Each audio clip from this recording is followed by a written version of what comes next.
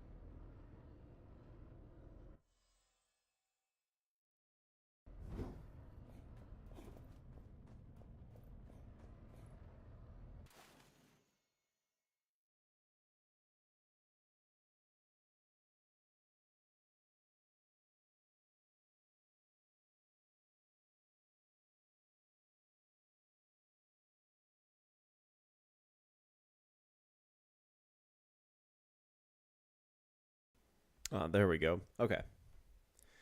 Sorry about that. Figured it out. Okay.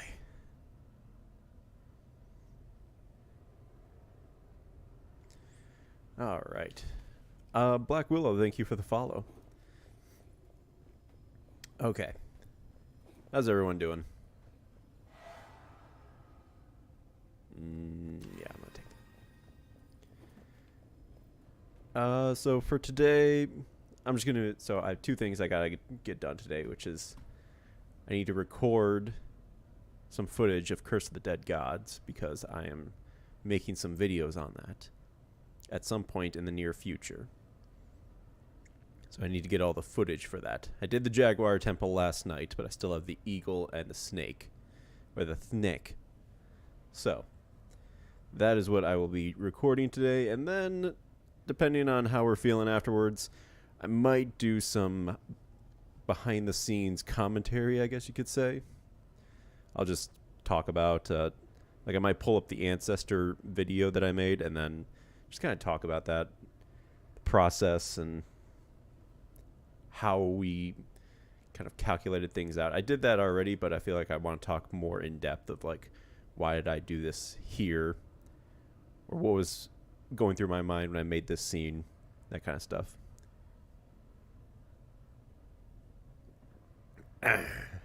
All right. So let me turn on. So let me see if I can do this.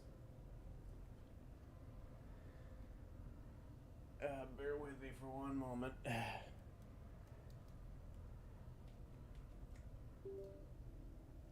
plug in my hard drive that I use to record all my footage on.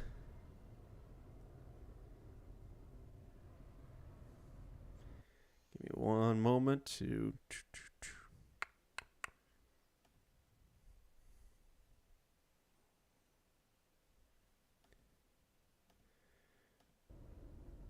Record screen.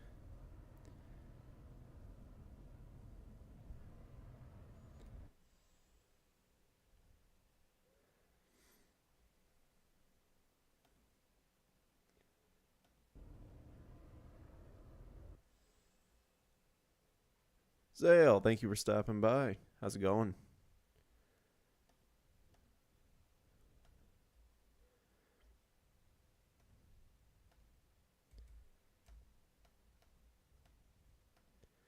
Okay, I'm going to need to plug back in my mouse real quick.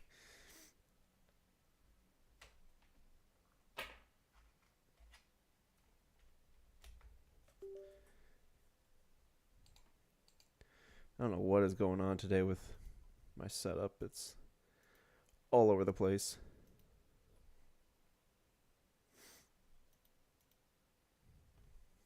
Come on. I know you're there. There you are. The King, good to see you. Full screen.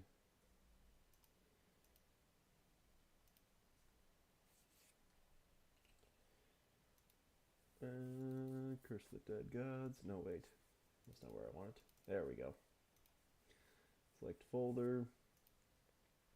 Should pick up the audio. Allegedly.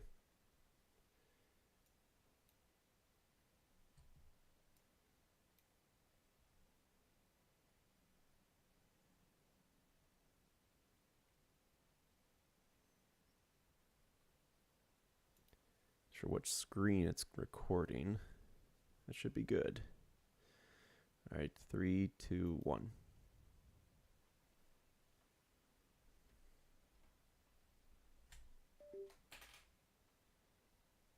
All right.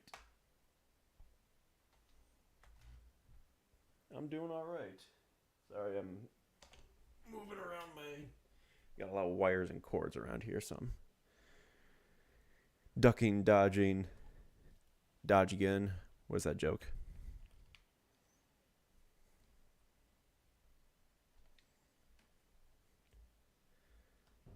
There we go. All right. So what are you guys feeling? Eagle or Thnick?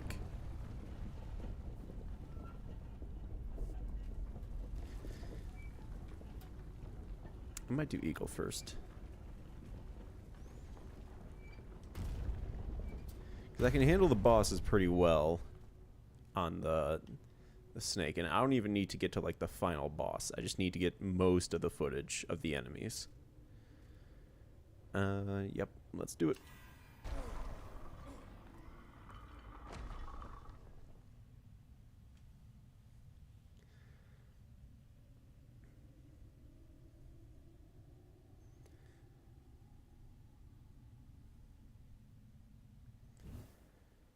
The Noble's Quarters.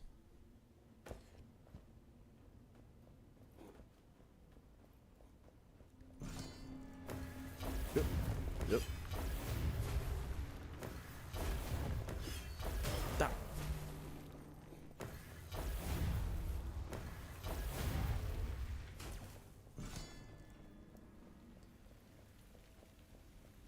Yep.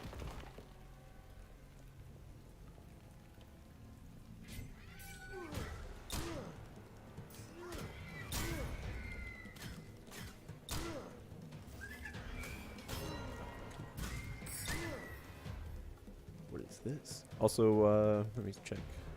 Sorry, let me jump back over real quick. Sorry, I gotta get back over to the multi-stream. Because I know there are a few people in YouTube chat.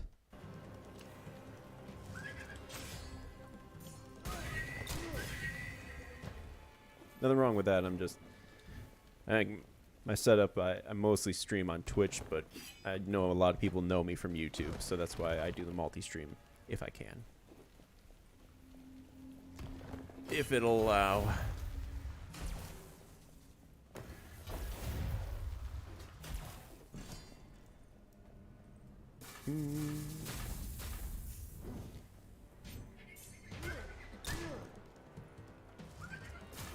Oh, oh, oh, oh.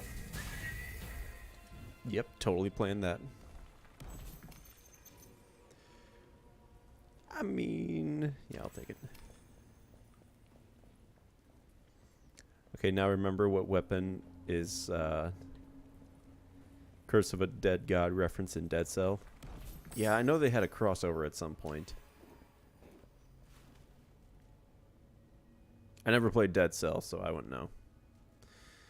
And you really want to get as much gold as you can. So I'm going to go to the weapon path just because that'll give me more gold. Let me raise my thing up. Here we go. That looks better. Proper posture, everyone.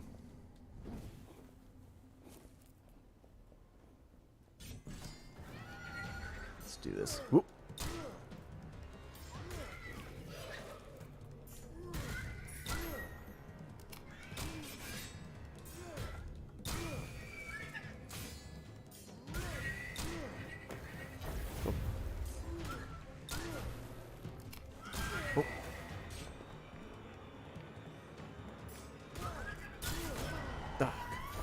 Oh, God.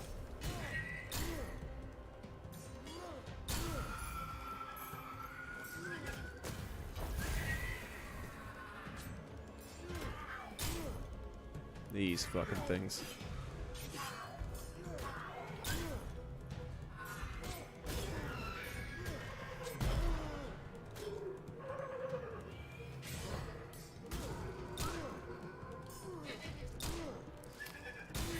There it is. Nice.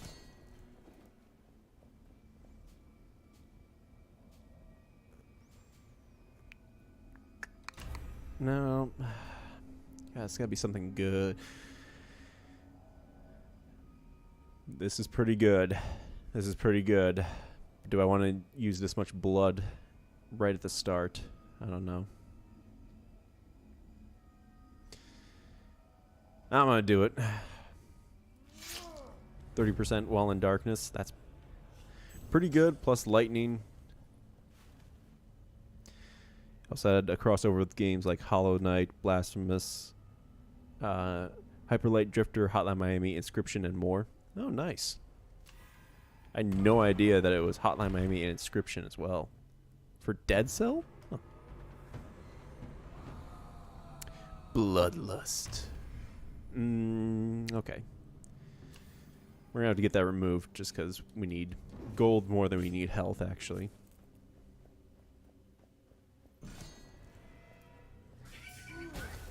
I also gotta increase my perception.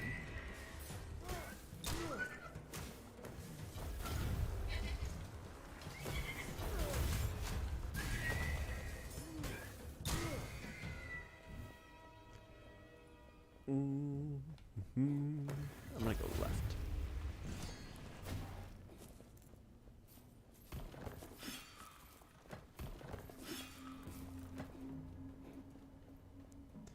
And of course the crossover DLC with Castlevania. Ooh, nice.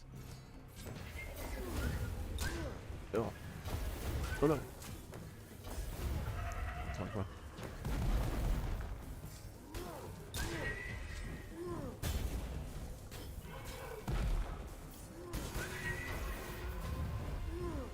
Oh. There it is.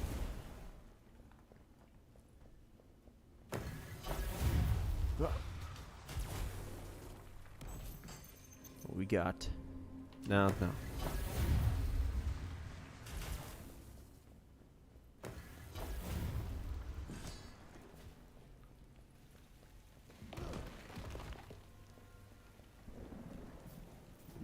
bad.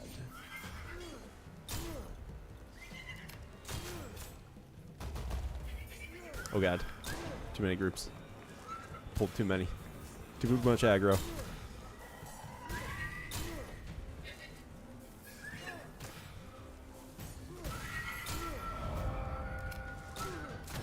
Oh, it's so perfect. Okay. ST14, thank you for the follow on YouTube or subscribe on YouTube.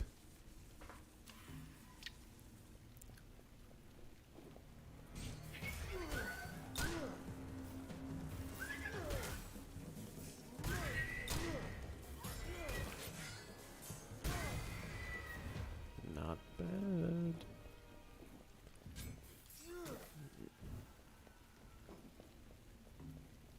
Keep digging.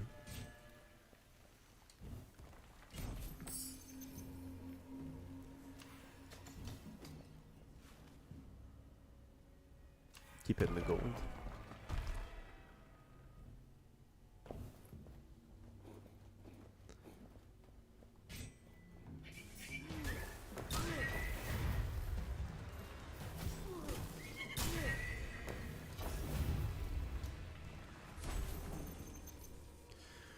Ooh, I might take this. I don't know if you can tell, but I'm a very parry heavy playstyle.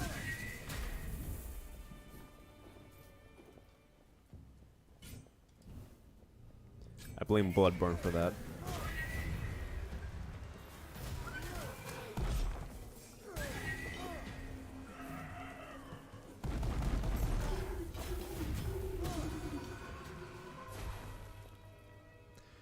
No, not nearly as good.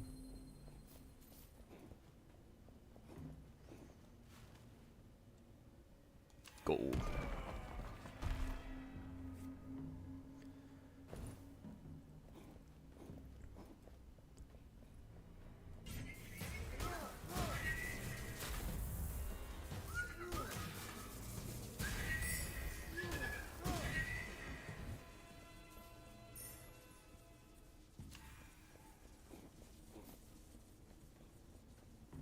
Let's sure if there's a secret this way. Guess not. Blame who I didn't hear properly? Oh, Bloodborne. My parry play style.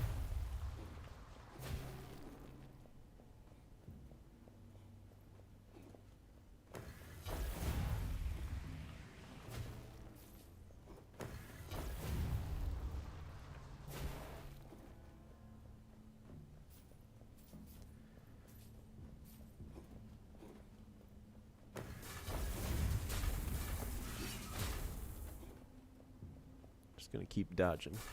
Yep.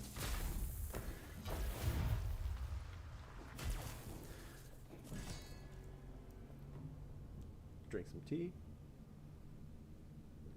Ah, much better.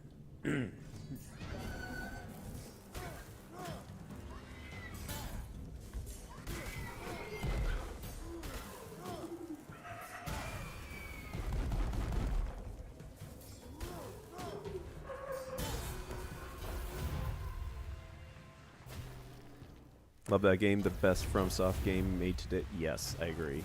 Bloodborne, infinitely better than anything else. I liked it more than Sekiro. I liked it a lot more. I'll say it. I liked it more than Elden Ring. Elden Ring was good, don't get me wrong, but I don't know. I wasn't sure if I was a fan of like the open world style. Like, we had it in Dark Souls, don't get me wrong, but like, no, you literally, it's open entirely.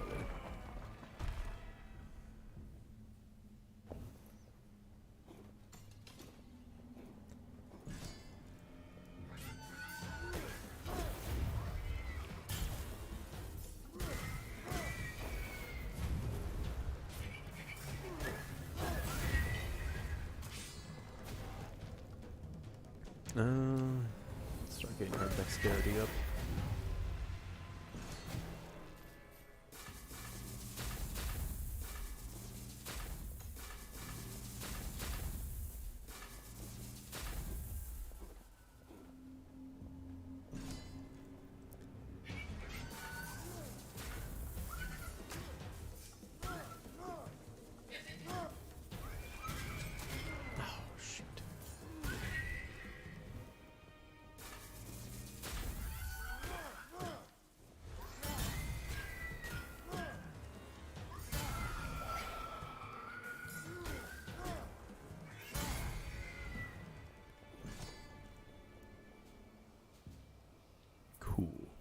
There we go.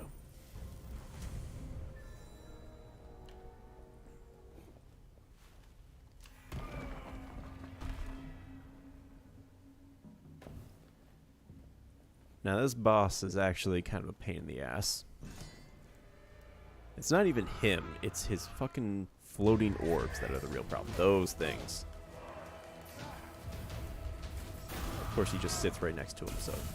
Oh god, no, no, ow! Okay.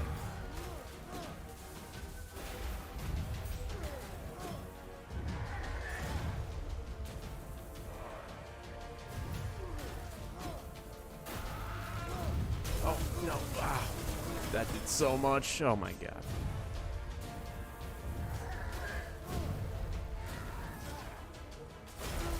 Seriously.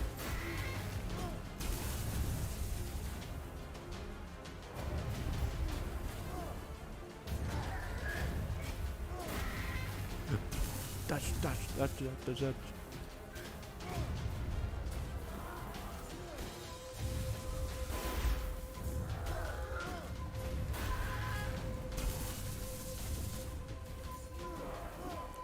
You kidding me? He went. God.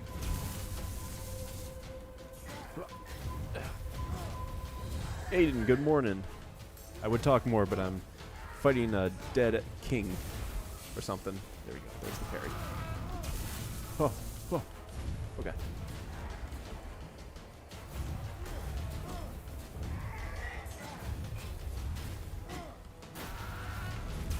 Oh, what? No! You gotta be kidding me.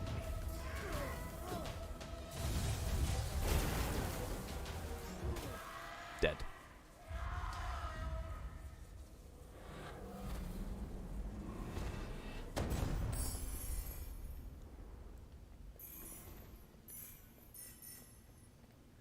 Let's see. I'll take it. Ooh,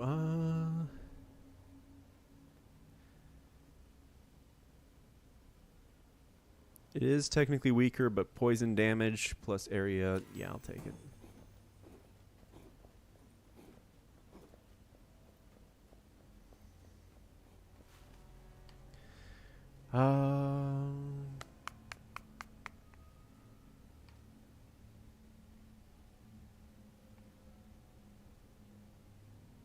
Go healing gold, weapon.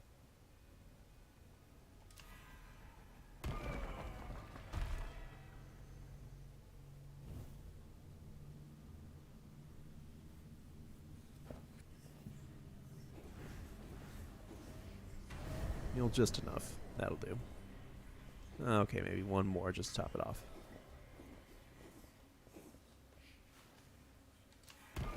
I'm gonna get corrupted, but it's whatever.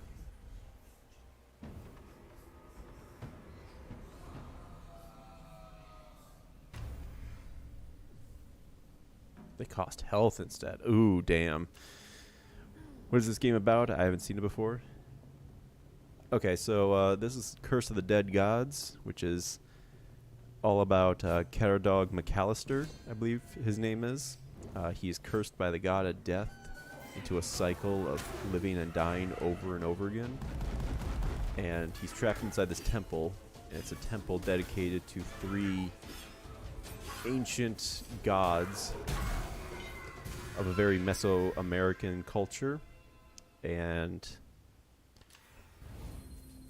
each god gives a promise to its follower, so it gives them like health, strength, and I want to say it was just wisdom, or perception, I want to say.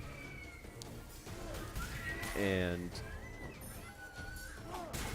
the whole goal is to defeat the 3 gods and finally the god of death and escape the temple. But as we learn, not from any cutscene in particular, but just from journal entries and like logs and quotes on weapons, that's not exactly possible. You can't exactly leave this place even after you defeat the dark gods.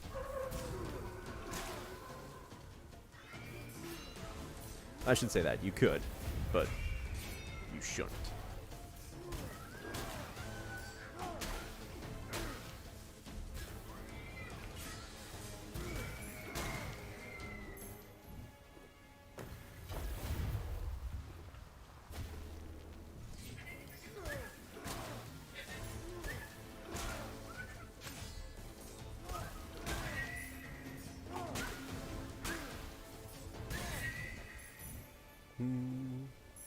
An eternal torment? Yeah, basically. It's very Darkest Dungeon-esque.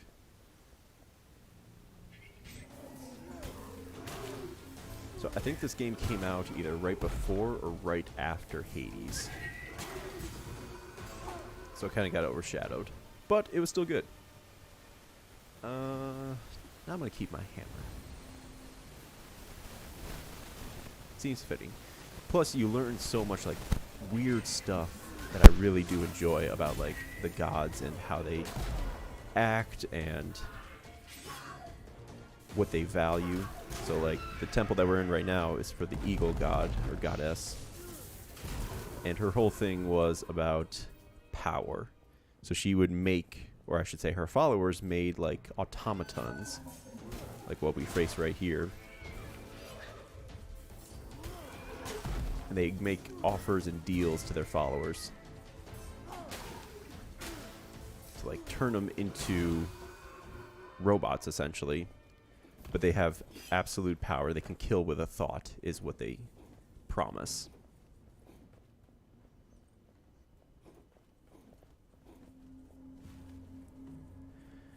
Yeah, let's go this way. We have a lot of money right now, so I would like to be able to spend it all. You can't escape the god of death. No, you cannot. Shebelzelok, as I have learned what he is called? They're a little vague about that. It's kind of just referred to as the god of death. I know that it's Tamok, the jaguar god, Yachts, the eagle goddess, and Sichel, the snake goddess.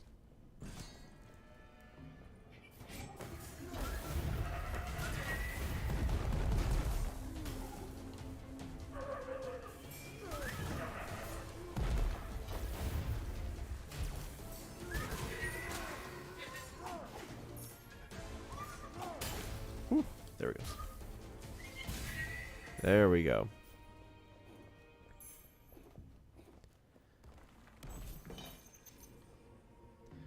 Dynamite. I'll take the health, actually. Oh, oh, oh.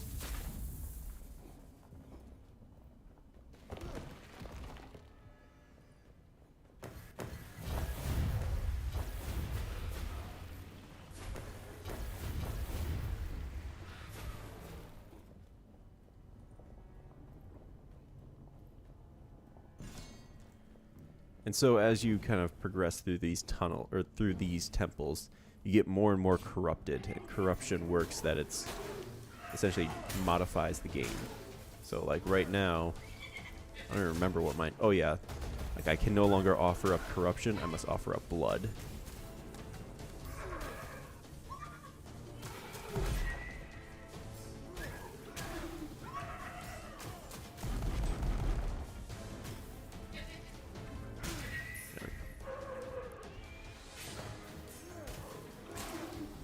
By the way, Cult of the Lamb got a new update. Oh, nice.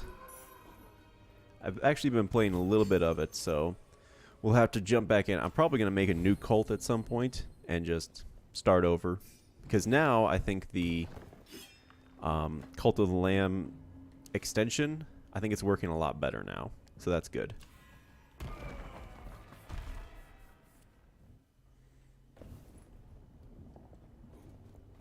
Because when it first launched, it had some problems. Not because of like the code or anything, I just don't think that they were prepared for as many people to use it. And it kind of was overloading the whole system.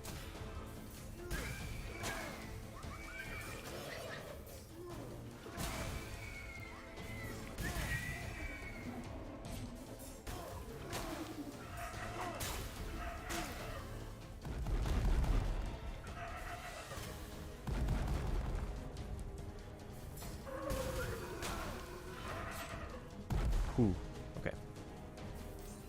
Relics of the Old Faith, yep. I've done a little bit of it, and I think the cool thing now is that... Oh god. Ooh, forgot they do 3 shots. They added in some more depth to the combat, I want to say. Like,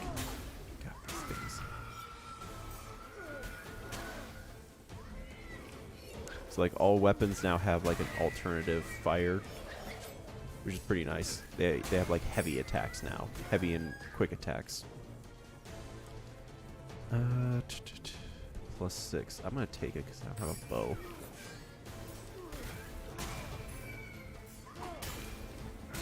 Well, bam. Okay.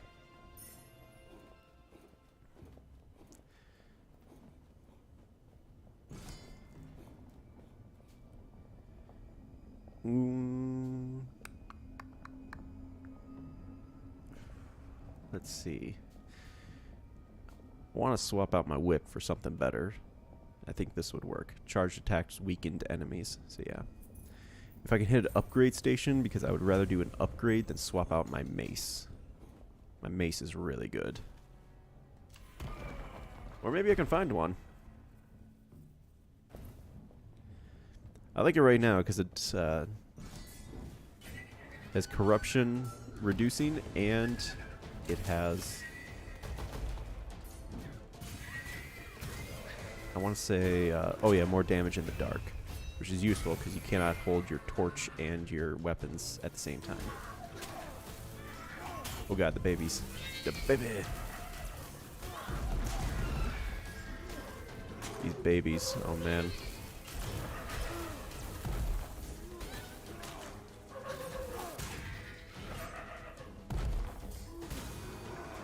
You can also now recruit bishops. Yeah.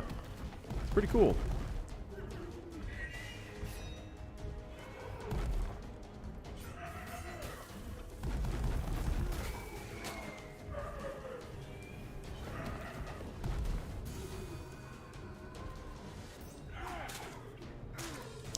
Have you ever played Don't Starve or any of its, shit, I was looking away.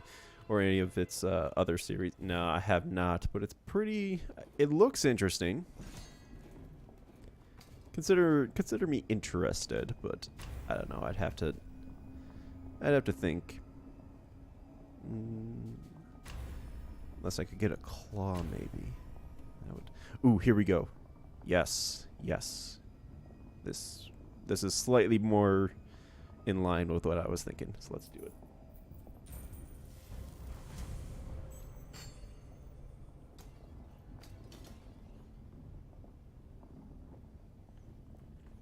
Also, I see that I gotta work on the Discord bot. I gotta figure out what's going on with that. It has like such a delayed response when it comes to like the Twitch stream. I don't know what it is.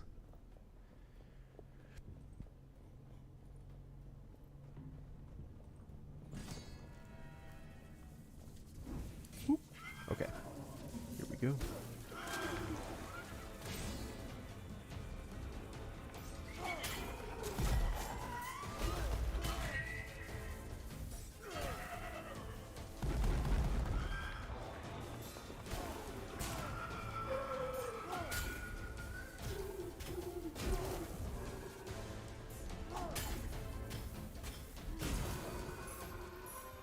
Got him.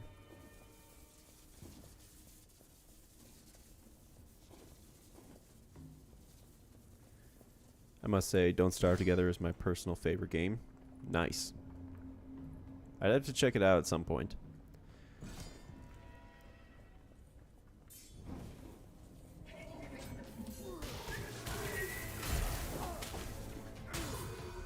Is it co-op or is it single player? I might be looking at doing some more co-op games with other streamers at some point.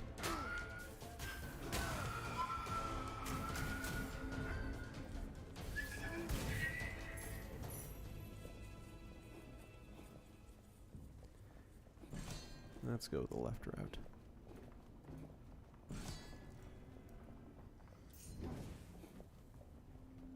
Don't Starve Together is the multiplayer version. But there's a single player version as well. Okay.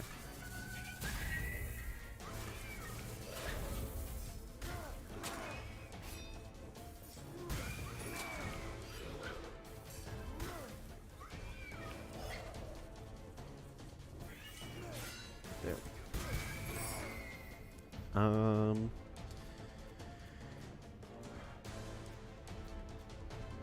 minus 10. No, 50% of gold. I mean, we got a ton of gold already. We really just need to get some damage up. Single player version has a couple DLCs too. Okay.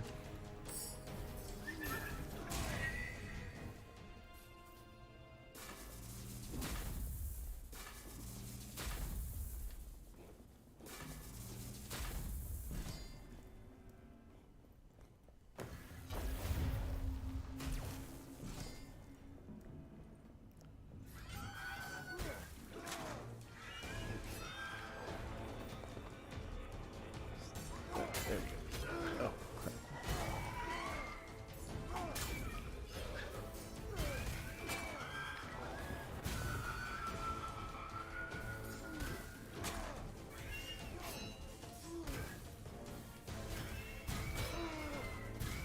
There we go. Okay. Yachts and chichas. Yep.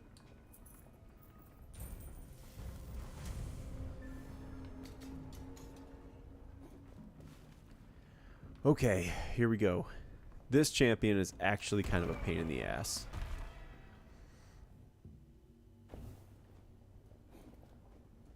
He's not that bad. He's just... Well, you'll see. You'll see why.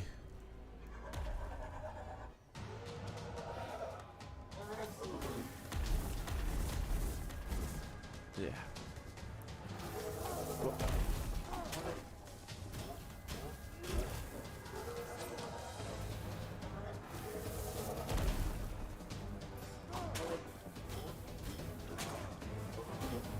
Oh god. Get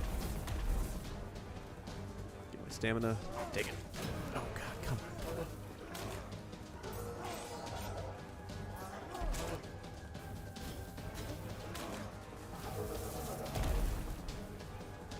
This is one move this move, yeah.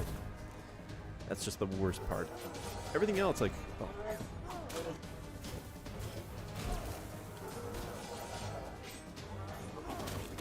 Oh.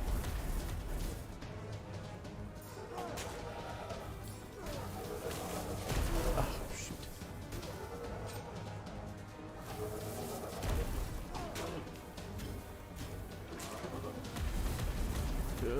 Okay. On with the stamina.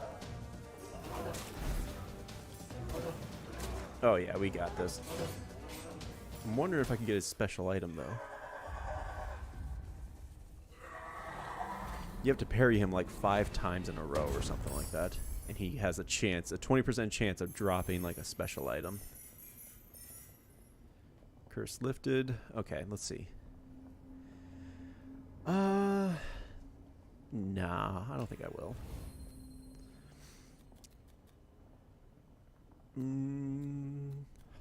Okay. I might swap this out with Yachtses. I'm going to pass out of here, or I'm going to leave this place and immediately get hit with another corruption, but that's okay. Right now, I figured I can hit the upgrade station, hit the relics.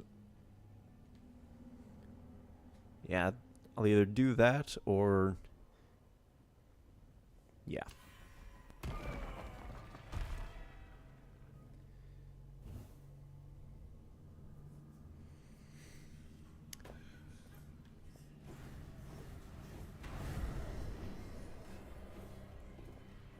I don't want to do too much corruption.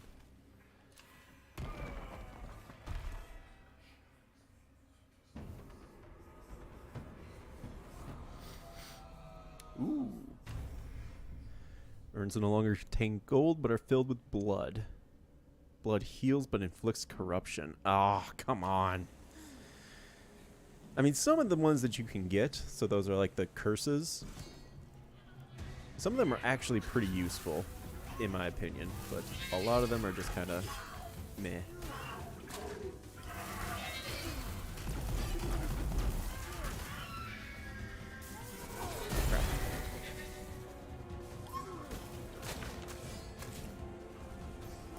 Yeah, see, just like that, I lost all my health, so that's great.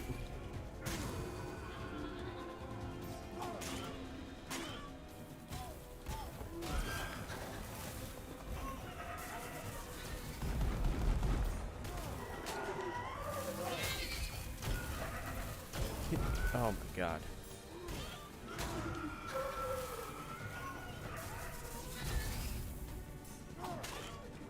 The room messed me up more than the actual boss.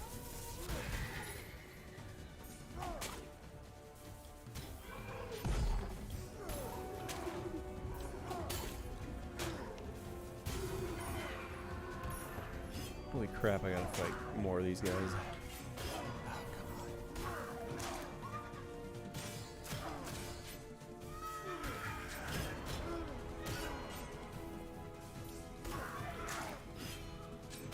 Oh, this fucking place.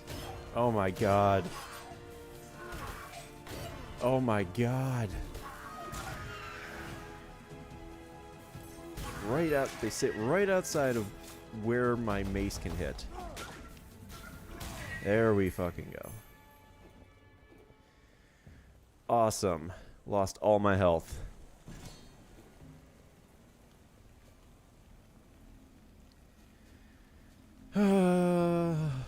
Yeah, just keep increasing the mace.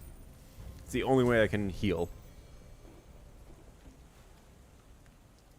Unless this is another place to heal.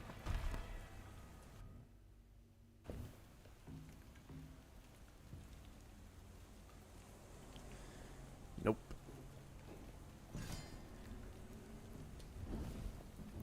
Ooh, but this could be useful. Maybe. This will be tricky, because I have to do it without getting hit.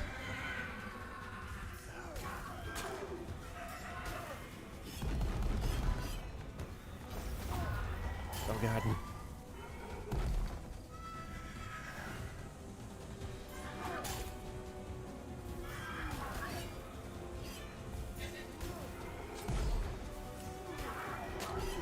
Nope. Shit. Oh, man. Does not bode well. Not gonna lie. Let's see. Try for attributes. Okay. 2 references to this game in Dead Cells. Okay. I might swap. Because what I have on right now is more geared towards the final dungeon.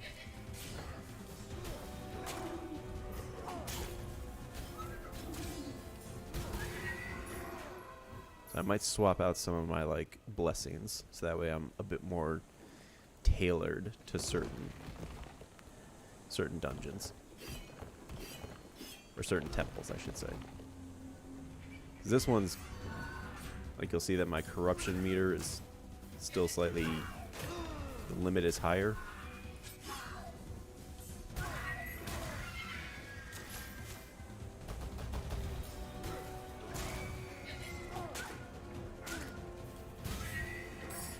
Question, what is my favorite game? Shit. Favorite game of all time.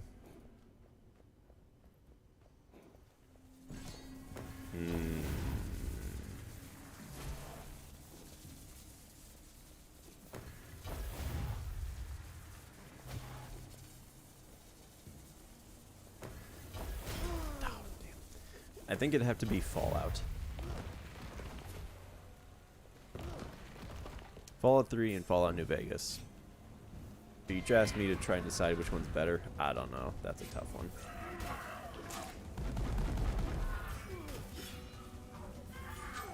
Oh, come on. I had him. No.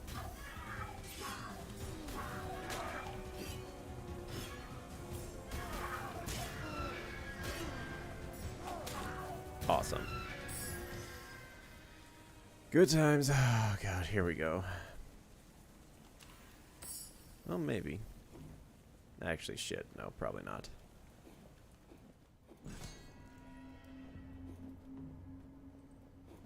Like, you can't stop playing it or else... Yeah, basically. Offer blood? No. So I'm just going to take the health. It's kind of like the end. Life, you can't stop playing it or else... Oh, I got you. My bad. Please let this be a place to heal. Come on. Come on. Fingers crossed. No.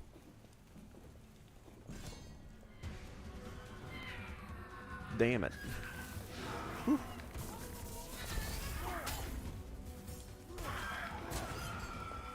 Oh. Oh, damn it.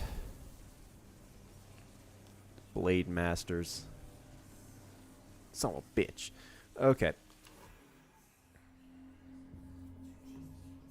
Okay.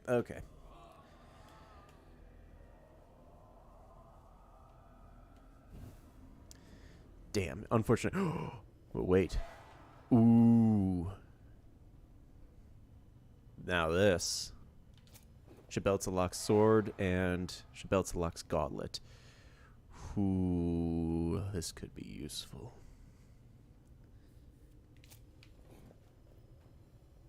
Okay, I'm gonna take this. I'm gonna swap some of my stuff. I need to get. I'm also gonna swap in non-optional boss. Drops 5 pieces instead of 2. That's huge. Okay, give me one moment. I will be right back. Let me.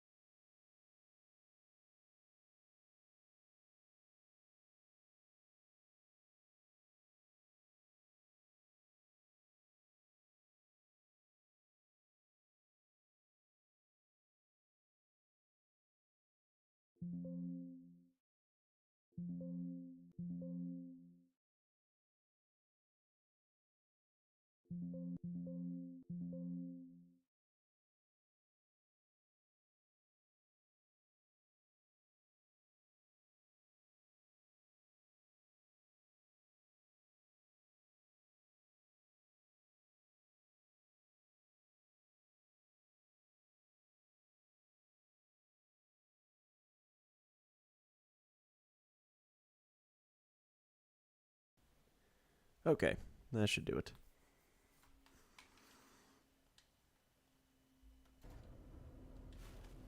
Okay, there we go. Do we want to try the Eagle Temple again, or do we want to go Snick? I'm down to do Snick. I think that would work better. Let's do it. Okay. Yeah.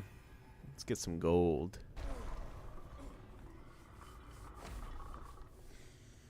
Trinkets and baubles.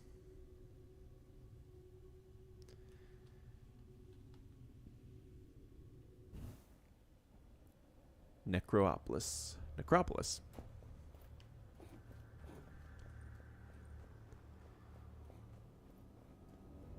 I will have to swap out my weapon at some point. Not the sword. The sword is good. It's my second weapon that I'm not too sold on.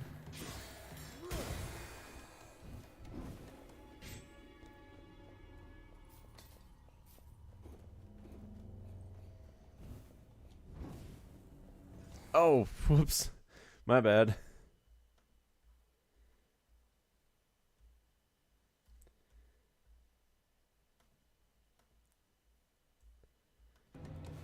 Sorry about that. I was too busy working on my recording screen. I was looking at my recording software, making sure that was recording. I didn't even realize I forgot to turn on the stream. My bad.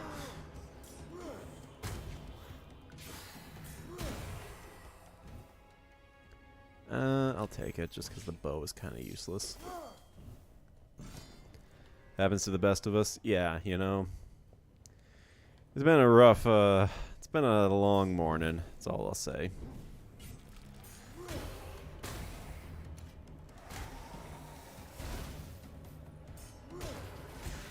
Ooh. I was all up last night watching the Primal. Well, it's the guy who did like Samurai Jack and Primal, and even Dexter's Lab. I was watching his like animation special because he has another series that's gonna release. So I was up last night watching that because, man, if you have not seen Primal, you are missing out.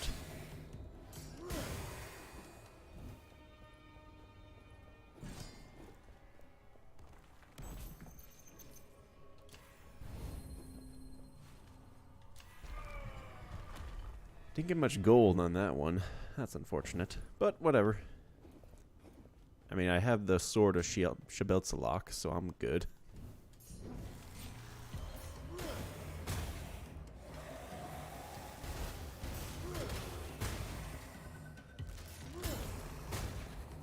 Pretty sure it can break through damn near anything.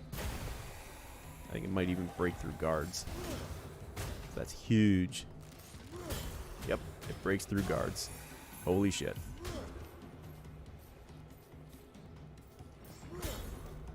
I don't think many... Well, this one would actually be good for the Jaguar Temple, but I don't think many things in this temple have like a guard.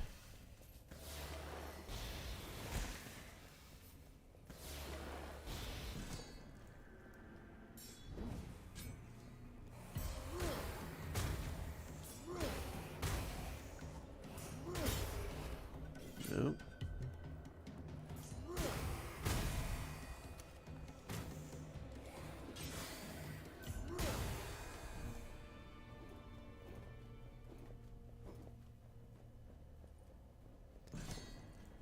Let's see.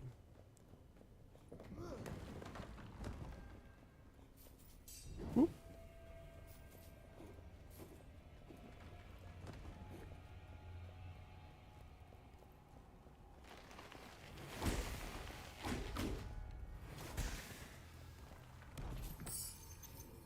I'll take it.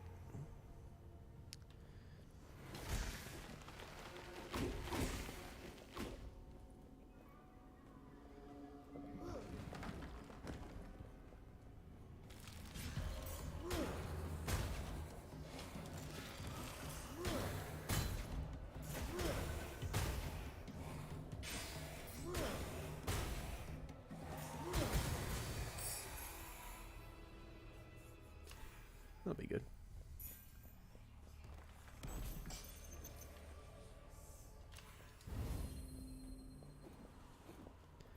Any other secrets over here? No, okay.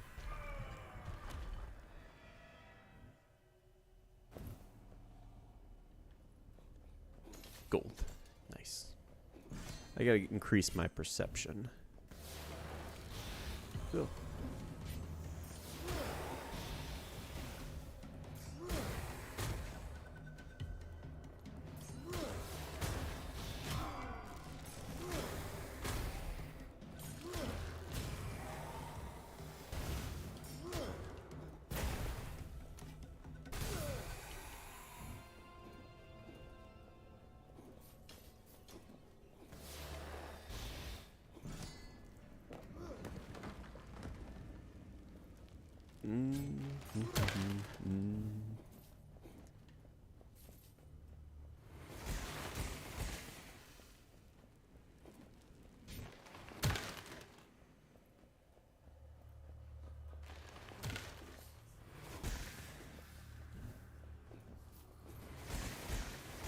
Oh, managed to get through so many of those without getting hit.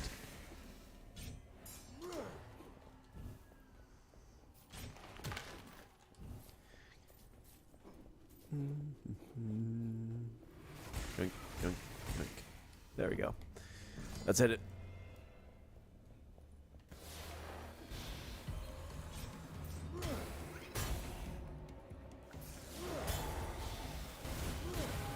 Ooh. Damn, the profit stuff.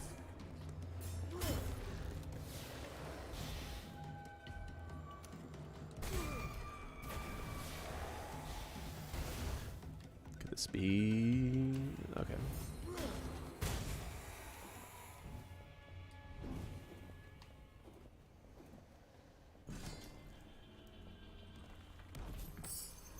Anything? Dexterity, okay.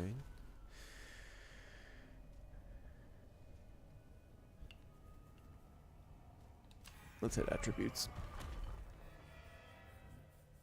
If we can increase our perception, that would help us get more gold, which would help us with getting better items.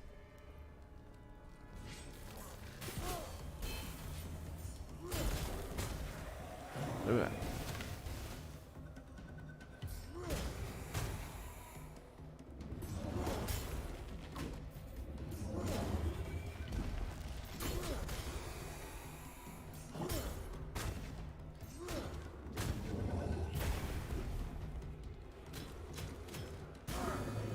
Got him.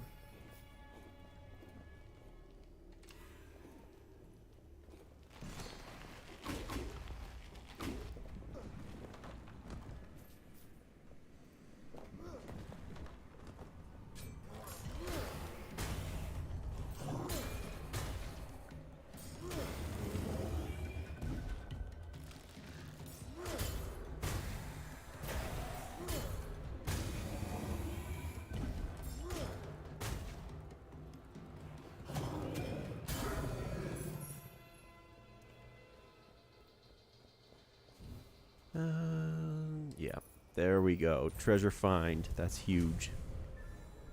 Huge. Oof.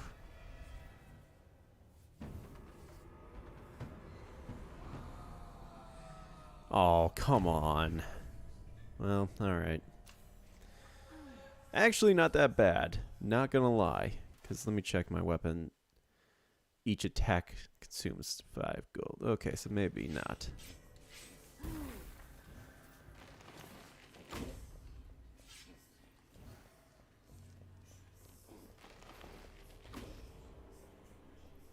I would have to get like a whip or something.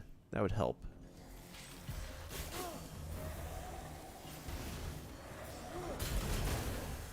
Ooh. Alright, hit him again.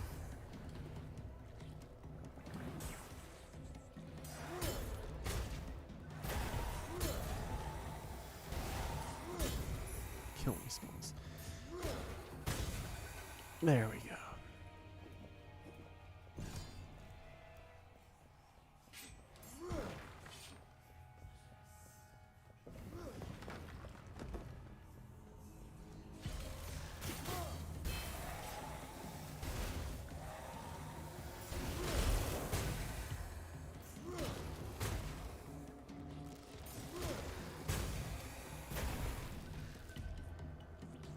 They keep giving me this weapon, but it's still not as good. It's just not.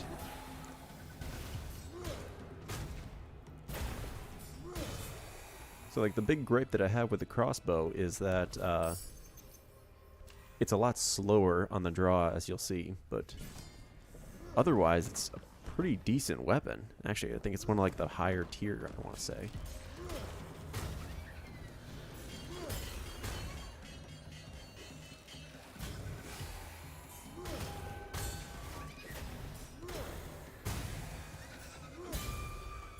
There we go. What's your favorite game in terms of lore outside of Darkest Dungeon? I would have said Fallout back in the day, but I'm not sure if I'm on board with kind of the path that they went forward after 76. I did not play Fallout 76, full disclosure. I still don't want to. I didn't think it was a good concept at the start. You know, it just seemed like another Battle Royale-esque, or like, I don't know. They've been trying to mod in co-op into Fallout for years. And they barely managed to make it work. And if you're trying to do that for a game like 76, which is 16 times the size of Fallout 4 or whatever the hell it was, I just don't think it would have worked. But to your original question, favorite lore outside of Darkest Dungeon, BioShock has some really interesting stuff. Ah, damn it. I really did love, like, BioShock.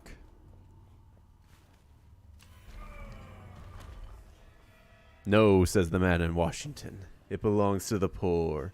No, says the man in the Vatican. It belongs to God. No, says the man in Moscow. It belongs to the people.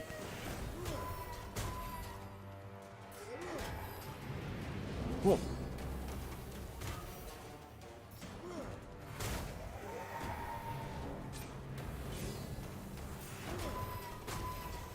Oh, God. The witch.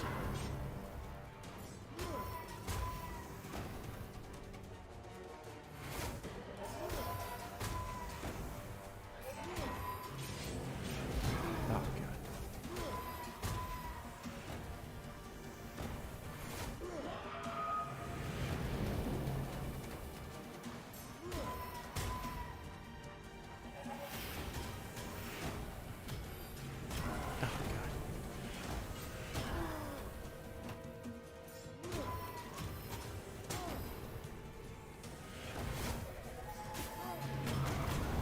Oh my God. Just this boss is actually, I think this boss is actually tougher. Not so much than like the final boss of this temple, but definitely way tougher than the second boss. Second boss I can do in my sleep almost. Seriously.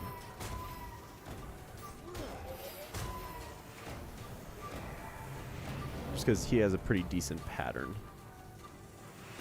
This boss is just like, fuck you.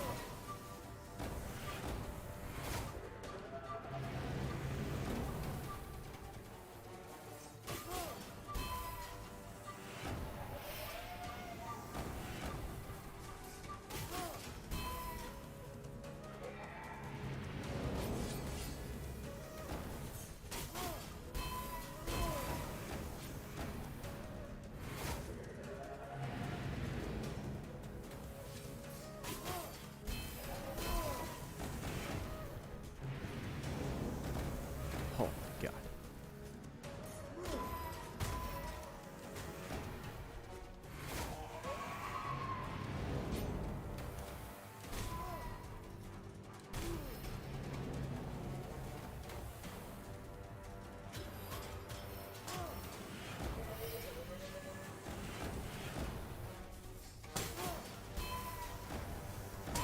There we go. Oh. But she does have some cool lore with her backstory that I really do enjoy. This boss more skulls in air than oxygen? Basically. Holy shit. Okay. I'm gonna get rid of Touch of Sorrow just because, I don't know. Now let's see what we got. Mace. I do not have one. Ooh, I might take this. This will be useful. Even if I never use it, it's good for, like, utility. I'll take it, I guess, and... oh, okay, but we could sacrifice it for more perception. And that's more important. Well, actually, no. Throw that on here. Gold. That could be useful. There we go. Yeah, this boss is just nothing but skulls and corruption for days. I'm gonna hit...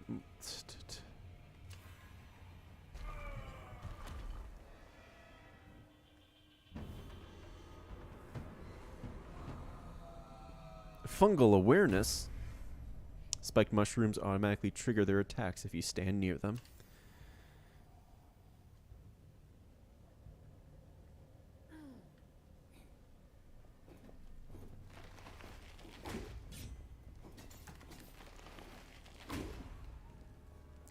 I gotta hit an upgrade station at some point.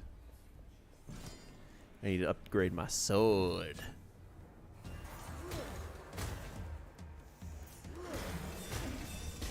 Oh my god.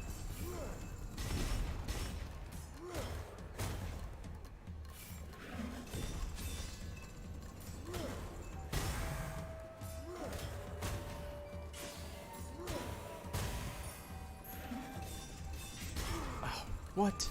I so parried that. I call hacks.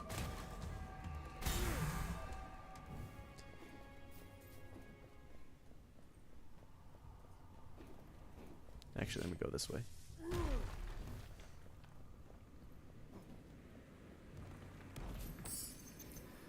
Something good, something good. Nope. Okay, well, I'll just get some more health. Apparently, I'm cranked up on damage. Holy shit.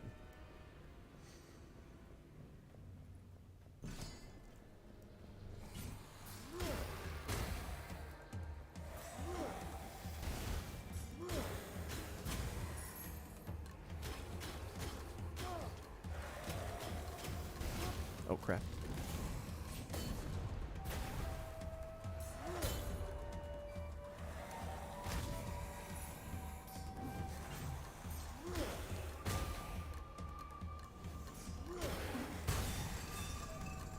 Oh, come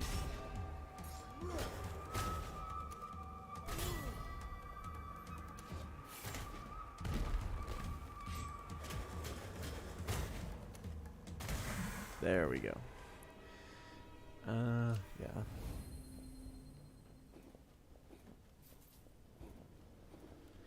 And this is why I wanted this weapon.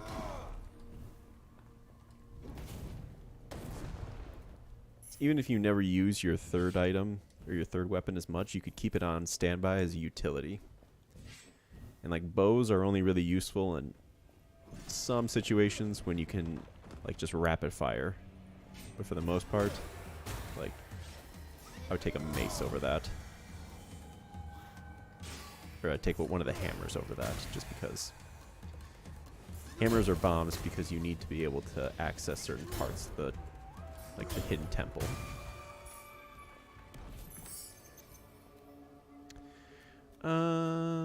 Oof, oof, oof, oof. Yeah, I'll take that.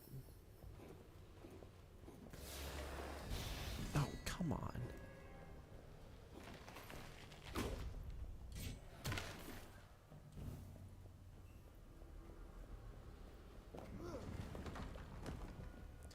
Alright, let's see what we got.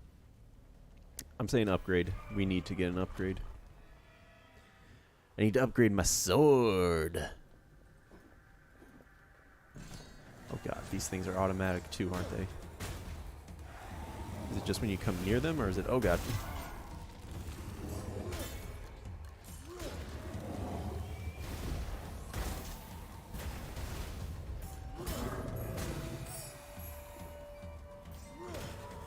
Upgrade, people. Upgrade. Upgrades, everyone. They are important. I'll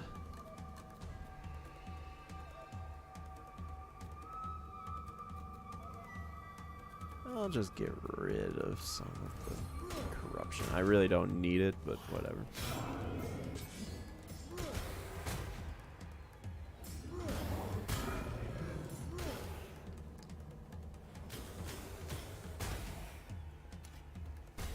Especially later on, they do so much. They just have so much health. It's like, holy crap.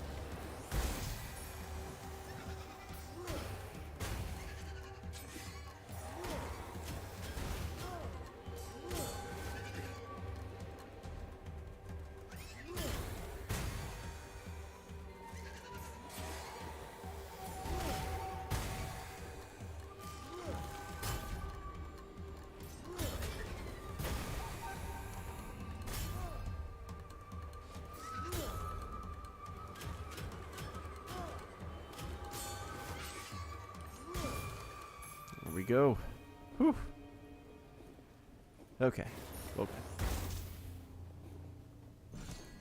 Got some serious fungi. Okay. Oh. Alright, it's gotta be done. Offer of blood. It's like 92, isn't it? Oh, that hurt. Yep. Don't I do more damage when I'm corrupted? Or something?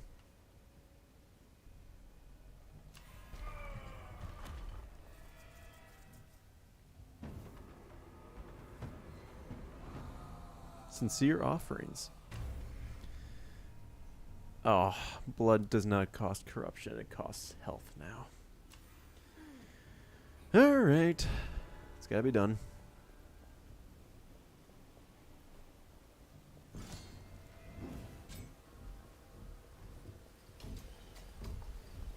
Ooh, but if I could do this.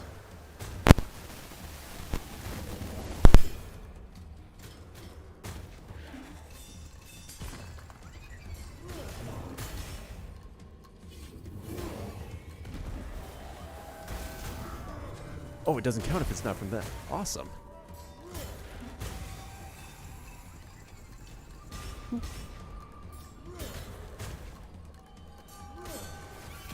Oh, what?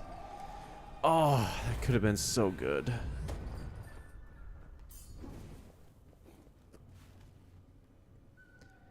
Okay.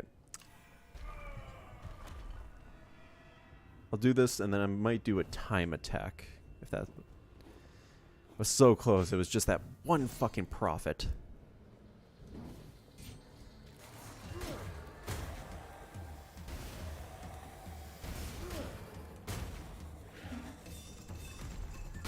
What? I so hit that.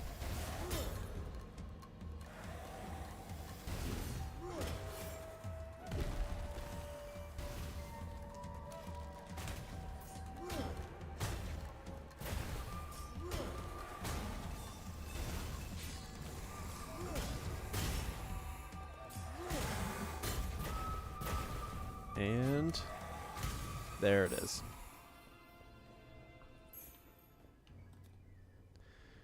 I'll offer it up. Gold. Give me one moment to...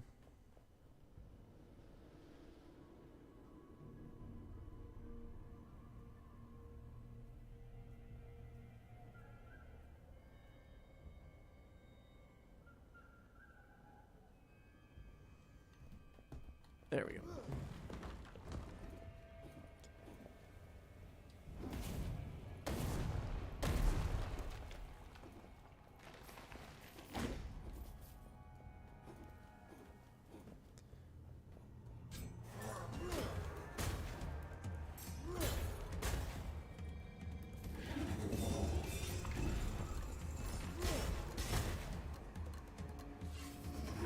Oh no!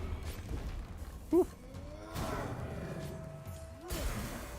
Oh god, that was close.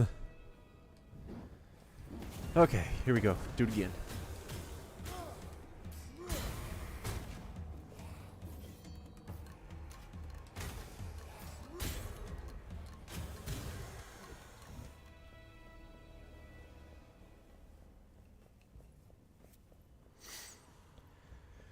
Whew, okay.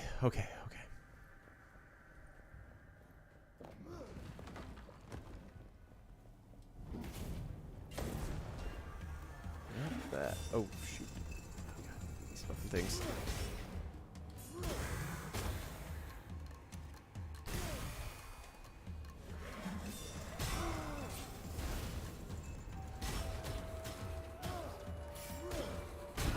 What the hell?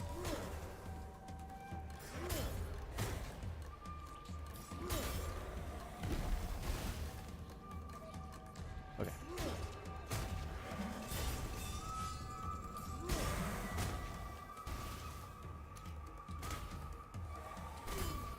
Whew.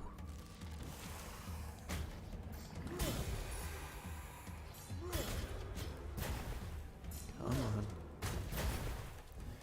There we go.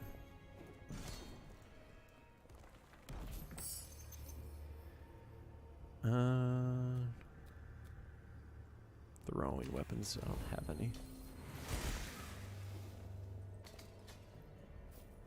Oh, come on. Okay.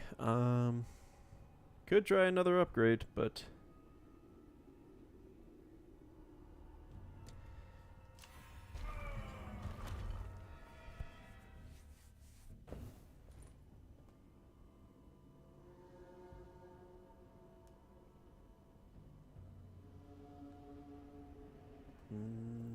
yep, let's go.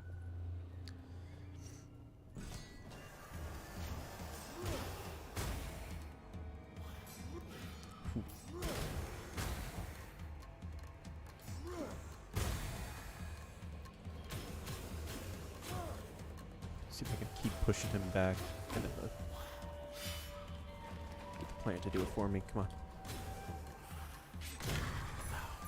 Guess that worked. Kinda.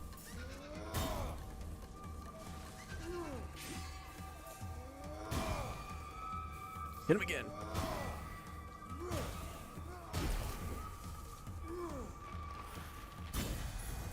There we go.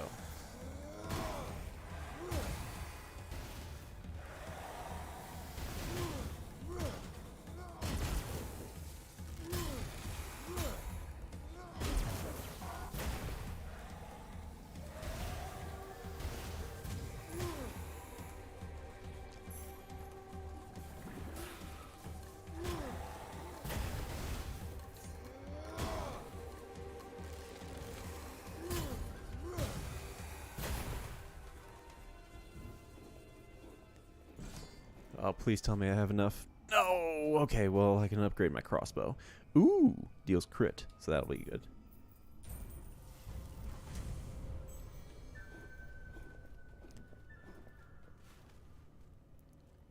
I'll try the challenge, just because I need more gold. Otherwise, I don't think I can use my sword.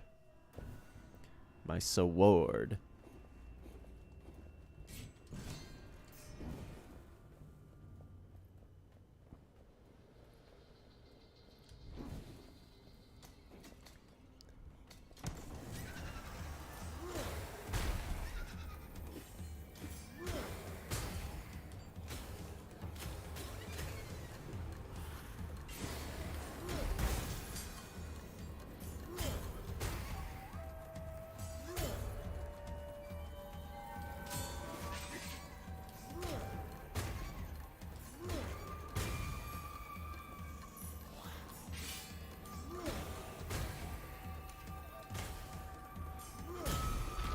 That's pretty good.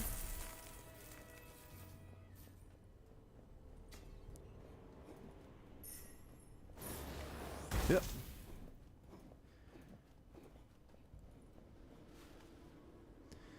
Do you have any speculation of how our Darkest Dungeon 2 flag became how he is right now? Well, it said that he died, but his... Well, I shouldn't say that. He didn't really die. He just... Or maybe his body died, but something about him, like... Because they say that his body became, like, toxic. He got basically sepsis from existing for as long as he did.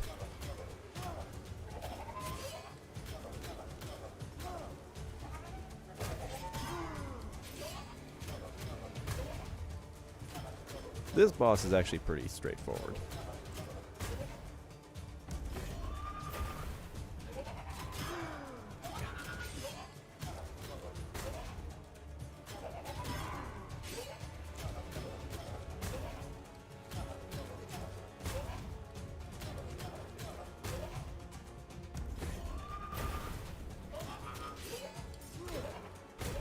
Hit him again.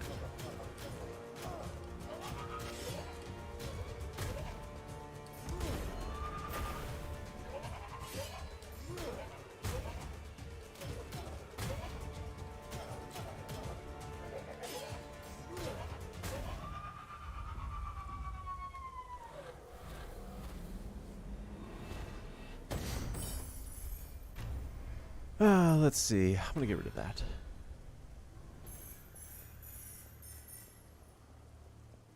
Okay, incendiary bombs. No, no, no. Ooh.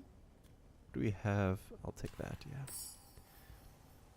Each greed kill removes 1 corruption. Okay, so then I might throw that on. Ooh, yep. Okay.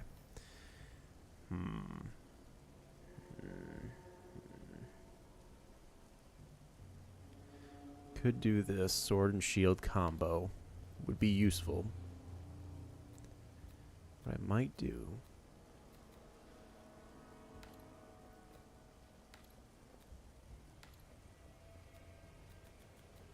Throw this back on. 'Cause I'm never really in the light anyway. Take this. And I think I might take it actually. Well, no, 30% against elites, bosses, and plus mine. Huh. No, I'm gonna take it. Because I think you can parry easier when you have a sword. Or when you have a shield.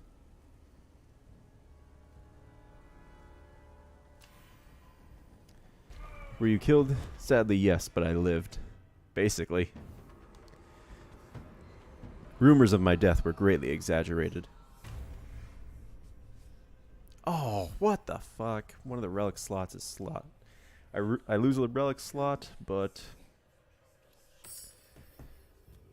Oh, damn it. I'm gonna throw... It's basically, I would have... Oh, I have 3? Okay, maybe I don't need this one. Okay. Didn't even realize it. So now basically I've... practically immortal now.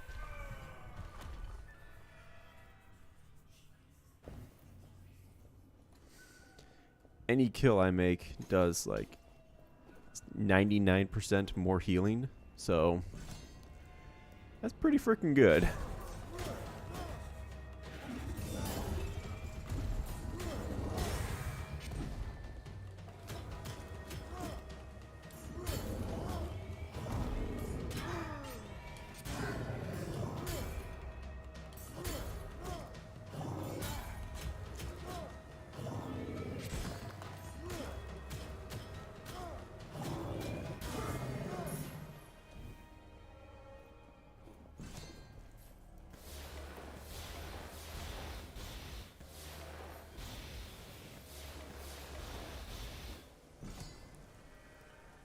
Whew.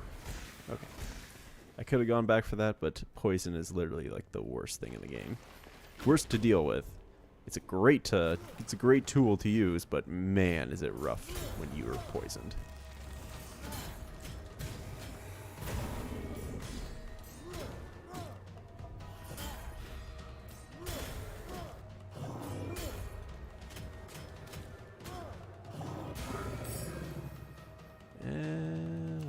Deal with that.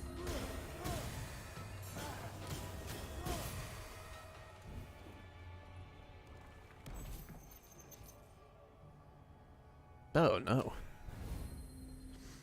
Did anyone notice the Vestal unlock achievement is unfilled desires? So does that mean she in lore confirmed she is indeed horny? Yes. Confirmed horny.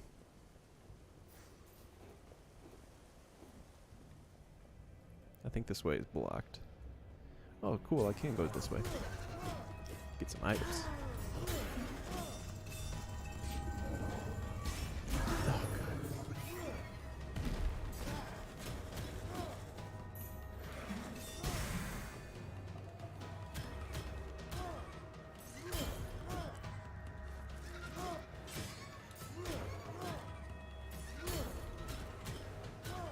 I haven't had time to look at the achievement list or anything like that.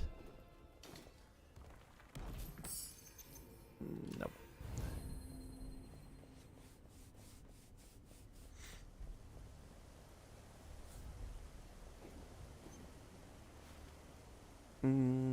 Gold. I'll keep going up.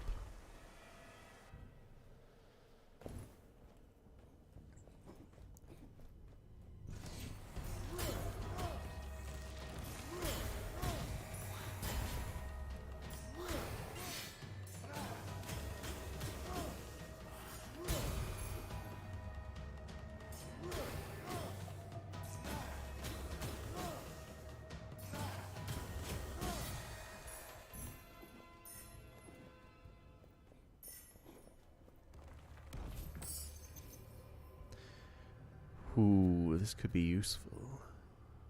Each greed kill removes a corruption, but 4 times, so I'm going to take that.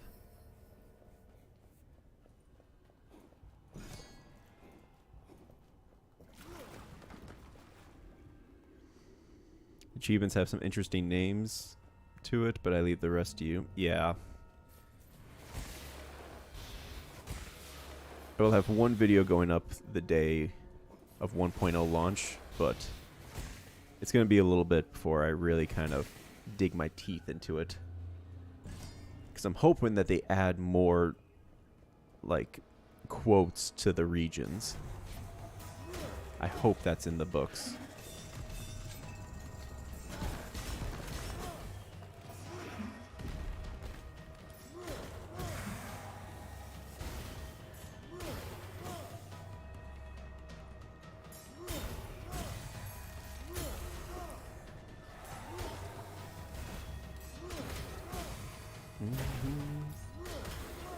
Oh, God.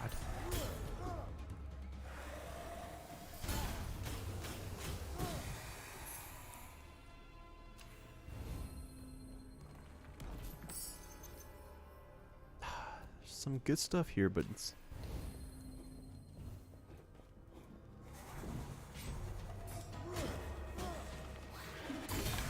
Oh my God, that hurts so much.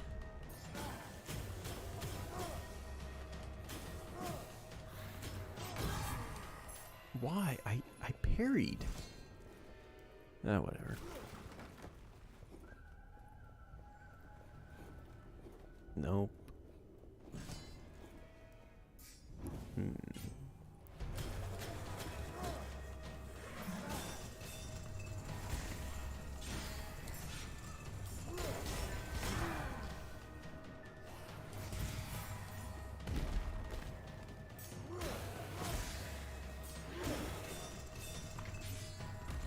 Come on.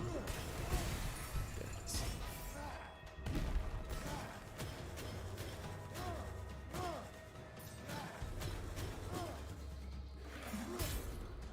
Come on. There we go.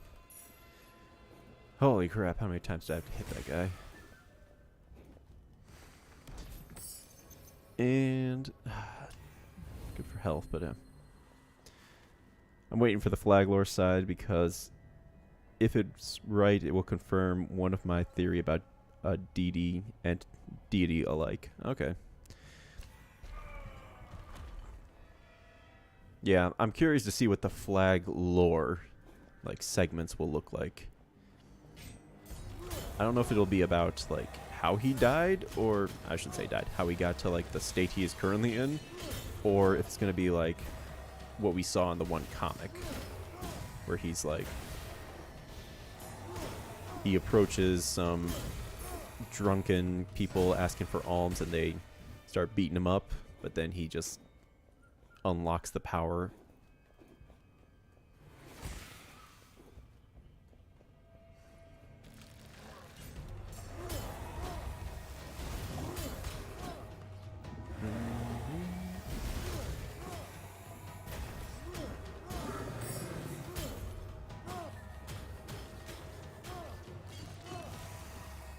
What do we see?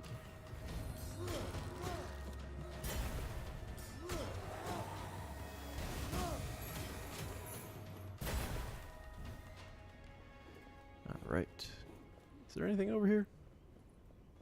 I don't think so. Okay.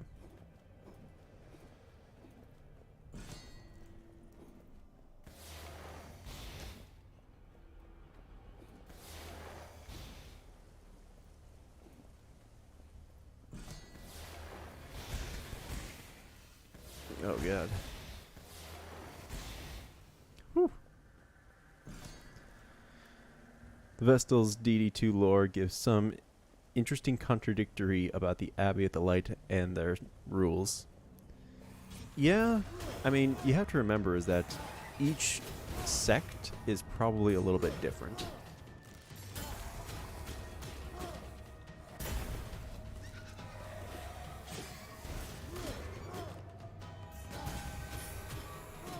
Especially if it's around that time period where, like, the church was trying to, what's the word, like, congregate some of their disagreeing groups. Like, for the most part, they all believe the same thing, right? But, let me just keep checking. I might do this just that way. Well, no, I'm actually going to pass on this. On the Crusade, you mean? Well, yeah, so like a little bit after the Crusade, there was a time period when the church was divided into various different groups. They all believed in, God and Jesus, but they each had their own different beliefs about it and their own different practices.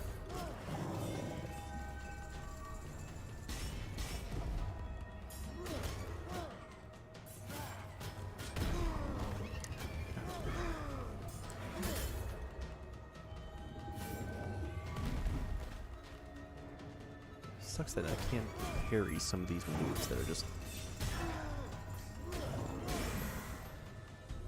I don't... Yeah. Need to get another upgrade on this sword.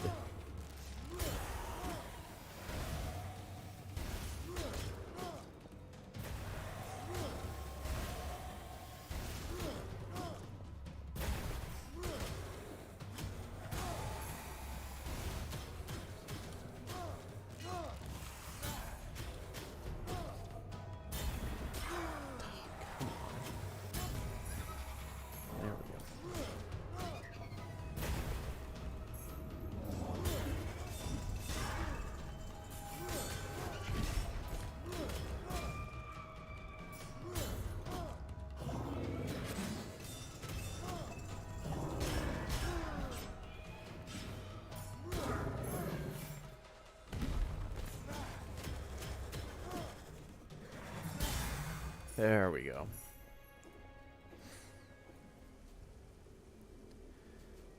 Yep, let's upgrade it.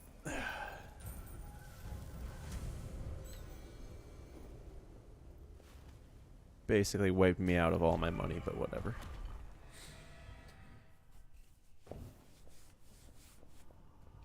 Okay.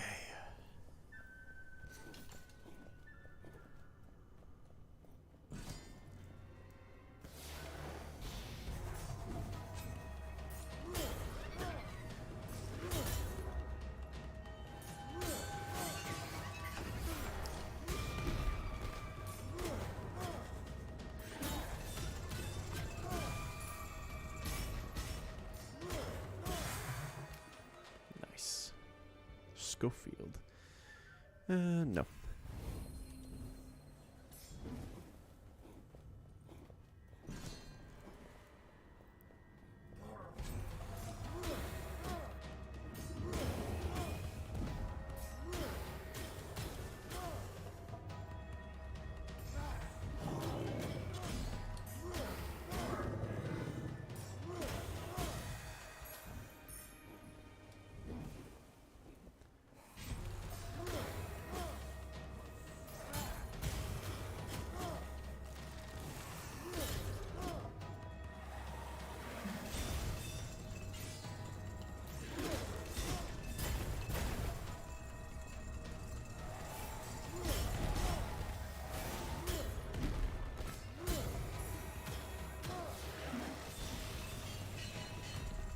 Oh, God. Whew.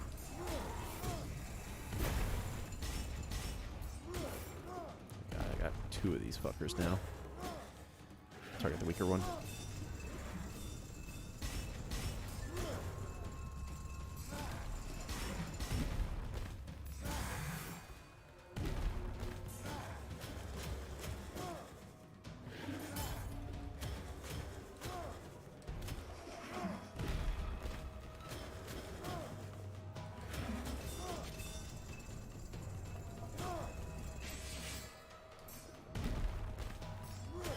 That parry was on point. Whew. Okay. What's your opinion on character gear set that corresponds to their path? I mean, I think it's a good way to differentiate them. It looks like it might not be, though. I was looking at one image in the trailer that was released, and it looks like you can just swap between, like, color palettes and weapon sets. So I guess it doesn't really matter that much.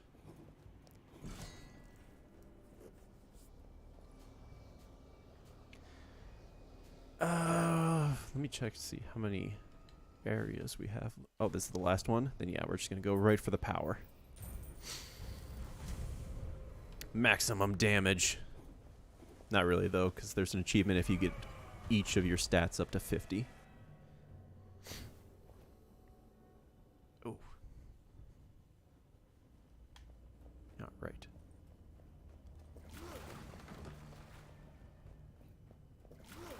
So even if I die at this, it doesn't really matter because we're here and I just need some footage of me fighting the boss.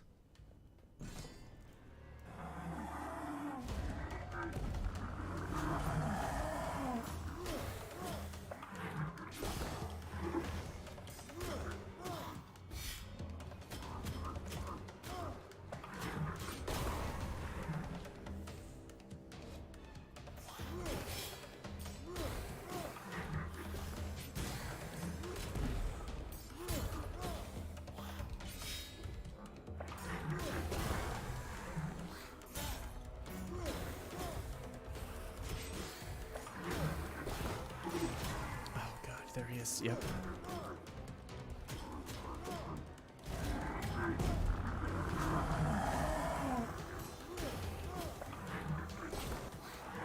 You gotta do the jump, yep.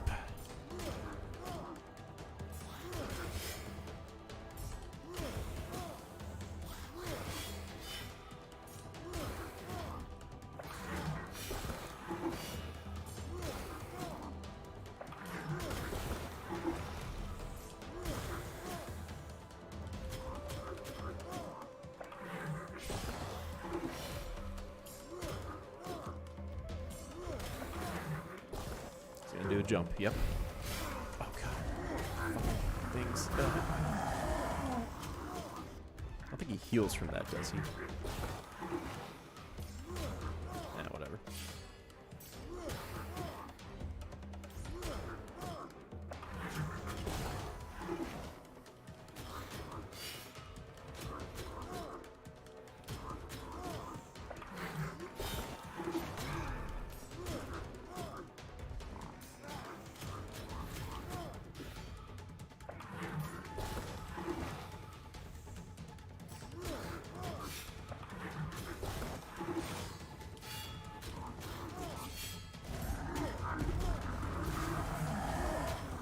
Does heal from that.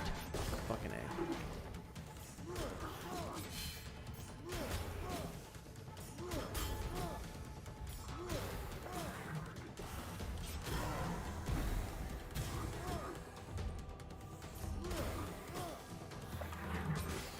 Oh, come on. Oh, well, it was close. Yep, 1,471 damage. Damn. Okay.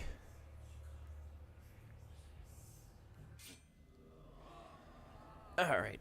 Well, I got some good footage of the Snake Temple, so that's all I really wanted.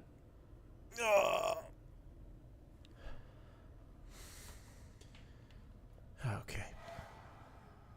Ooh, oh.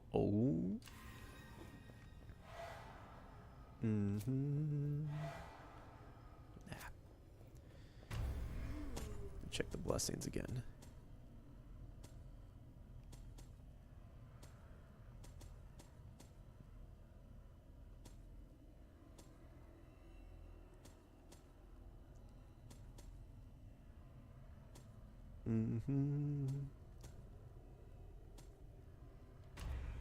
Okay. Give me one moment. Gotta turn off the recording. Where'd it go? Nope.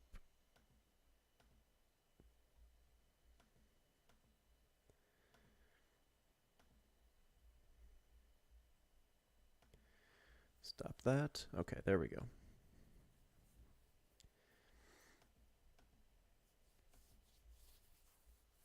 Let's see.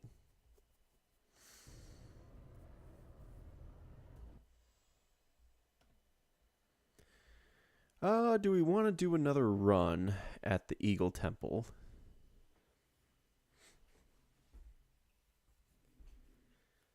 I'm down to give it another shot, especially since we have these two weapons that are really freaking good now. Or their bonuses are really good, so I might give it another shot.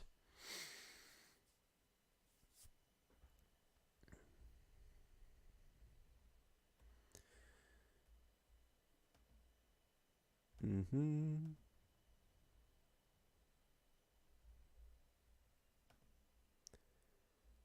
give it a shot.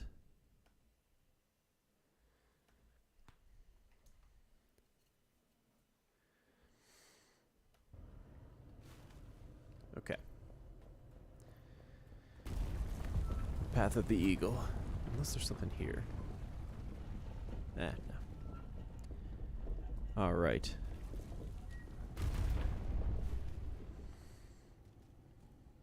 Same deal. Go for the gold. Go for the attributes.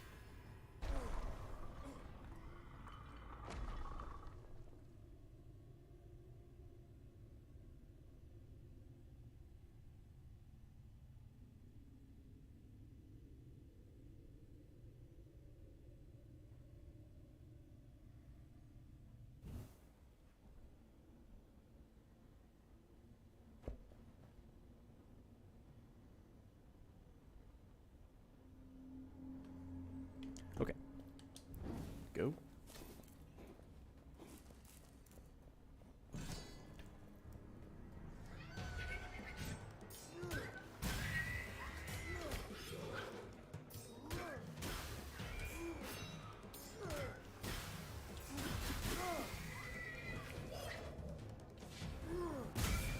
That'll do. Oh, oh.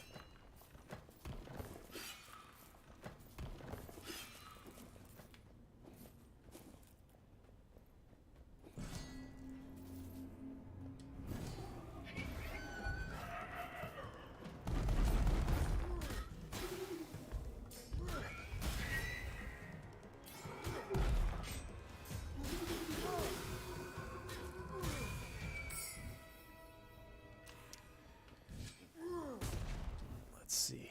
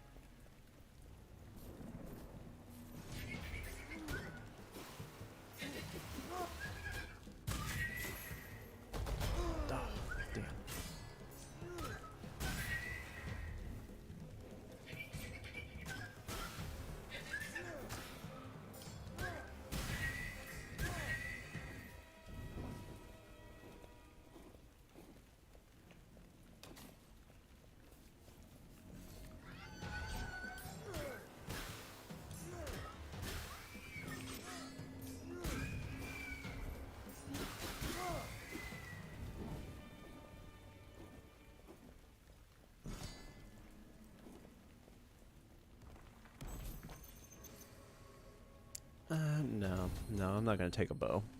I still just don't see the... I shouldn't say that. In some cases with the bosses, some of them are more beneficial. Uh-oh. My stream stop? Or did my entire, like...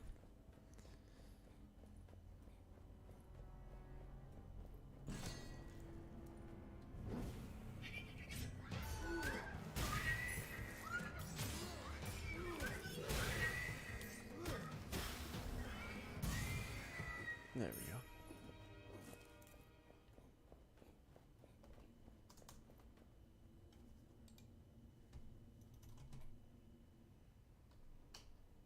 Shit, I think mine... I can't tell. Is my stream still going? Or did it completely crash on me?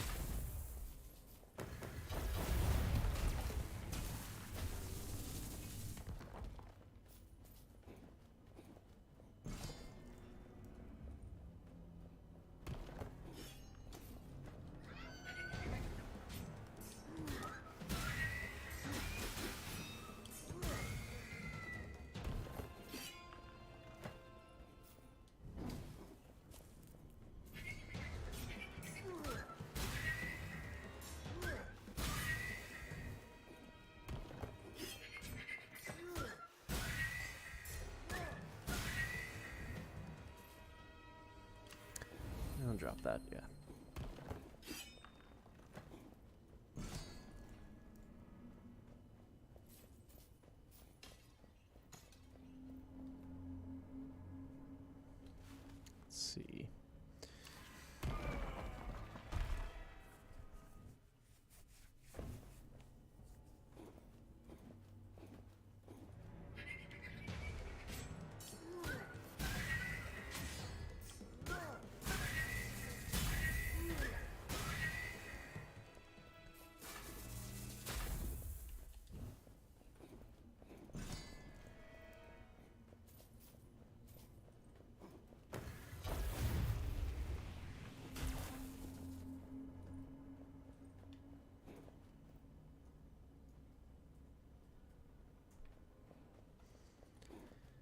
Mm.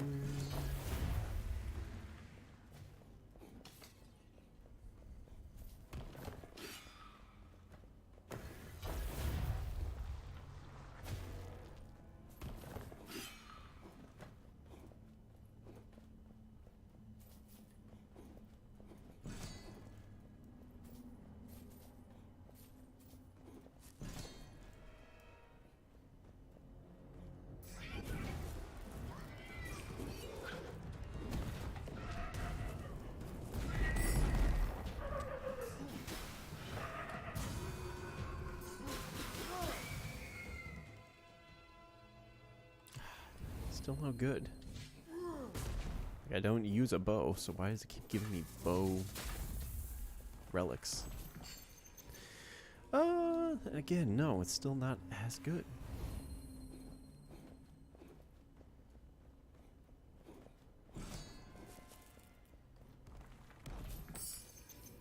Yes. Okay, this is good, because if I can take this to here...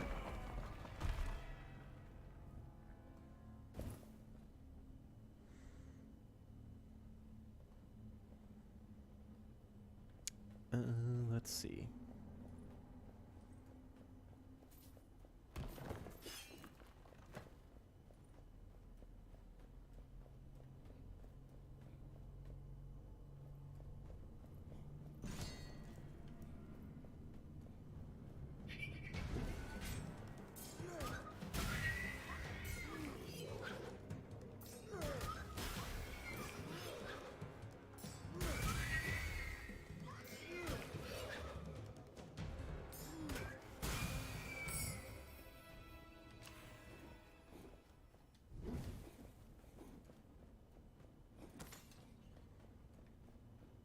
Make sure that... Yeah, okay.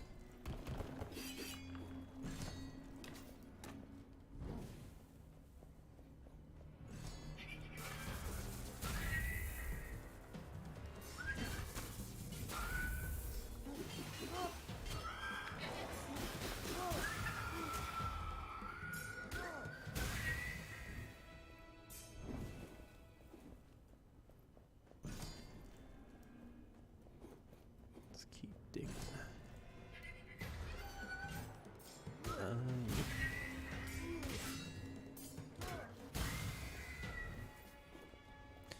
Alright, what can we do? I say, yeah, let's do it.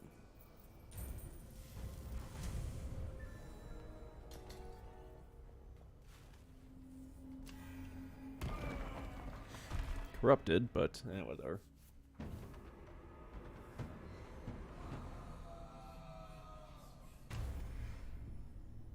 Cave. Oh, crap. The worst part is that the extra enemies they spawn don't even count towards the greed kills, I don't think. Which is really kind of stupid, so definitely be getting rid of that. But they can still harm you. They just don't count for anything if you kill them.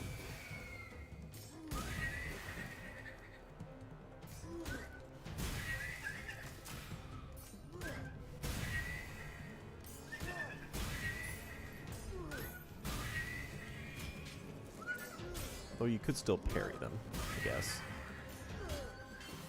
Oh my god, come on. What the hell?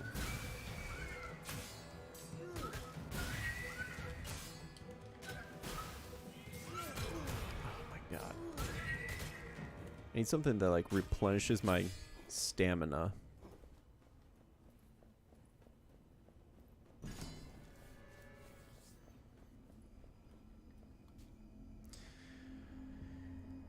Ooh, oh, I might take this. Yeah. Plus 30 damage against poisoned. But this one would heal, so I might take the health over the poison.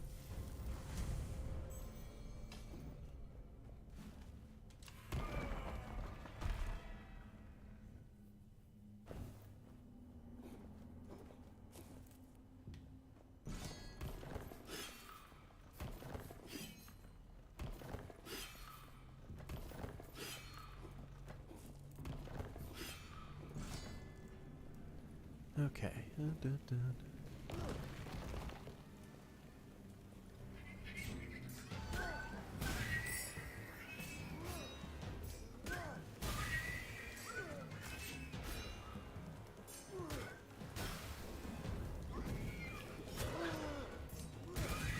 There we go. Yeah, I'll just take it.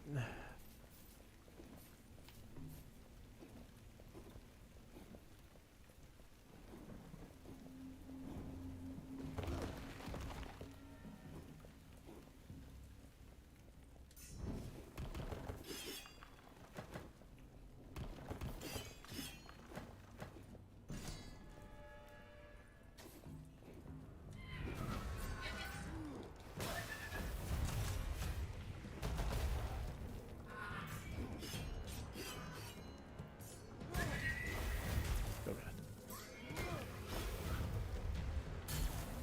Nailed him.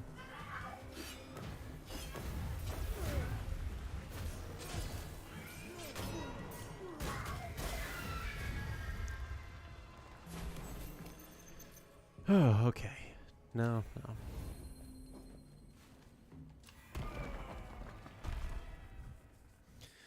Alright, time for this fucking boss.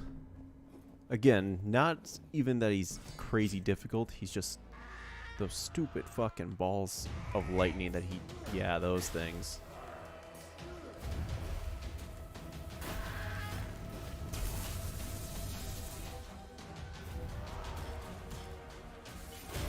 Oh, come on.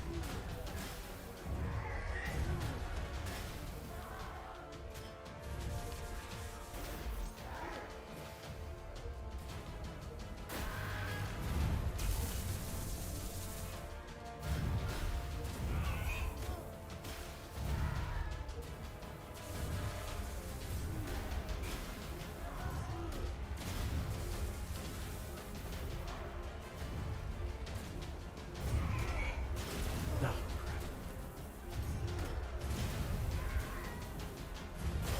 What the hell? Oh god, oh god, oh god, oh god. Okay.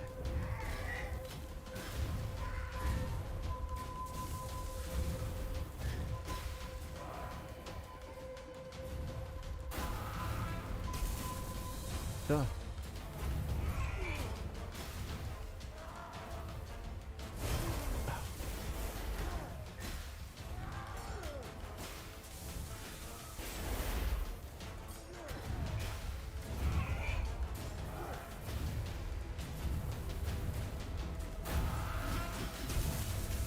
No.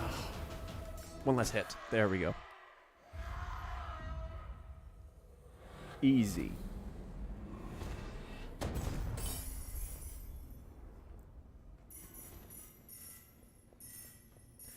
Alright, let's take... Ooh! Yes, I will take that. And... might as well. No.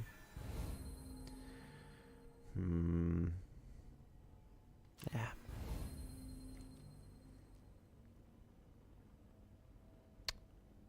Take some more defined favors, but that won't really help me much. Alright. Let's hit...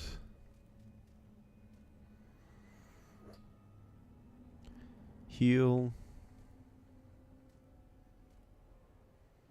Health upgrade. No, that doesn't... because my weapons are based off of that, so I might do health, upgrade, relic,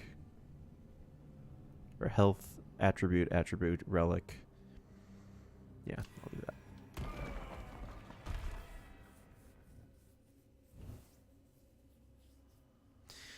The laboratory.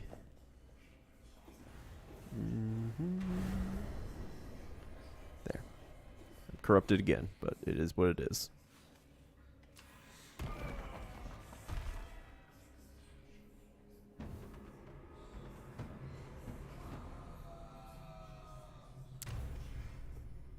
Oh, well, I mean, I guess that's better.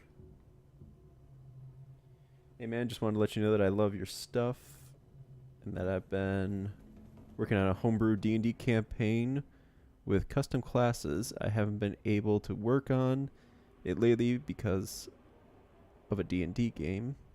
Also, I love this game. It can get addictive once you get into the flow. Oh, yeah, thanks, man. Sorry, I'm split between my chats, and for some reason, my other chat doesn't seem to want to look. My other chat doesn't load. I don't know what the hell's going on.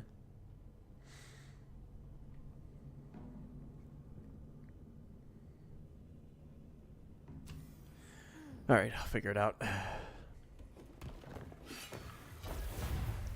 So yeah, if you're on the YouTube chat, if I don't see it, I'm sorry. I don't know why my multi-stream is not working properly, but whatever. Oh god.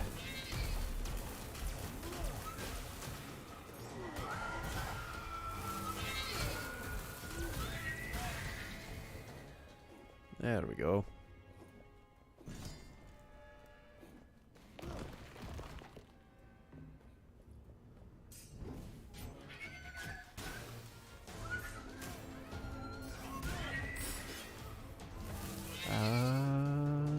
No. Well, then again. Well, no, because there's nothing here for me. Shoot.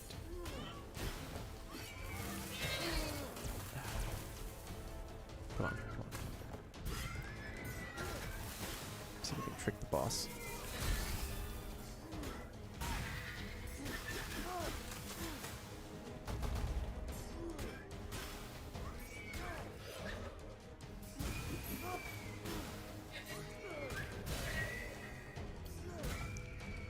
There we go. It's homebrewed based on Darkest Dungeon and your lore videos. Really enjoyed them. Thanks. I've heard that a couple times, that people are making like homebrewed campaigns and they're using my videos as like source material. So that's awesome. Oh shit, it does turn poisonous. I was wondering if that would work.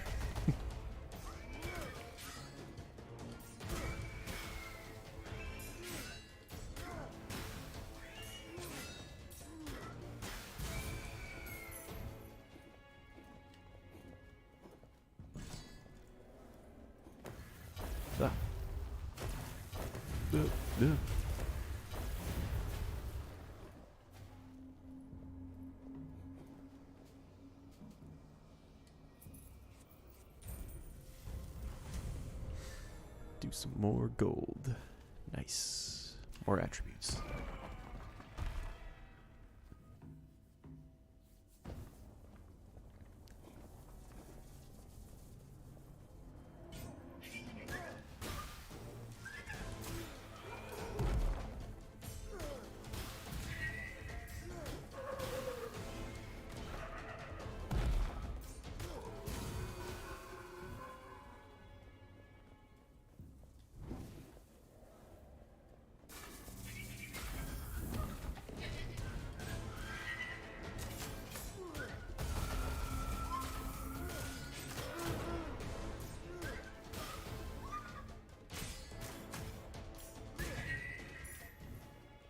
Nice. All right.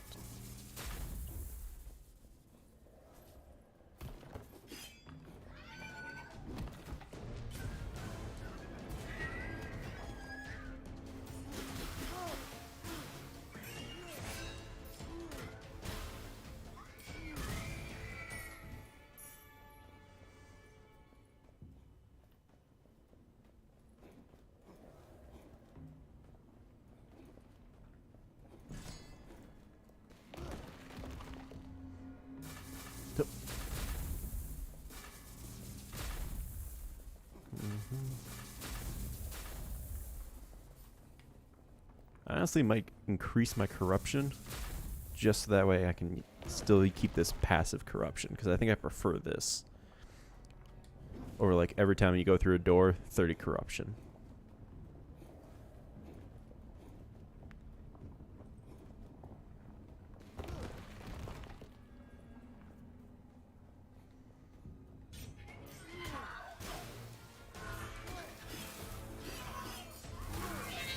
Oh crap.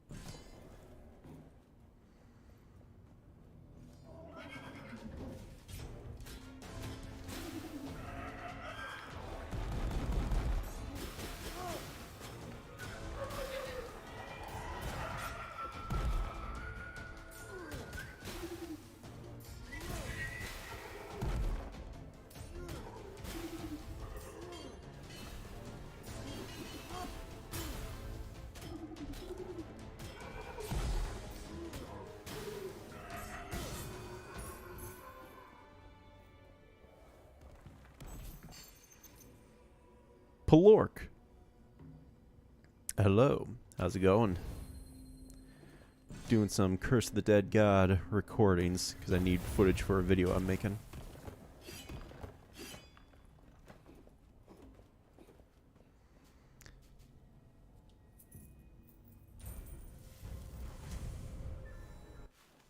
I'm trying to remember too. Is my weapon... Okay, I don't think any of my weapons have perception based.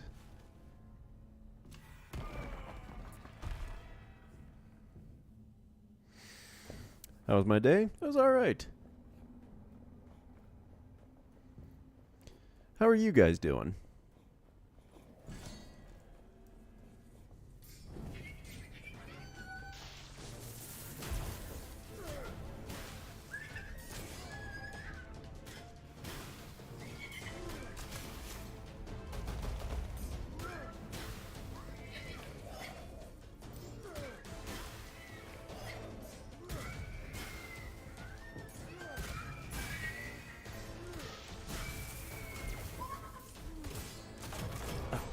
Keep forgetting that they... Well, I don't keep forgetting, but I just don't think I can parry that fast when they shoot 3 arrows like that in a row. Good to hear. I'm doing just fine. Alright. Just fine. Just relaxing? Yeah, same. It's the calm before the storm, because as soon as Darkest Dungeon 2 releases, I mean, we're going full steam ahead. Get it?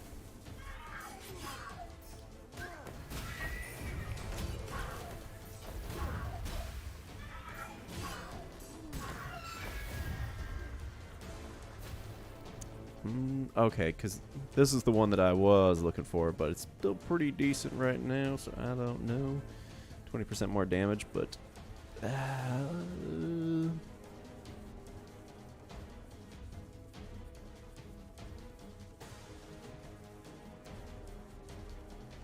Just finished all your Darkest Dungeon lore videos, and I love your narration. Can't wait for DD2. Yeah, me neither.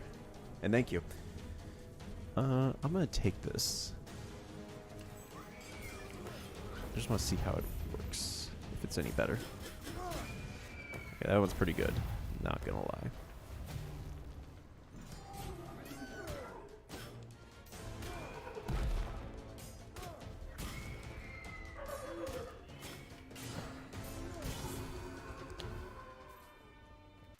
Because this, I think, just needs a dagger, which I have. That dagger's much better now, so... Ew. Some flesh in the hallway. Oh god. Oh god.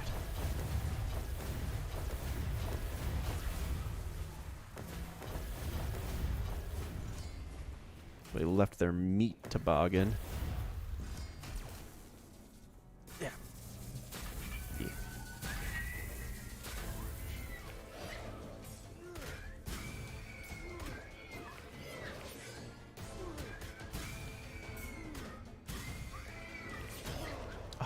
Had that parry.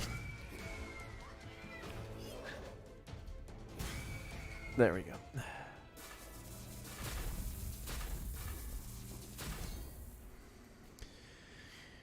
Let's see.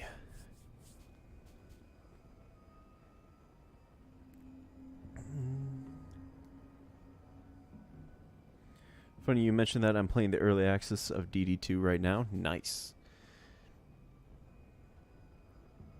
I'm gonna do...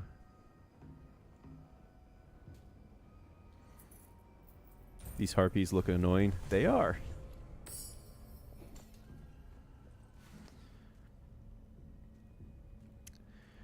I'm thinking we need to upgrade.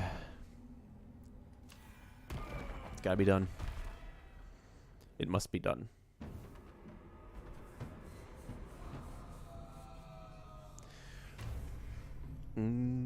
Oh, shit.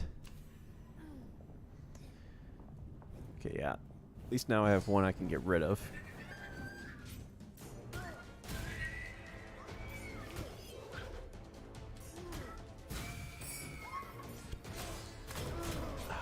Three hits every single time. Keep forgetting that.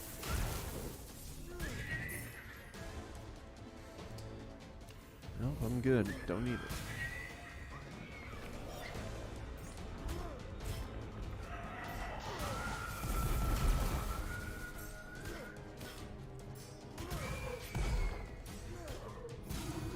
Upgrade, people, upgrade. Yes. Keep your equipment in best shape.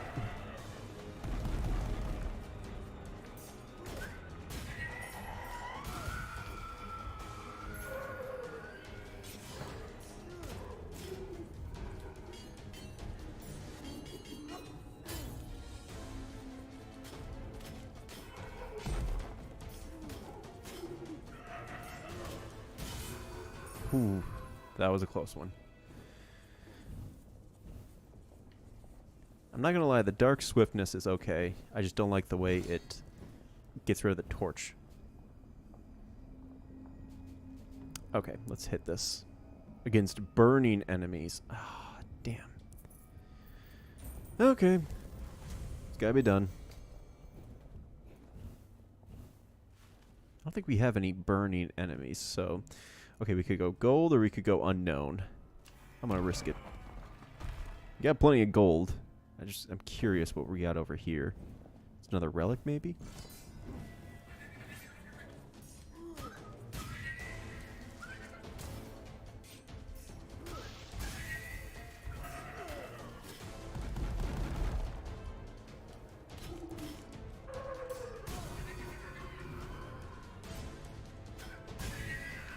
Shit. Whew. Yeah, these guys are annoying. Not as bad as these swordsmen, though.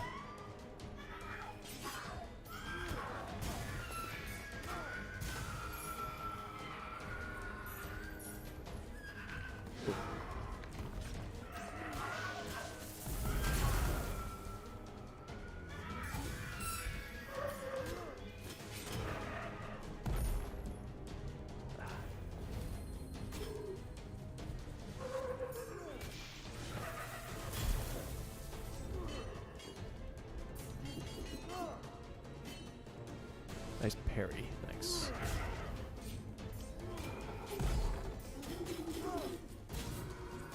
Dead. Okay, what do we got? Another upgrade. I'll take it. Do it again.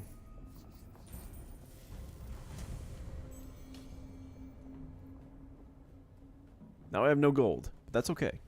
'Cause I'm about to fight this champion.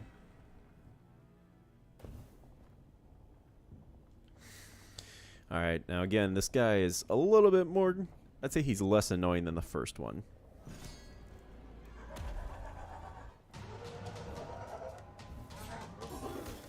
This is his really only annoying move.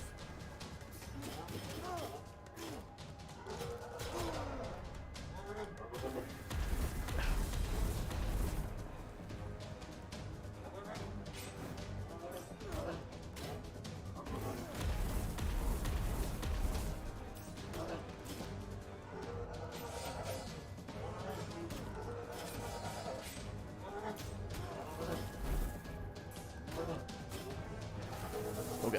Whew. And his charge is pretty rough, but if you can actually get it, then you can parry it like 5 times in a row.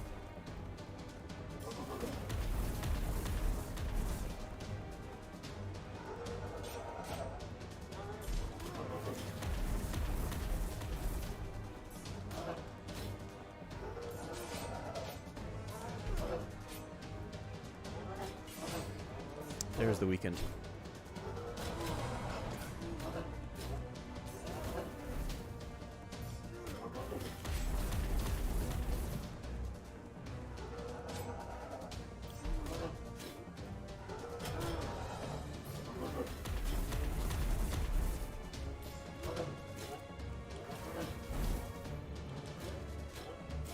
There it is. Who needs money when you got blood? I mean, tempted, but, you know. I'm going to take away Dark Swiftness. It's actually kind of annoying. I like to be able to keep the light when I dodge. Okay. Nah.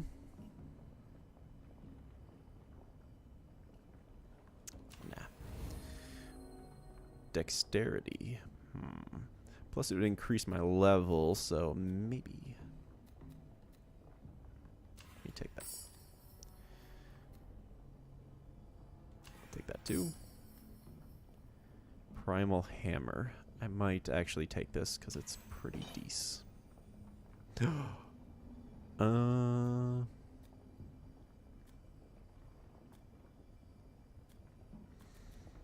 Tempting. 6 times per 1,000 gold, but I just sold, or I just used all my gold. Plus I could use the health. I'm gonna use it for the health. It's every single time I pass through a door. So now it really is like a speed run challenge.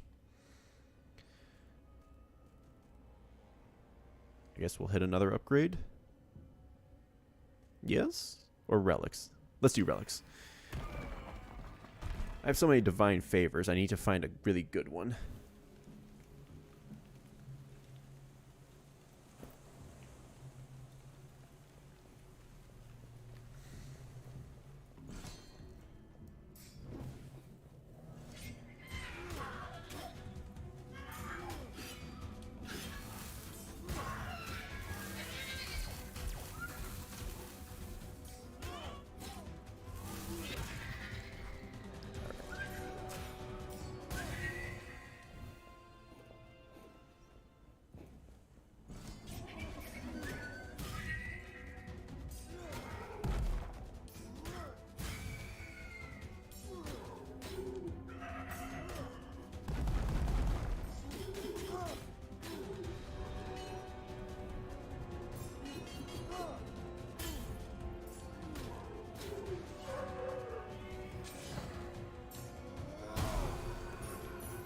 I'm gonna hit him with my hammer.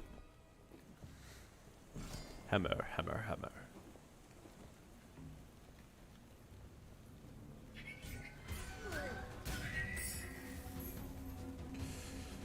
Nope.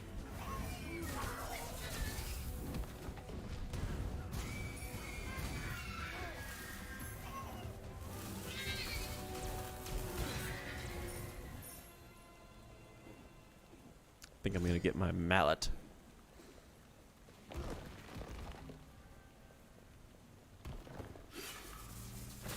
What I really need is an axe.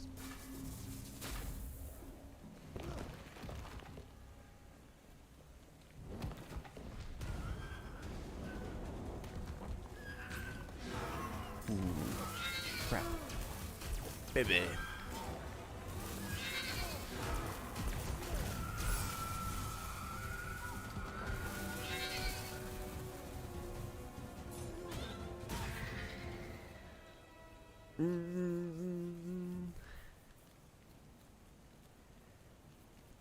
Damn, I might just take it at this point because I really need to increase damage at this stage. More than perception, I want to say. Like, gold is nice, but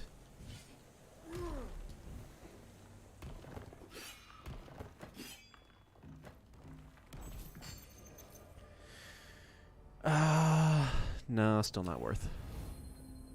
Not compared to what I have right now. Ah, shit, I'm corrupted. Level 4. Killing a burning enemy? No. Offering gold.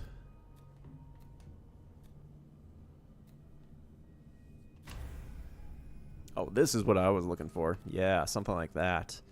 So then I can use it down here. That gives me more damage, and that's a lot of damage, as the kids would say. That's a lot of damage. I'm going to do this because I want to do a time run plus an unknown, maybe hit another upgrade.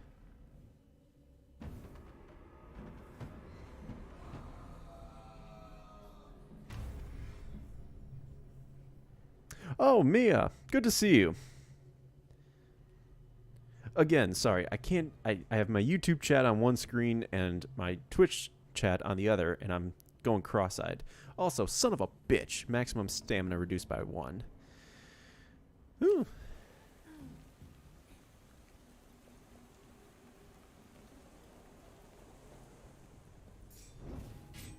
Yeah, if you're on YouTube chat, I would recommend jumping over to Twitch chat so I can actually see what your comments are. If not, no big deal. I mean, it might just take me a while.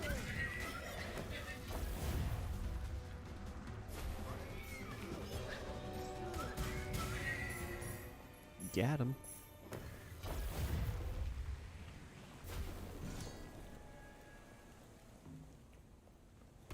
Whoop. Okay.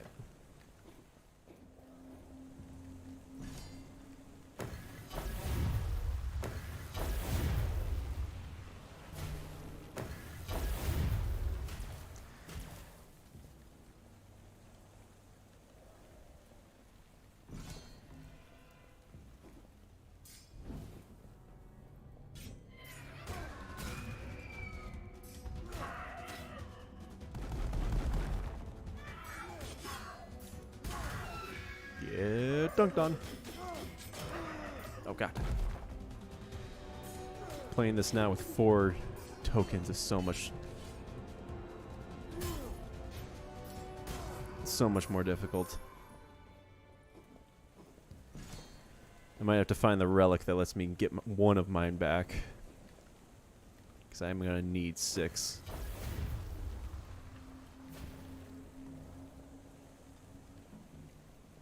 Cross-eyed like Magusta? I don't know. Maybe. Oh god.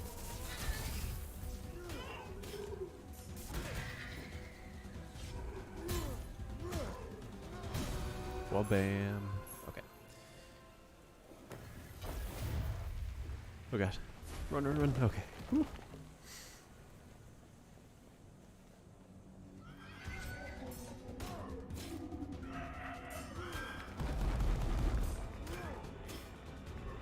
New blood in the ring. Seriously?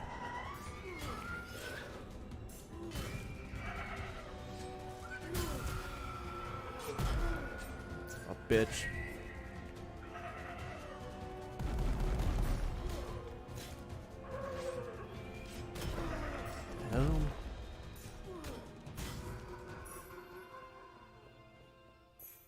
It's an old D&D meme, but it still checks out.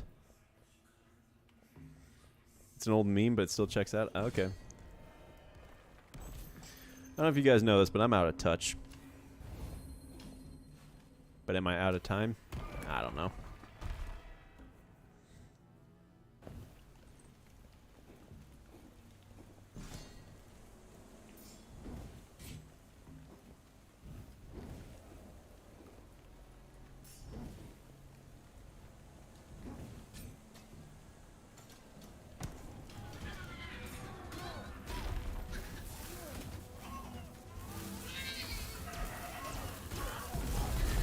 Oh my god.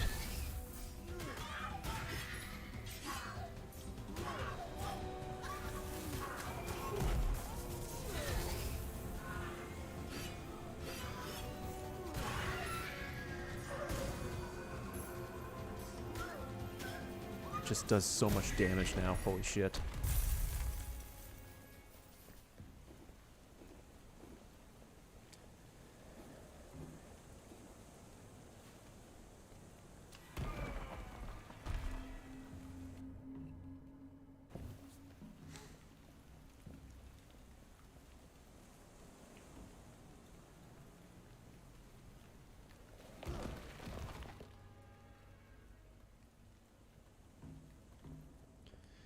Alright, let me try this now.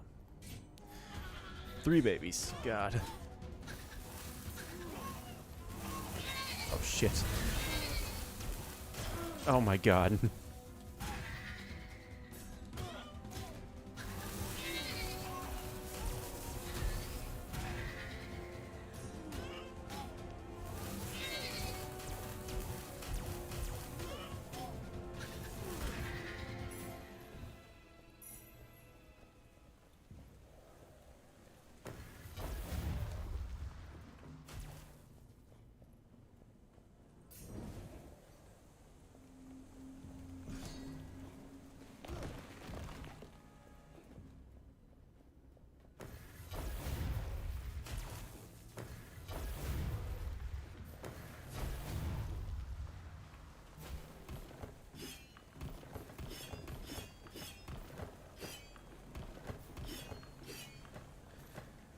Can't believe I'm still doing all this with just 4 stamina.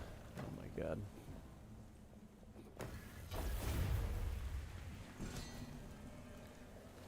Alright. Back to it.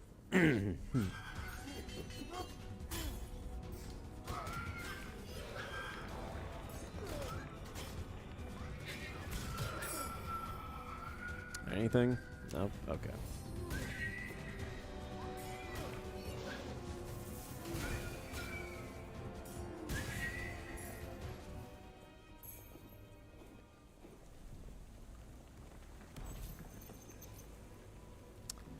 Drop the corruption. Just a touch. Nothing? Okay. Yeah, let's do it. How much gold do I have? I don't even remember now. Just a shit ton now. Yeah, 9,000. Cool.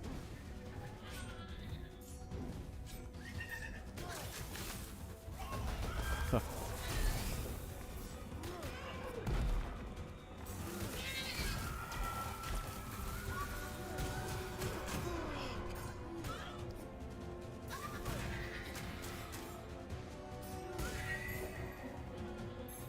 Just gonna be... Yeah.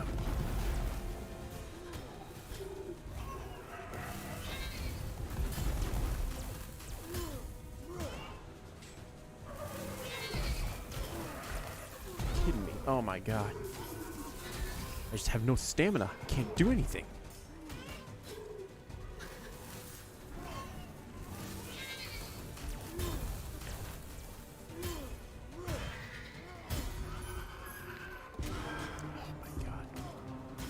And I'm corrupted again. It doesn't really matter because we're at the end, but still. Over 9,000? Rawr. That's my favorite scene from the abridged. Vegeta, what's his power level? 632. Really? Yeah, kick his ass. Oh my god, it's over 9,000! Rawr, and he just crushes the scanner in his hand. Alright, let's boost the dagger some more. Oh.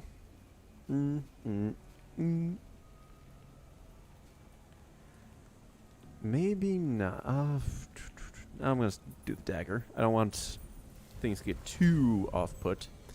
Especially since my relics will carry me most of the way. Let's hit it. What do we got? Oh, fuck. So now the temple will reverse image at random points. So that'll be fun.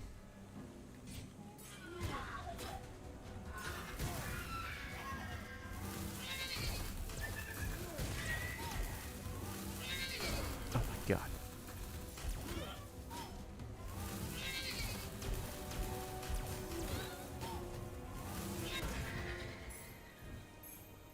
What do we got?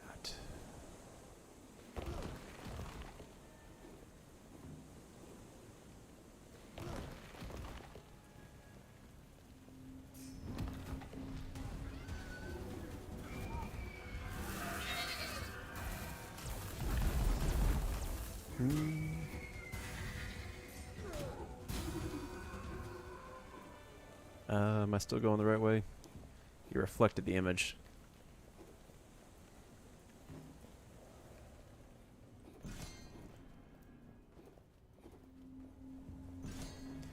Oh shit, okay.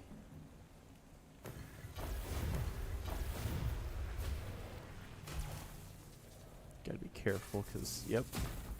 Gotta trigger them all. Come on, come on, come on. What? Why can't I? Okay, there it goes. I was trying to dodge it, but it wouldn't let me. What the fuck?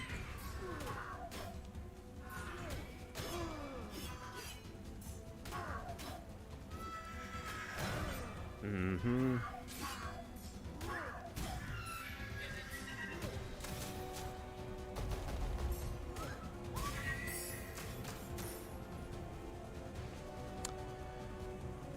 Lightning attacks, not really.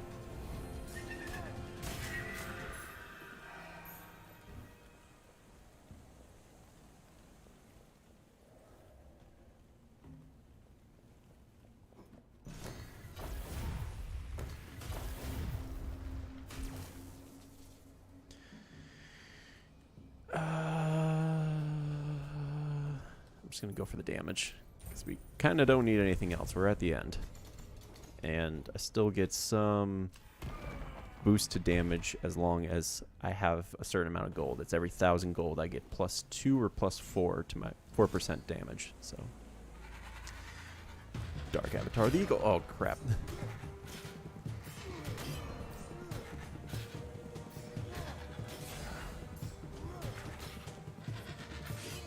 This one isn't too bad, actually. If you just parry her moves correctly, you can take her.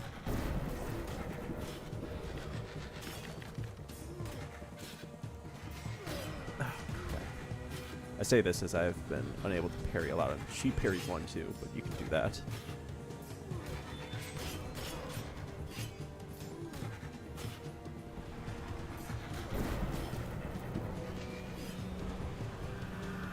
Oh god, here it goes. Mm-hmm.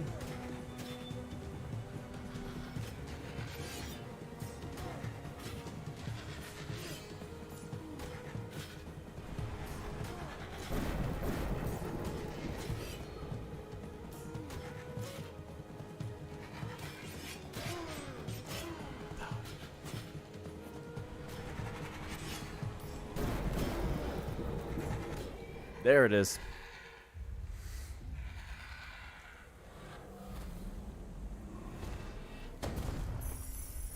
Woo!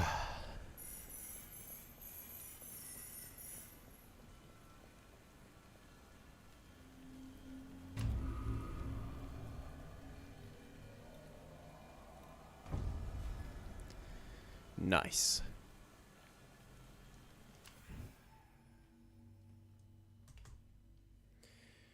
Oh, not bad.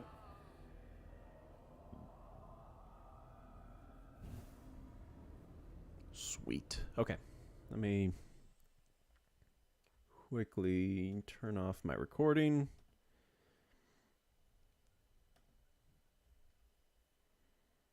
Pause. Okay. Cool.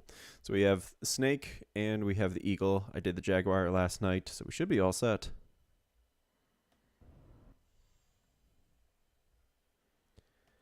I'll have to do the final boss. I'll be completely honest with you, I don't know if I can do that one normally. The Awakening of the Dead Gods. So I might turn on like the assist mode. I don't know yet. I'll think on it.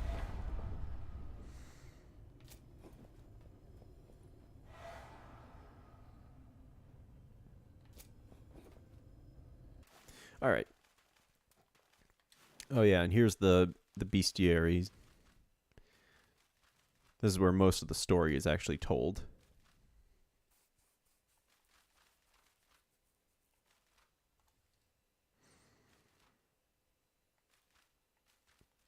Plus this artwork is so good.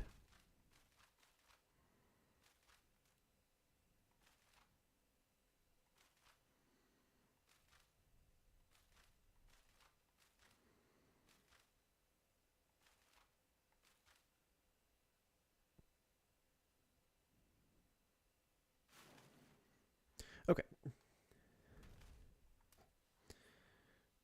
Give me one moment, let me save and quit.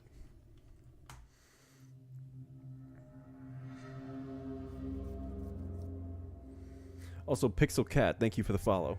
Sorry, I've been caught up with all this.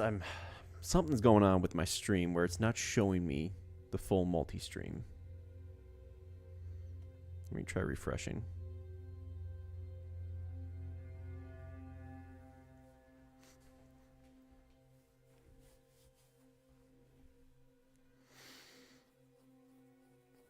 Okay.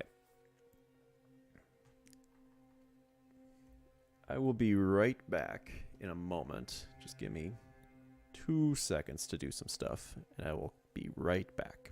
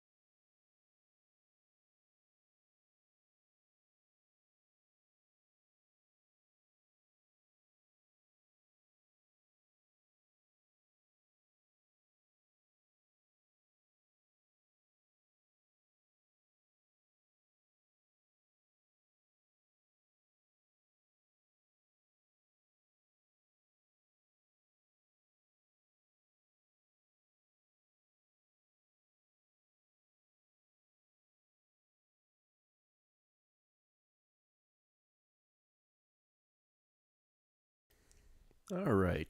Give me one moment. Let me see. So I did say that I wanted to do some like behind the scenes commentary. I don't know if you guys are interested in doing something like that. Let me see if chat. My multi-stream chat refresh. Come on.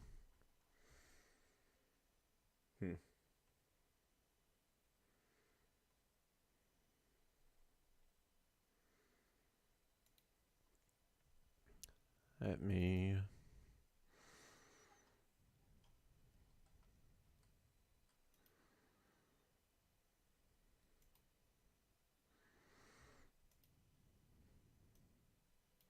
Hey, good to see you. Testing 1 2, mic check 1 2. Yeah.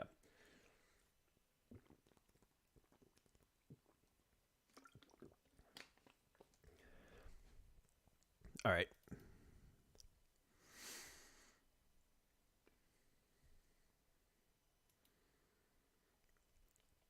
I guess I could talk about the ancestor, the making of this.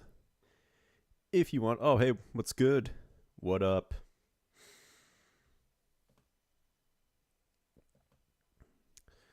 So, this was something that I was considering. I wanted to make this for like months out.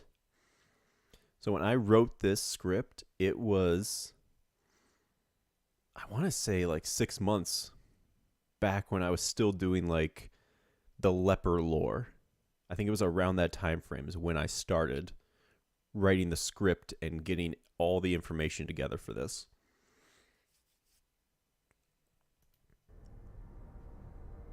Ruin has come to our family.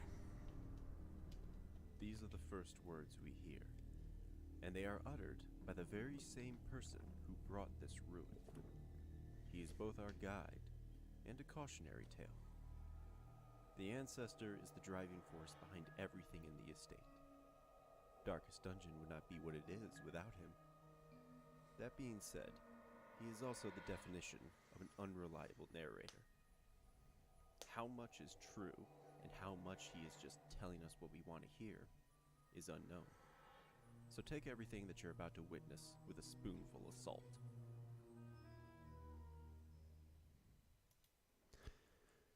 So there's some truth to that, is that I knew I was going to make a video with the traditional like subtitle, whatever you want to say, quotations. I knew I wanted to make one of those, but I really did just want to create like a uninterrupted movie that like just take the story as what it is and really get immersed into the story of the ancestor. And we retold it chronologically by choice because I thought that just made for a better narrative, going from Crimson Court all the way up to when we see him again in the dungeon.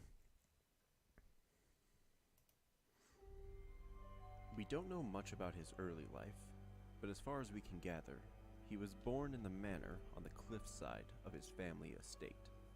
Once upon a time, their family had their own castle and a standing army, but the years have long since passed, and they have sworn fealty to the king.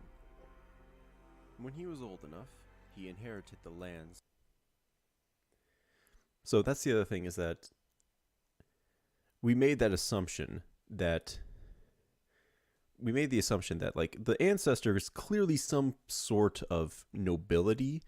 I don't think he was a king. Like maybe they were at one point, but in my mind, there's only the one true king, which is Leper.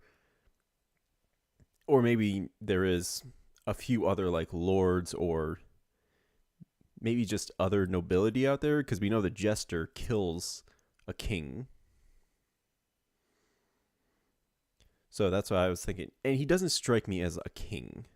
Like, he really does strike me more like a duke or a marquise. And I chose those two in particular because they are higher ranked than even the countess or the viscount or the baron, which is true if we go into Crimson Court. He had the highest whatever. He had the highest title among his peers. Wealth and title befitting his family status. But to fully understand the tragic extent of his failings, we have to go back. Back to the Crimson Court.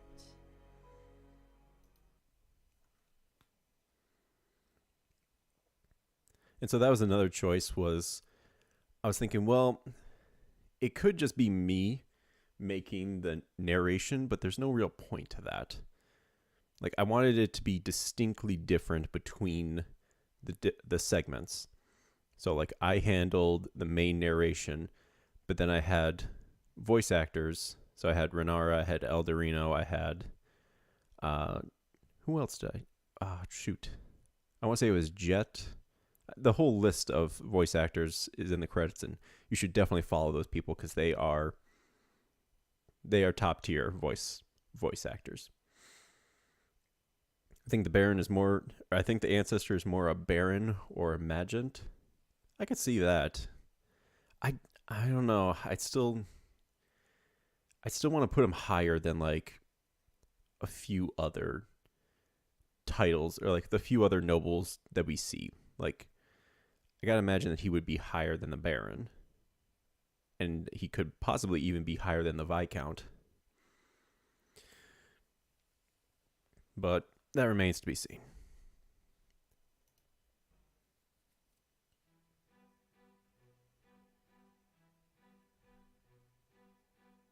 The ancestor would host the most extravagant parties in the courtyard. It was a place of pure decadence, away from the eyes of the commoners and the church. It was a place where the nobility of the kingdom could engage in all manner of indecencies, feasting and drinking for days on delicacies from around the world. One Viscount was so well known for his gluttony that he would even consume the food that had rotten after weeks of binging. When they had their fill, they began to... So, quick thing. Let me bring it back.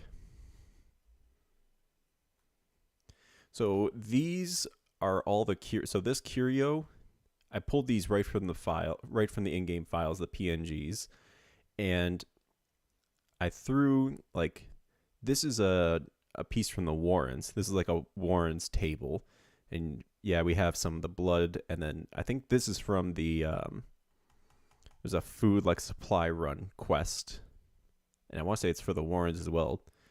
So I just pulled all these.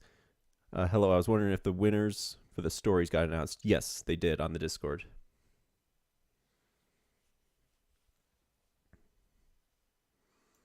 weeks of binging.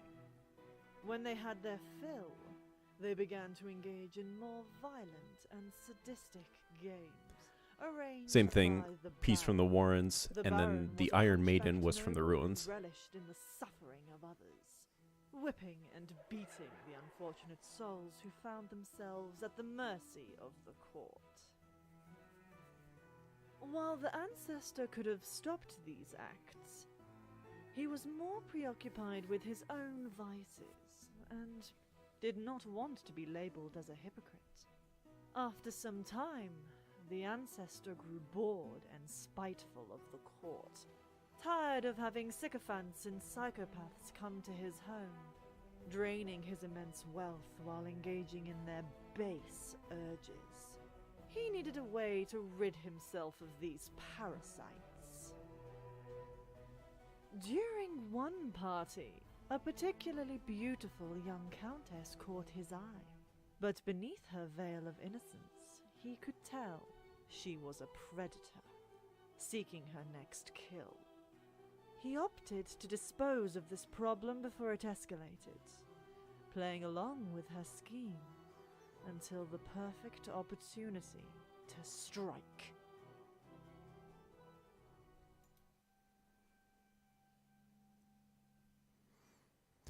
So yeah, I'm pretty sure these are all scenes that we see at the end of the Crimson Court, right? Or maybe it is at the opening of the Crimson Court. It might have been at the opening, actually, now that I think about it some more.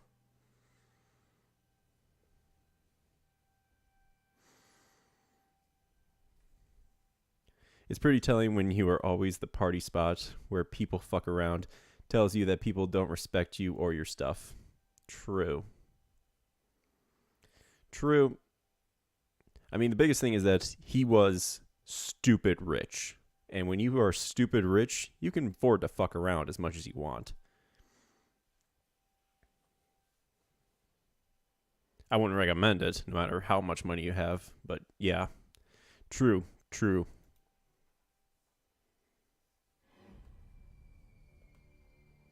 He armed himself with a dagger as they danced under the moonlight. But the moon exposed her true form, a hideous insectoid that feasted on the blood of humans. Fortunately, or perhaps unfortunately, he managed to defeat this creature. And that was when a sickening idea crossed his mind. He decided to take this opportunity to finally rid himself of his fellow aristocrats. He took the Countess's body.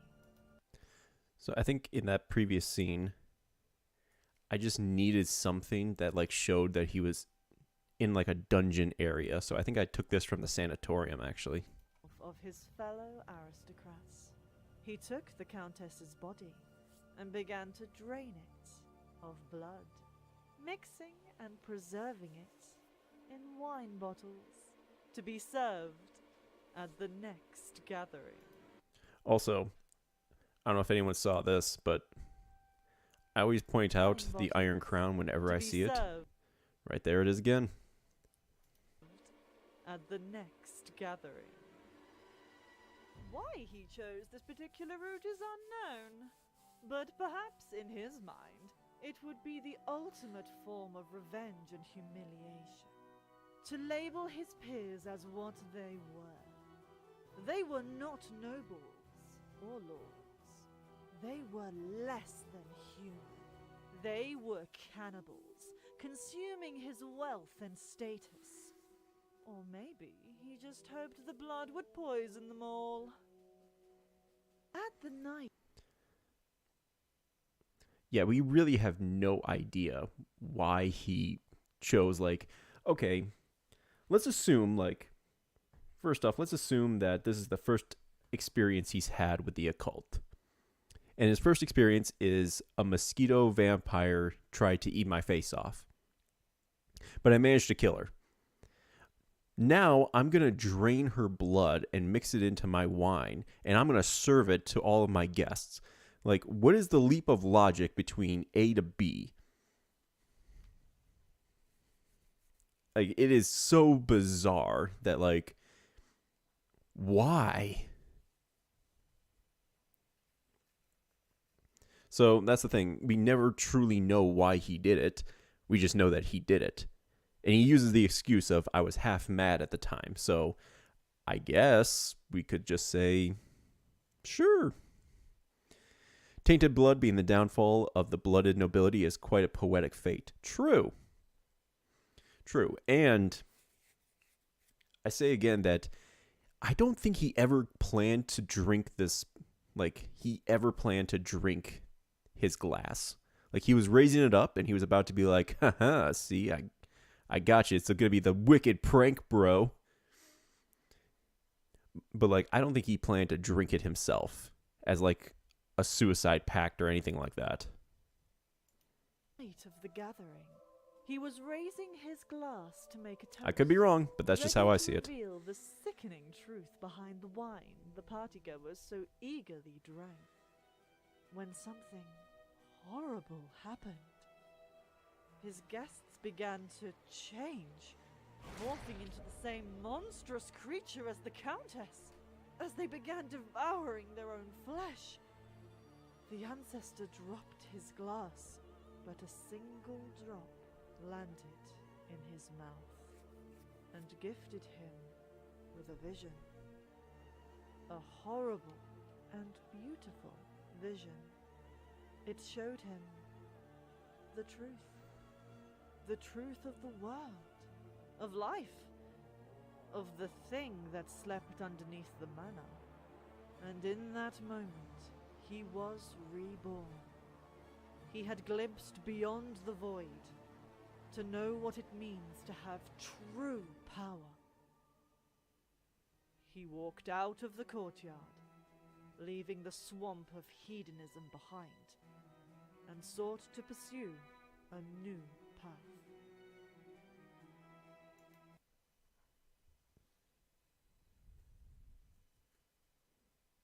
Yeah, so that kind of wraps up the Crimson Court for as long as the ancestor was alive.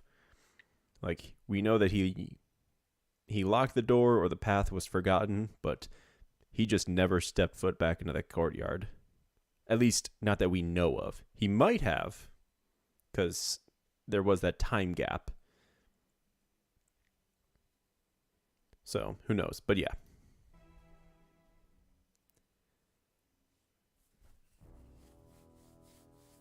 He locked the gates of the courtyard, leaving the remains of his fellow aristocrats to rot in the swamp. No longer required to host elaborate parties that deprived him of both time and money, the ancestor was free to pursue his own desires. He had glimpsed beyond the veil. His curiosity was piqued. And so, the excavation began. It started with the planning phase, gathering resources to dig underneath the manor, acquiring tools and bringing in able-bodied men to handle the manual labor. But still, he wished to enjoy himself outside of his newly found interests.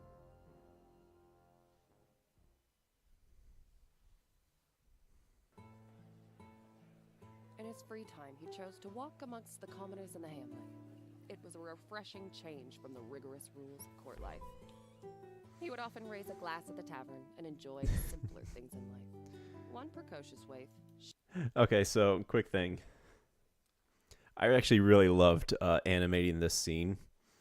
So I think I used Adobe Photoshop in this one. Because I just loved the idea. So this PNG, this is the ancestor young. And I think I commissioned, I want to say it was Sketch to make this. And he basically de-aged the ancestor so that way he looked more like he did in the Crimson Court era. He still has like the same outfit, which is fair, but yeah, just I imagine, so there was that, and then this background is from Sunward Isles when the night parade comes to the hamlet. And one of the stops that you can do in like that endless mode is you stop at the tavern as like a place to heal. And so I put this down and then I put the ancestor in, and then he kind of just like whoop, like crossed in front of it just to show like, ah, yes, I imagine he was like greeting a friend at the pub, taking a break from demon summoning down at the local pub. Exactly. You know, you got to have some spare, you got to have other interests outside of, you know, digging up unforeseen and unfathomable knowledge. Sometimes you just got to go to the pub and get drunk with the boys. But as we see, someone is keeping an eye on him. And so this is the waif. And we use the Talon in the... Shoot, what is it called? Was it the Falconer? Yeah, in the Falconer mod, there's a chance that when you're attacked by the Talons, that they have a hostage. And that's like the Talons hostage, which is who this is. And so we pulled her in and used her as our waif substitute. Gorg Black, thank you for the follow. One precocious waif shadowed him everywhere he went, which he found initially to be charming, but then troublesome. Hello from Russia. As his activities Hello. became more abnormal. Oh. And this comic was made by, I want to say it was Stephanie? Yeah, I think this one was Steph. I'd have to look it up specifically, but I really liked the fact that it was a blonde I imagine that the waif was blonde as well, so it seems fitting. And yeah, the hair is a little bit different in this, but it's whatever. Became more abnormal. The spirit of a thing is more Wanting to important delve than the actual further into thing. the dark arts, the ancestor had rare and ancient relics of occult nature brought to him along the old road, until it began to draw too much attention. Recognizing the need for more discretion, they hired a band of mariners who would sail the four corners of the world, retrieving artifacts and tomes for him. He had a system of pulleys built along the side of the manor, allowing him to take deliveries from the coast, away from the eyes of the townsfolk.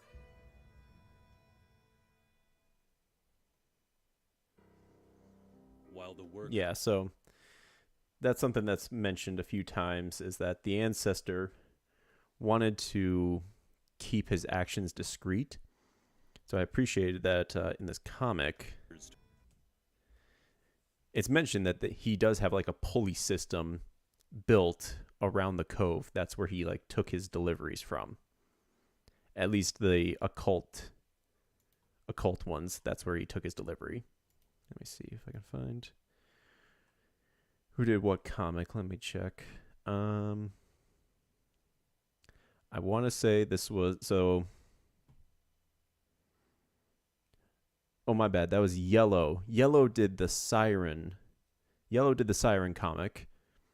And I think it was Steph who did. It was either Steph did this one or Metal GY. Either way, all of them are amazing artists. You should definitely support them. Coast, away from the eyes of the townsfolk. while the workers Skip toiled ahead, there we go. underneath the manor, the ancestor began pursuing the occult arts. Necromancy, blood sacrifices, and summoning were his primary pursuits. And so here's a nice little transition shot where we saw the ancient ruins still kind of well put together, at least in one of these earlier shots. We saw that, okay, yeah, he was in the ruins, but I think it's right here, yeah. We see that the ruins were still kind of like well put together. And yeah, it looks like it's dusty, it's dirty, obviously it's been abandoned. But now he's back and he's doing experiments. So he's got a corpse on the table. He's probably got some coffins laying around. We grabbed the red hook totem, and then the Shambler's altar we pulled just because I thought it would add like a little something.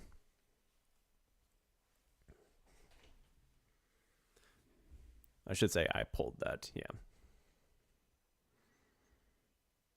I think we might have an ad starting soon here.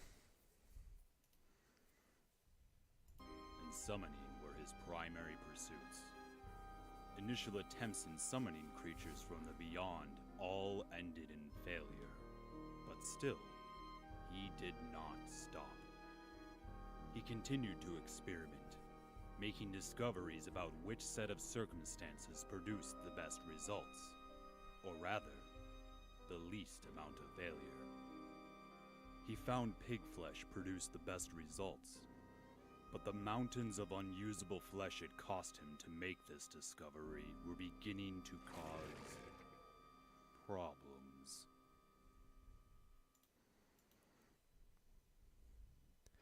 Okay, so if we go back, we wanted to show, well, I guess I should say, I wanted to show that when you are working, he was working his way through different species, we'll say. And he finally settled on pigs, but I have to assume that he tested like all different kinds. And so if you'll notice that right down here, there was the dead rat from the Crimson Court. I just pulled that because I needed a picture of a dead rat, because I have to assume that he tested this experiment on rats as well. And then also, I wonder, and this might just be me be looking too close at this. In Darkest Dungeon 2, the reanimated rabbit, I wonder if that was a carryover from his experiments. Like he managed to do it with the rat and then he tried it again on the rabbit. I don't know. Maybe I'm just looking too deep, but I think that that could be something like the rabbit that we have in Darkest Dungeon 2 is an experiment left over. Your videos about the ancestor and about the cult are some of the best lore videos about D&D. Yes, thank you. All right, let's get back to it. Problems, obviously, you can't keep summoning demonic things and tying them to flesh and just expect everything to work out okay. So, some point inside the ruins, he's got just like piles of unusable flesh just laying around. And here again, we see young ancestor. He's in his study in the ruins, and I pulled in the crate because I just thought that was a good touch. That he's getting his books, he's getting material from outside to like study this more, and he's still young. Large collection of rare tomes on ancient herbal medicine. The ancestor had hoped that by reading these volumes, he would make a breakthrough in his studies. As he was settling in for a long read, he was interrupted by a young woman, making repeat calls to the manor. This young woman boasted an immense knowledge of alchemy. This, along with her beauty, impressed the ancestor, and together they began to experiment, planting, harvesting, and brewing all manner of strange and arcane concoctions.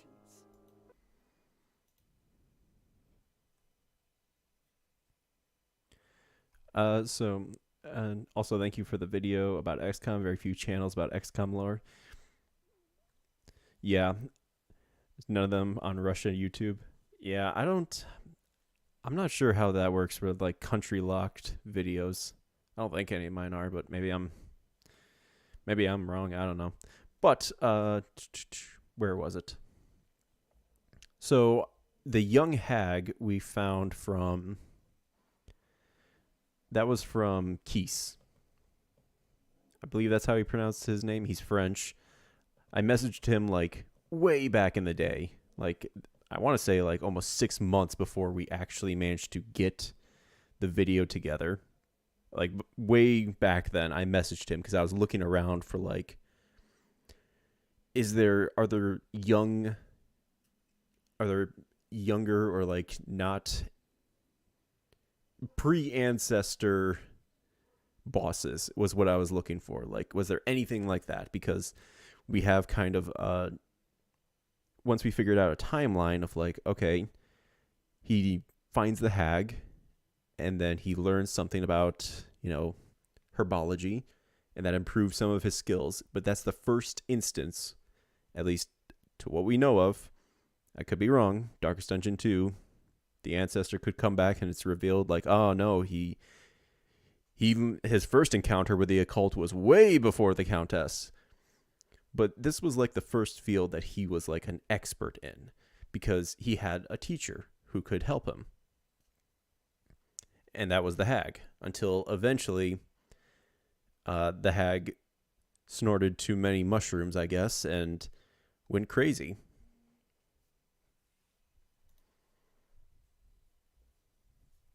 Oh, and then for this one, soon to be hag, ancestor, we need to cook. Exactly. They were just cooking up, so we pulled in her pot, her cauldron, I should say, and I just imagined the two of them kind of working together and making whatever they wanted, whatever strange concoctions they could think of. And they were doing it too because they wanted, at least she did, she was trying to gain insight into the thing underneath the manor. So the hag actually might know something about the heart. So that's a little interesting fact. I'm not sure about that. All right.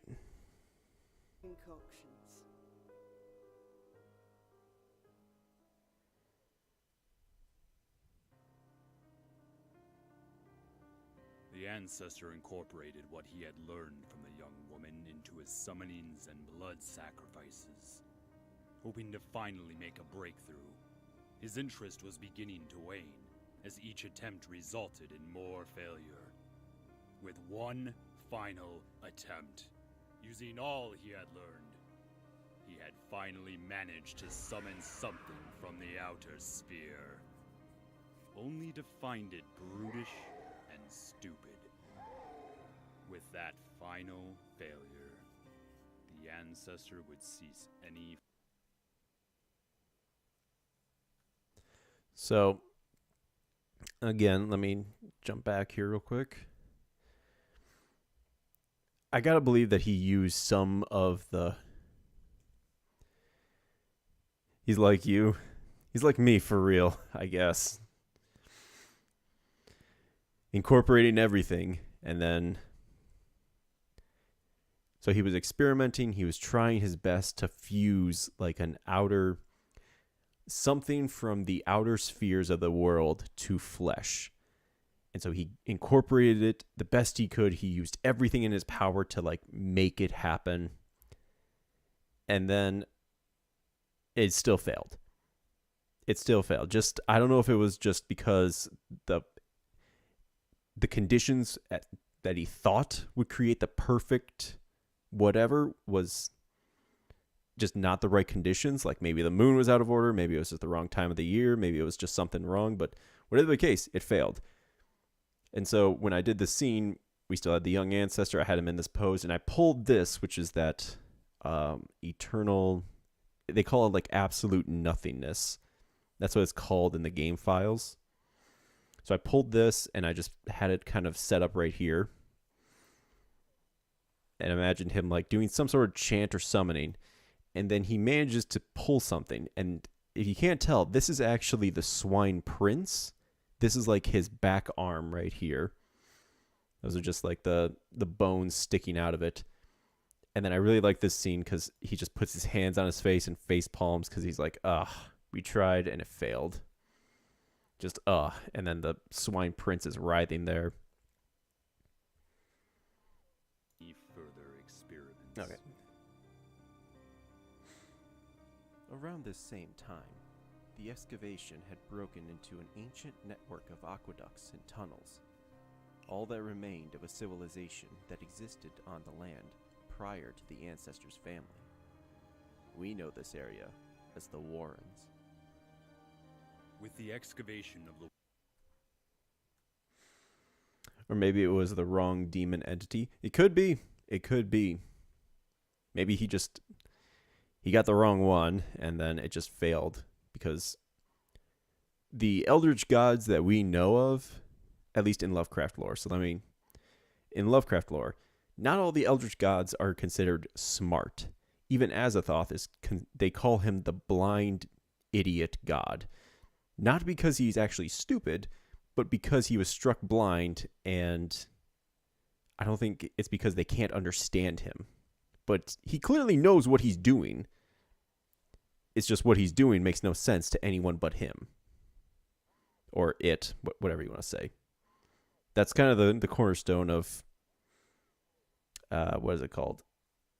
Damn, I can't remember. Cosmic horror? Something like that. There's a specific word for it, but it's just cosmic horror. It seems to me that the ancestor could find a topic for conversation with the protagonist of Amnesia, a Machine for Pigs. Yeah, definitely. I could... As I was playing through this, I was like, damn. I told Elderino, who was the voice actor for these scenes, like... Or maybe he mentioned it to me. He was like, Amnesia, a Machine for Pigs. Like, yes, I want that kind of tone. And I think we captured it. I think we nailed it. And so, quick thing you'll see right here. Take note of this like structure in the background. The Warrens.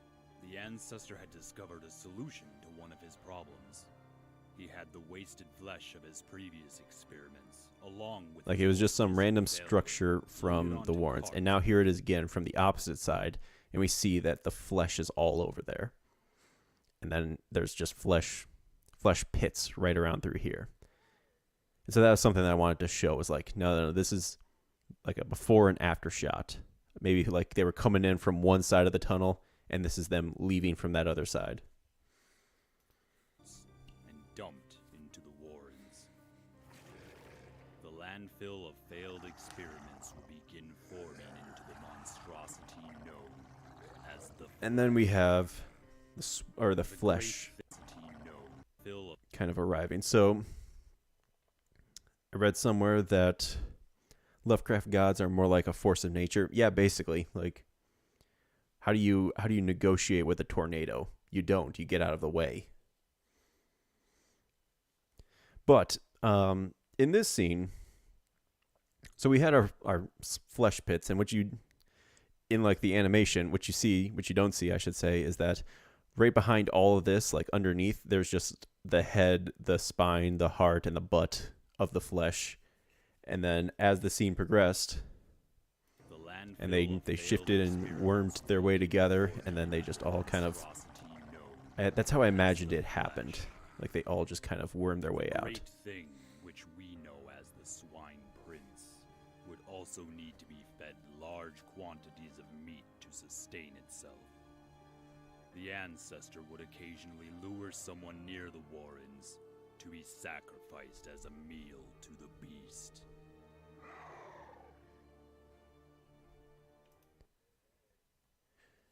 And I mean, if that is not amnesia, I mean, come on. But as far as the lore goes, so that's the other thing, is that how would he be luring people to the Warrens if he killed them all with the brigands? Like, you see what the problem is with, like, that's something that we had to consider when we were making a timeline. Like, how could he have done that? How could he lure someone if he was also responsible for a massacre in the town? It wouldn't make sense. It'd be one thing if he said,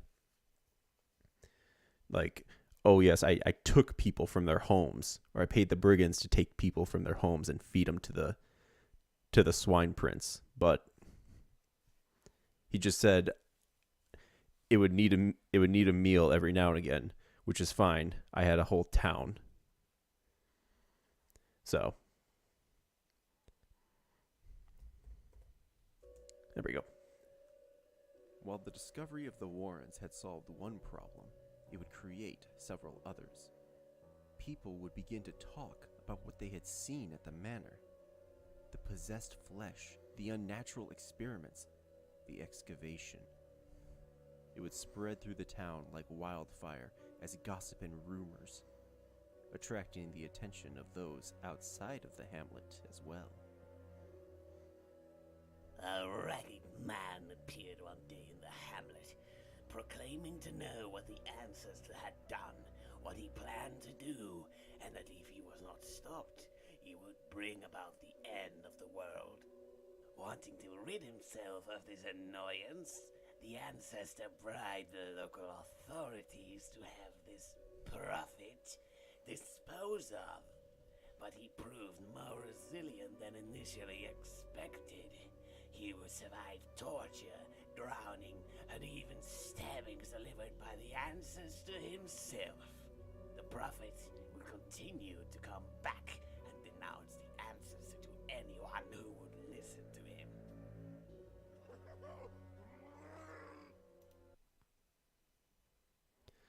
So, again, I still liked, I believe it was Aresh who made this comic. And I appreciate that they did young ancestor in here. Like that, as soon as I saw this comic, I was like, yes, that makes perfect sense. Because they had, at this point, broken into the Warrens. And so, like, the first chapter or first act or whatever you want to say is kind of set in stone. Like, he has some stuff going on, and then Prophet arrives. How did the Prophet get there? How does he know so much? What is the story behind him? Who knows? But Prophet arrives and begins to denounce the ancestor, saying, you're going to bring about the end of the fucking world if you keep going this path, and you all need to stop him, as he points to the villagers. But the ancestor being the ancestor, and we know he was bribing the local constabulary, So he had the police on his side. He was noble, or he was an aristocrat, so he could basically just, I don't want to say kill with impunity, but he could definitely make someone disappear, which is how I imagined it played out. Like, he kept trying to kill the prophet over and over again. And some of the times, it was by his own hand. Like, he stabbed the prophet in the back with a knife, and he still kept living. So I don't know if they ever took him, like, into custody, and, like, they killed him, dumped his body, and then he just came back, or what. But I really did like this scene, and we just wanted to show that, like, I appreciate the daggers, too. Like, there were some daggers in the door. Drowning and even stabbings delivered by the And I think at the end, the laugh, or, like, the prophet grunting is a apt analogy for the suffering that he's going through.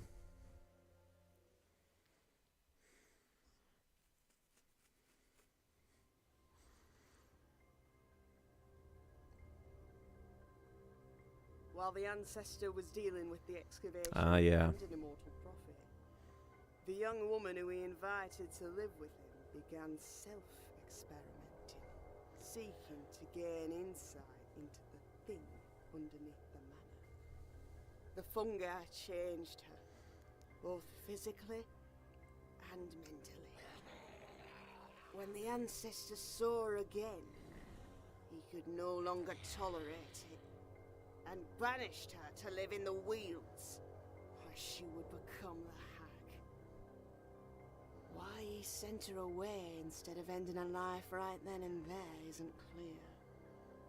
Maybe he still had a soft spot for the young woman. Okay, I'm going to pause it right here real quick, because we'll come back to this.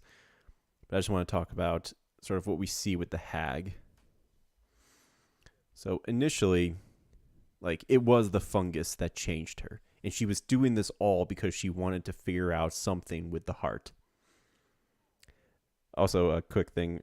Hey, I left my things in these totally safe and not twisted warrens. Would you take my things from there? I'm busy with my basement renovation. Yeah, man, I got a basement to renovate. I can't go to the warrens. Come on. It'll be quick. In and out. 15 minutes. Also, I love that all the bosses from DD1 all have some way to come back from the dead, or at least most of them. True. Yeah, I'll explain that one in a little bit, but seems like there's a way for, like, every boss. There's a reason why we fight them 3 times, and then at the end we get something. But it was back to the hag. This picture I really liked because it's just a fungus, and it really shows, like, who she was into who she turned into, which was the hag. Like, and then this scene, I actually really did like animating this scene because, you know, we have the hag with her cauldron, and I put the arms in there because I don't know if the ancestor would have a problem with, like, cannibalism, considering what he did in the Crimson Court. But there's definitely a line that he would, like, okay, wait a minute, if you're just going to eat people in my manor, like, come on, I got rid of people who were like that, or something. Like, it twisted her mind. And then this scene, I really the slight curve where it's like, oh, what's going on over here? And then, bam. Just pure disgust. And then in the game files, this background is listed as Hag's Cabin. I think it was listed as Hag's Cabin. But back to this scene. I had a soft spot for the young woman. Or maybe he feared that he wouldn't escape the conflict unscathed.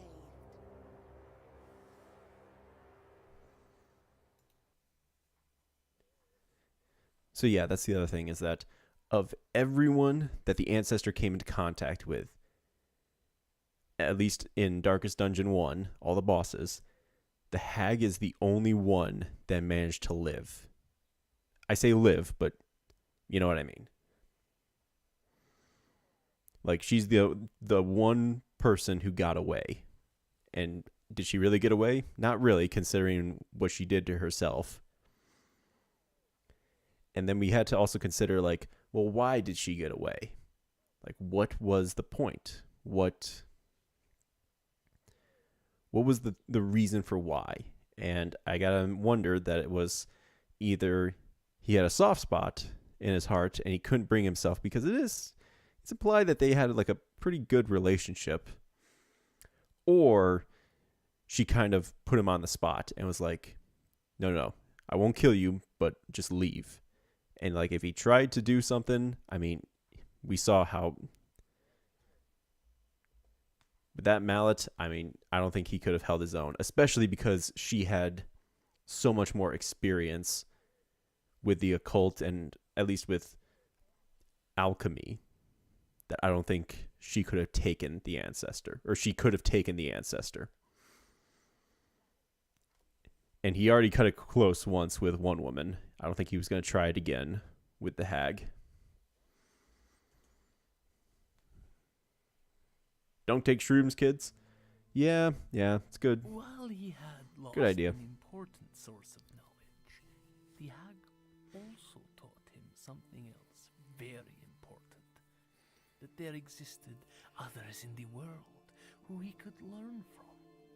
When the mariners returned with their usual shipment of scrolls and artifacts, the ancestor instructed them to bring experts in the dark arts.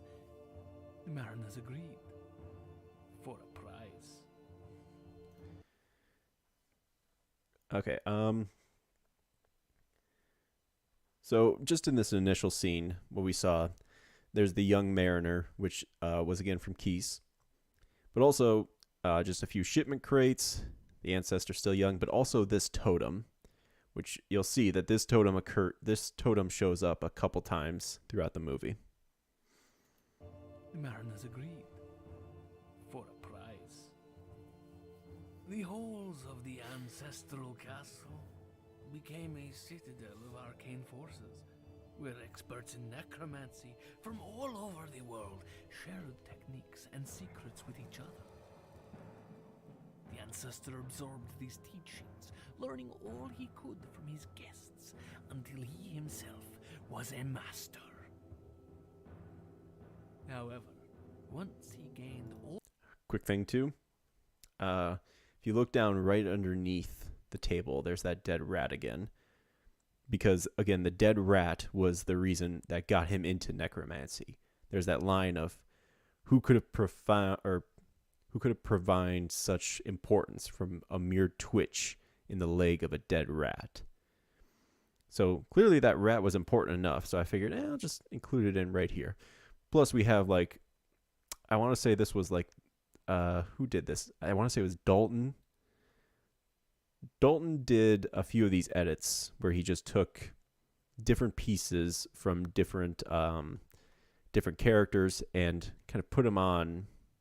So like he has a occultist courtier, I want to say, because it's a mixture of the bone courtier and the occultist. And then I also have the cultist from Darkest Dungeons Manor, the Darkest Dungeon, just because I wanted to be like, yeah, maybe there exist other people in the world who have experience with that too. And then again, just someone from like the Wields, someone wild that he would recognize. And again, the hag is gone now, so it's just him with people from the occult. All he needed from his visitors. He murdered them in their sleep. He did this for two possible reasons. One, the cost to pay these lessons would be better spent on the excavation. And two, the necromancers were loose ends. He had already let the hag free, and with the town becoming more suspicious of his activities, he needed to cover his tracks.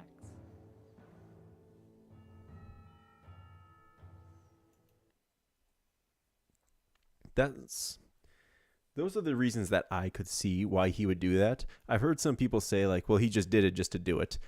But I don't think so. Like, and maybe this is just my own personal bias, but there's only a few characters who are like chaotic evil that I actually enjoy. The Ancestor does not strike me as a chaotic evil person.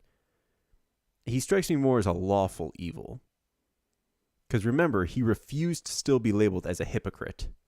So he has some principles. And so he must have like a reason for why he's doing what he's doing. Like, it wasn't just, lol, I'm just going to murder these people for the fun.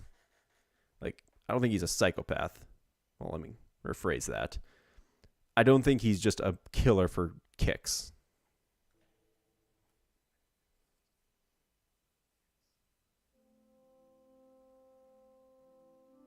A few years pass, and the town was becoming more and more concerned with the Ancestor.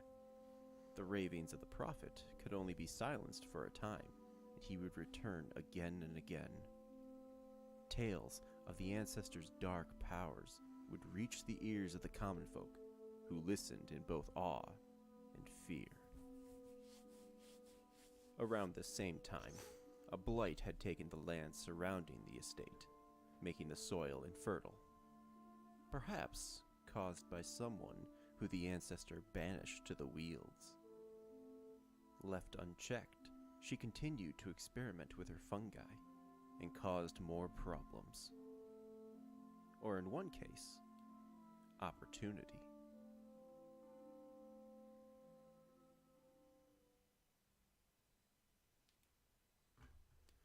With another. So that was another thing that I figured, was that perhaps the blight that affected the farmstead was the same blight that was caused by the hag and her shrooms. There's no proof of that anywhere, but that's just an assumption that I eventually kind of reached, because blight is typically associated with fungus or like crops being ruined. Throughout the ruins, I always wondered how much knowledge he hoarded, because we can see a lot of books, papers, and other questionable stuff. Exactly. So, like, the ruins were literally, I think my exact wording was, a fucked up Hogwarts. Like, he hoarded all this knowledge and invited people to come and stay at the manor, or at the ruins with him. And once he had all their knowledge, he murdered them. Which is kind of on par with what we're seeing in Darkest Dungeon 2, which I won't reveal much about that, because yeah, I was not expecting that scene, but it made perfect sense when it happened in Darkest Dungeon 2. If you know, you know. If you don't, wait till May 8th and you'll learn. A crop failure. The miller was becoming more disheartened. He had heard the rumors of the Ancestor's powers, and so, with nowhere left to turn, he approached the Ancestor seeking help. The Ancestor was in his observatory, viewing a comet that displayed otherworldly properties. The miller begged for the Ancestor's aid. The Ancestor agreed to help in exchange for the miller's land. Desperate, the miller agreed, and the Ancestor set to work. He prepared stone slabs to be erected around the farmstead. The slabs had several celestial carvings etched into them. While the miller watched his fields intently, praying for improvement, the Ancestor looked to the stars, watching for his own harvest.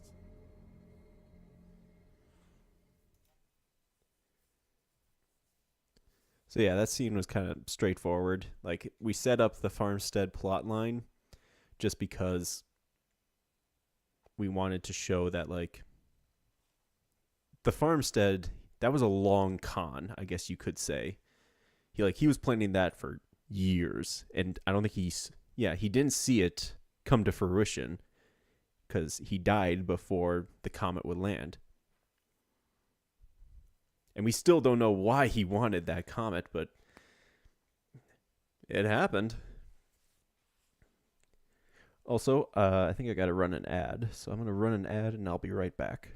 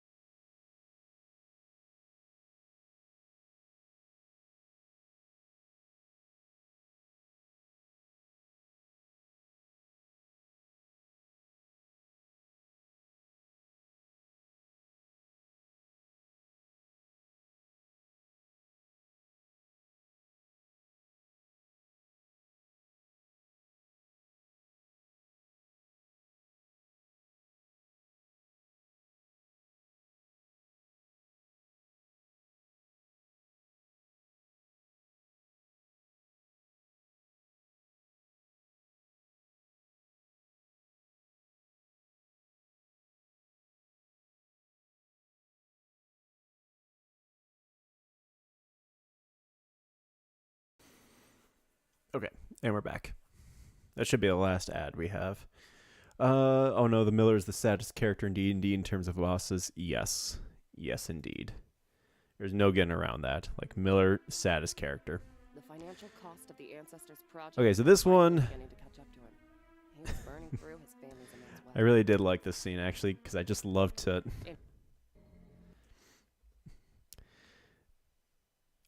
yeah, I just took and... like, I pulled the images of all the different, like, stacks of gold that you could find as you go through the dungeon. I just took these and pasted, like, I don't even know how many. And then I slowly just, like, deleted a couple. The financial cost of the Ancestors Or maybe I project posted finally that, or I beginning to catch up did to it him. in reverse order, He I was want to burning say. through his family's immense wealth. I think that this comment was one of many he spotted, and he wanted to use it for something. It explained the Shard mercenaries. Yeah. I mean, again, he always has his reasons. They're just not very good ones. In his studies, he had found tales of ancient creatures that dwelt under the waters of the cove. He sought out these creatures, hoping to make a deal to regain his fortunes. Their demands were an obscure idol and a sacrifice to be delivered under the blood moon. The ancestor agreed to the pact, and as he was leaving, he saw a familiar waif before she ran off into the darkness. Unfortunately for her, the idea was already planted in his mind.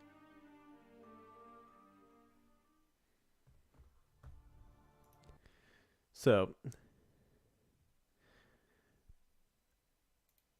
let me see. Okay. I don't know if this is...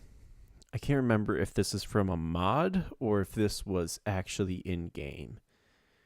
But I wonder if this is the Leviathan. If not, I mean... that'd be a hell of a coincidence, but still really freaking cool.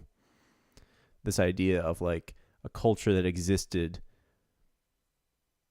in the cove for millennia. I mean, it's straight out of, like, Innsmouth. Shadows over Innsmouth. And then there's that idol again. This time we just used a shadow of it. Or I just used it like a shadow. Obscure idol and a sacrifice. Yeah, so we just used their outlines. We turned it... I wanted to make it like... I tried to turn it a couple different colors, but I think I just settled on the red because, I don't know, I think it... none of the other ones looked as good.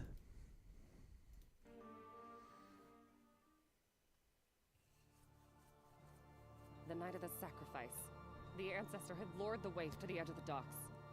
Before she even had time to react, he chained her to the idol. And with a little push, plunged both into the icy waters. As the tide receded, jewels and treasures began to scatter along the shore. His coffers once again filled. He continued with his schemes, with nary a thought about his victims.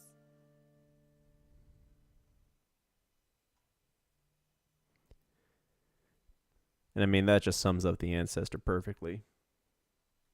Like, does what he does and doesn't care about who he hurts along the way.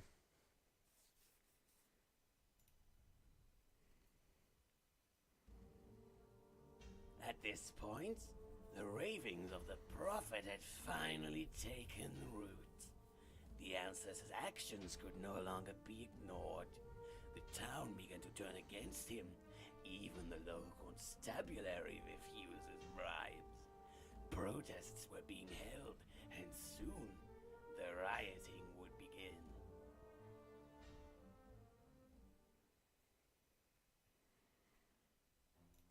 I mean, there was no real, like... This is the thing, when you're making sacrifices must be made. Yeah, he went with the inscription route, I guess. When it comes to, like, making videos like this, you have to get creative with how you display certain things or how you show it. So in this one, we just figured, well, I guess I should say, I just figured. I keep saying we, it's just a force of habit. But I thought, like, well, what's a good way to do it? Like, the town events are really have some great, like, art to them. So I just took those and filled the screen, and just for this one, like, I love that it's like, okay, maybe his actions finally caught the attention of the church. Like, there's no way they would just let this man keep doing what he's doing. So we had this image, which is of the town, and then this one too, which I really liked, because I'm not sure, this is for like there's like a town fair, I want to say, but it just seems so, like, I don't know, they cover up his statue and they put the iron crown on top of him. Like, if that doesn't seem like it's a protest or like a demonstration or something, like, I don't know, like, it just seems so, like, bizarre. And I thought, yeah, you know, maybe that would work. So that's what we did for that scene. To sacrifice is lust for pain. Good to know. Since the constables refused the money, the ancestor instead spent it on mercenaries. But not just any mercenaries. These men were known for keeping quiet and their immoral nature. These men were bandits, killers, brigands, and led by the monster of a man, Brigand Wolf. They brought with them heavy artillery to obliterate anything that stood in their way.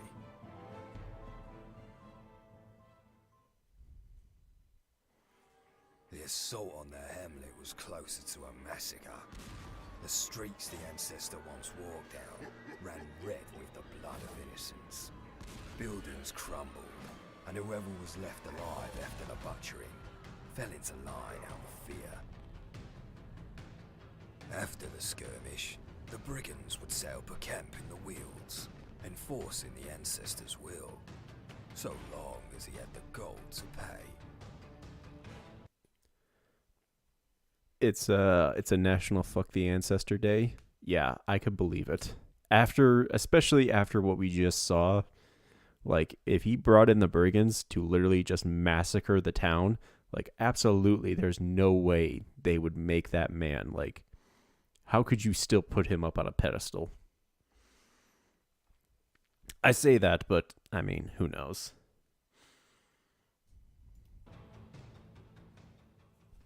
People will always have a reason to justify almost anything.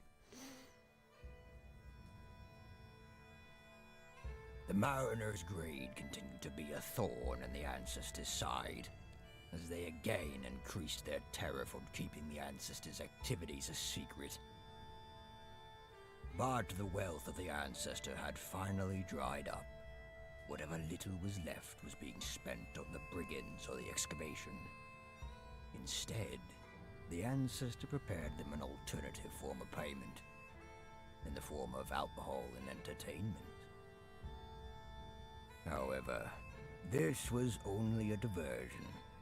As the captain and his crew slept off their drunkenness, the ancestor prepared a hex.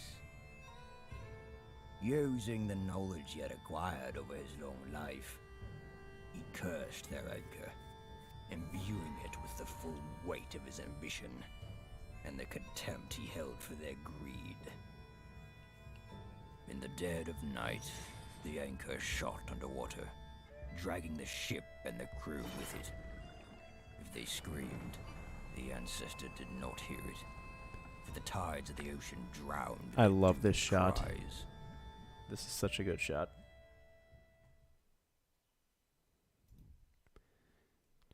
So yeah, I used two different comics for the Mariners, because the Mariners were with the ancestor, I want to say the longest of anyone. Yeah, I think they were, because he had them when he first started, and he basically had them right up until the end. When he finally ran out of money, he was like, I can't pay him, so just like before, I'm gonna have to kill him. And yeah, like these comics were so good. Real shout out to the artists.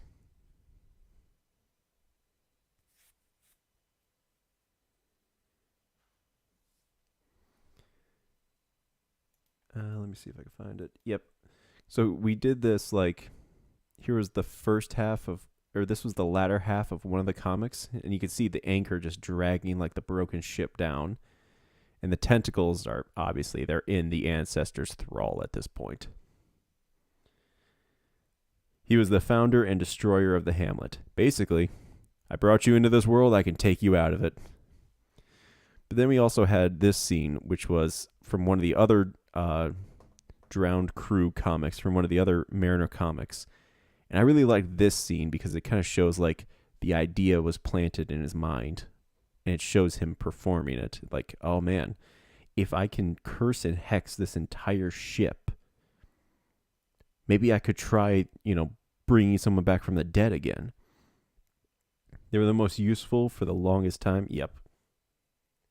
Because you got to remember, he had everything imported. Anything he needed, he had brought to him. To form in the ancestor's mind. The mariners showed him the harsh truth. His finances were running dry. When, not if, he finally spends his last coin, the brigands would also turn on him. He needed an army of his own, who followed his command with undying loyalty. He returned to the ruins of his ancestral castle, found the corpses of his fellow necromancers. Using all his skills, he was able to resurrect them, with their intelligence intact. Such a feat was difficult for even the most experienced necromancer. When his colleagues returned and under his control, he commanded them to begin reviving the dead soldiers who fought on behalf of his family decades ago. And with an army of his own, even if the brigands betray him, he would be able to fight back.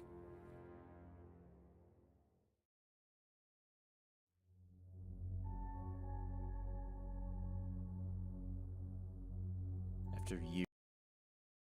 Quick thing. So, this is that is kind of what I saw to be like his last act before things really went crazy and they managed to finally reach the dungeon.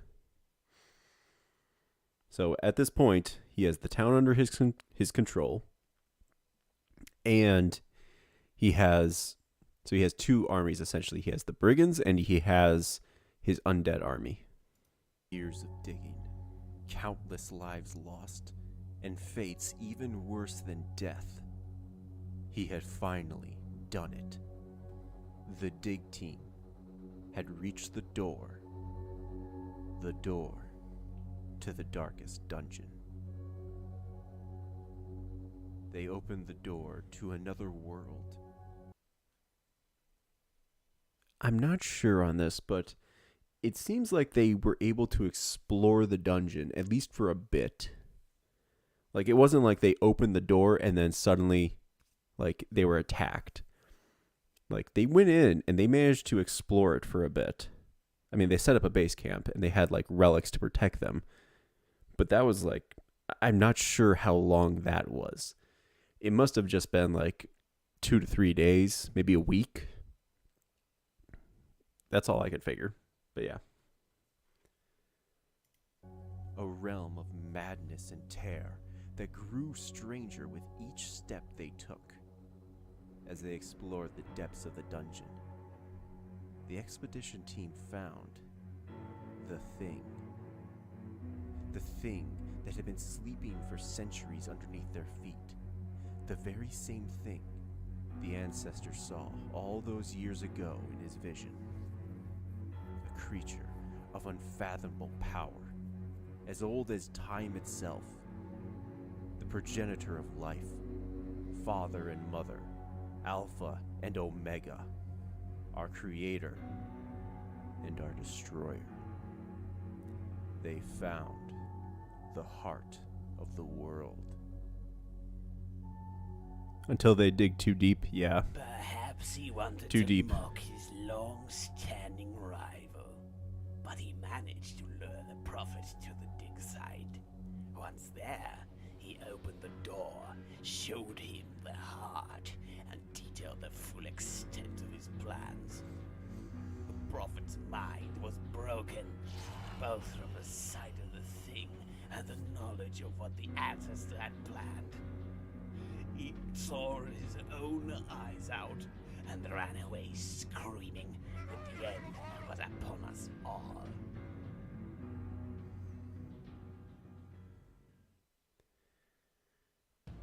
Before he could bask in the glory of besting his nemesis. Quick thing. It's never fully explained what exactly was going on with that. Like, the prophet outlasted everyone, at least according to the ancestor. Like, he took him to the dig site and showed him what he had done. And that's when the prophet lost his mind. So all the way up to him opening the door, the prophet was still trying to, like, rally the townspeople. Well, he couldn't do that anymore because ancestors slaughtered the town, but he was still trying to do whatever he could to prevent the ancestor from opening the door. And so finally, he just decided, okay, I'm just going to open the door and I'm going to drag him here and I'm going to show him that I've done it.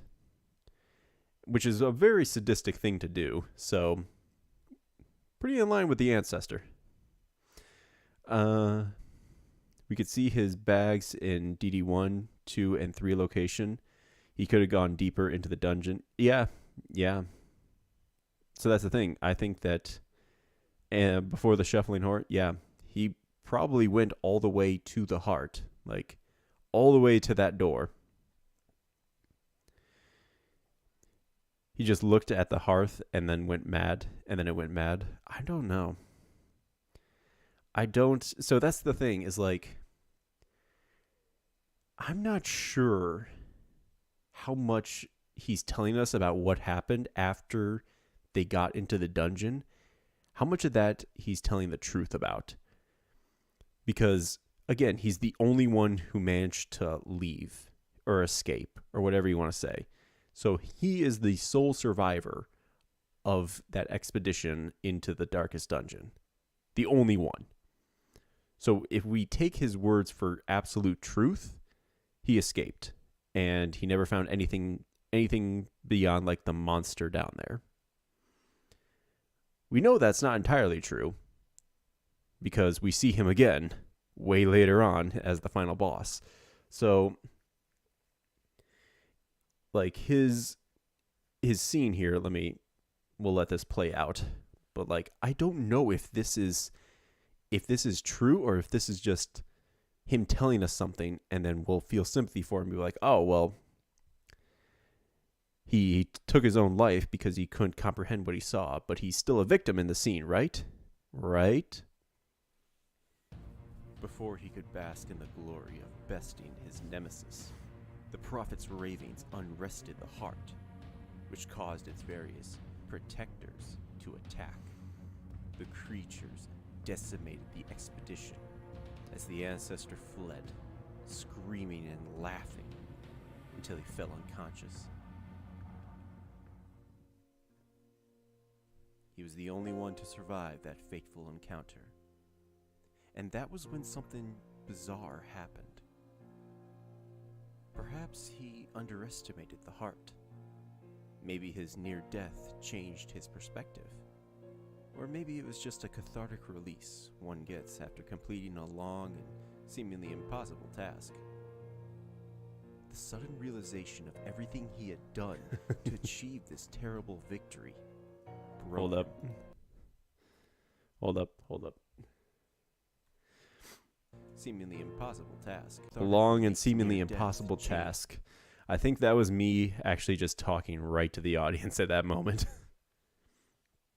His perspective. Or maybe it was just a cathartic release one gets after completing a long and seemingly impossible task. The sudden realization of everything he had done to achieve this terrible victory broke him. Alone in his study, he began to write, recounting all the atrocities and crimes he had committed in the name of his obsession. Along with this, he wrote one final letter to his heir, begging them to return to their ancestral home, to defeat the evil that lies within the manor, and to save their family name. As he wrote, you could hear what remained of the townsfolk storming the manor, coming to take his life. But it didn't matter. The letter was already sent, and there was only one thing left to do. He refused to give the angry mob the satisfaction of his execution. So the ancestor placed his pistol against his head, and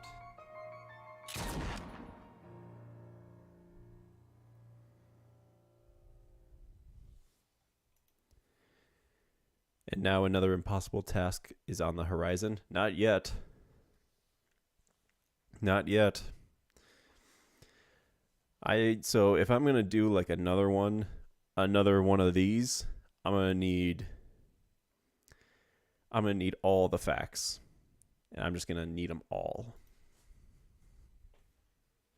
As one life ended, another's would return. In the swampy remnants of the courtyard, the Countess would reawaken, no longer needing to hide behind her mask of humanity.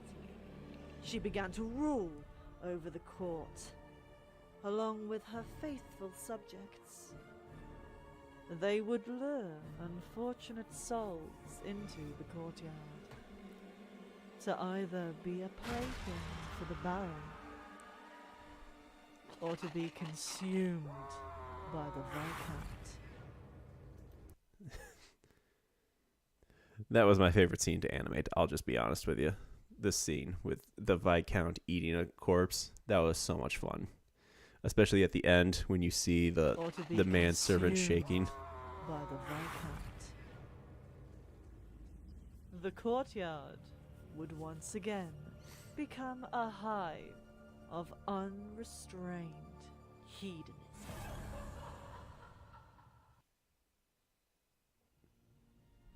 The slabs the ancestor had placed around the farmstead did little to improve the crop growth. Because that was never their intended purpose. They were instead a beacon for the comet that the ancestor was observing. One dark night, the comet crashed into the farmstead, destroying the mill. It glowed with a color unlike any seen on this earth, and began That was to an change OSP reference, by the way. inhabitants of the farmstead. The comet wasn't even a comet to begin with. it was another eldritch monster, on par with the one underneath the manor. It displayed the ability to warp the very fabric of space and time. And soon, the entire farmstead would be trapped in a never-ending loop. The poor miller and his entire family would be enslaved by the sleeper for eternity.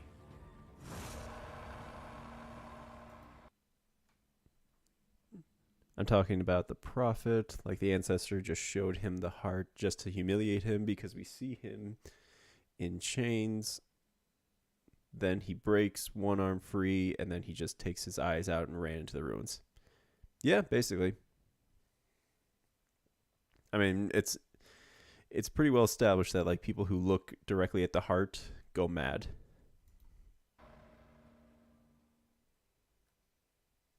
Maybe that's not really well established, but it's a known thing to occur. The necromancers would continue to raise the dead in the crypts. Without their master to control them, the undead army would lash out at anyone who came into the ruins, protecting the ancestral castle as they had centuries ago.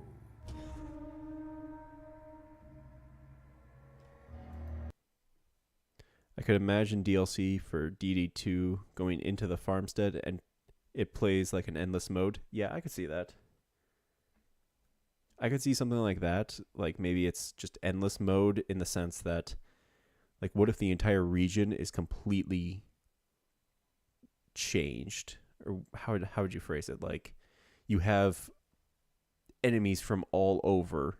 So it's not just like, oh, you enter the sprawl and you face people from the sprawl, you face the fanatics. No, what if it's like you enter this area and in one battle it's going to be against the plague eaters and then the next one it's against the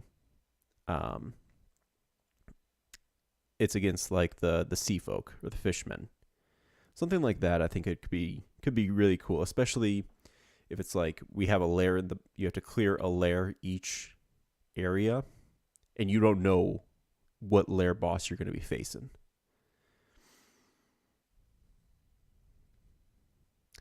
I think the comet is like a mistletoe on a tree, and the tree is the heart.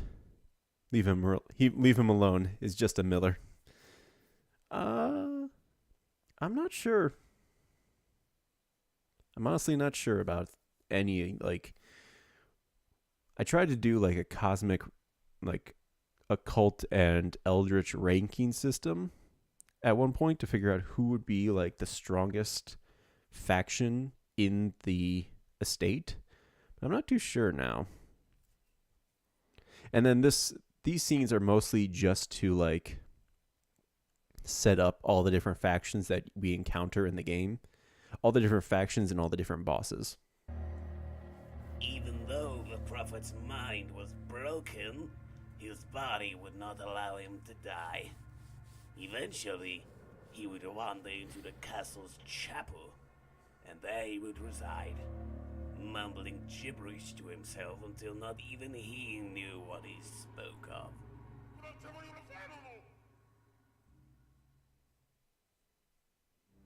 Over the years, the pigmen would inbreed and multiply until their numbers swelled. They had even developed a primitive culture. With the brigands' culling of the town, the ancestors' supply of meat was severely diminished. Without anyone feeding them, they began to seek out their food. Armed with crude weaponry, they formed hunting packs and would hunt down any explorers who ventured too far into the wilds.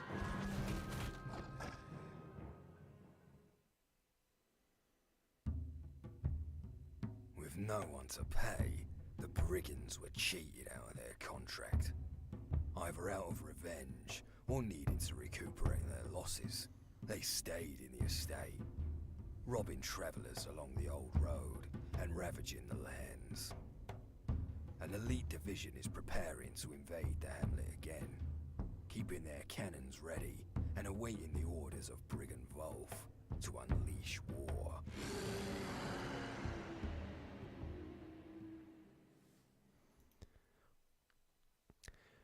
And we can make a tier list right now if you want. Tempting, but I don't know. I'd have to really sit down and think it through.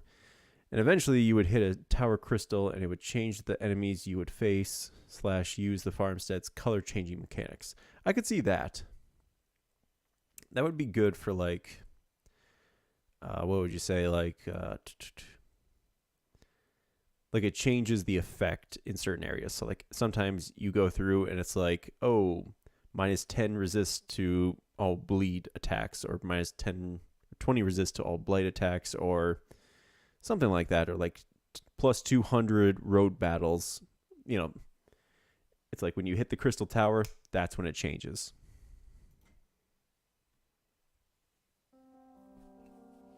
In the Wealds, they had formed their own coven of witches.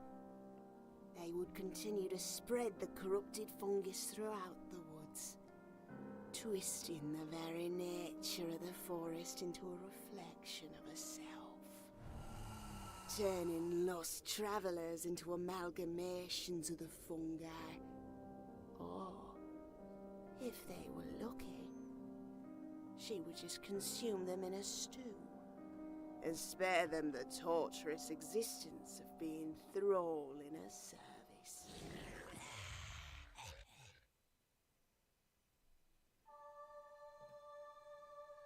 With how dangerous the roads leading to the estate became, the citizens of the hamlet began relying on shipments from sea. Unfortunately, the sea folk, the same creatures who the ancestors once made a deal with, returned to the shores. The pelagic creatures would make the cove their domain, further depriving the town of necessary supplies. They brought with them the waif, remade into their own image. She was both their queen and their slave, luring men and women to their doom with her siren song.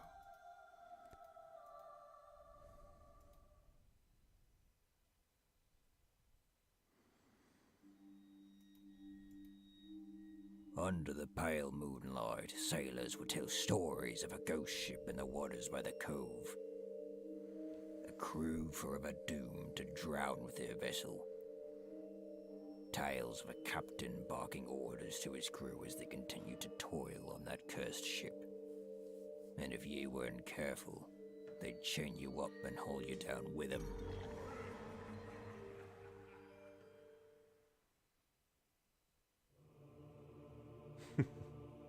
I really did like doing the art for that scene. That was a lot of fun. Also interesting thing, sometimes we can fight the cultists from DD on the farmstead. It has influence even there. True. I know. Yeah, so you can fight, cultists from the manor?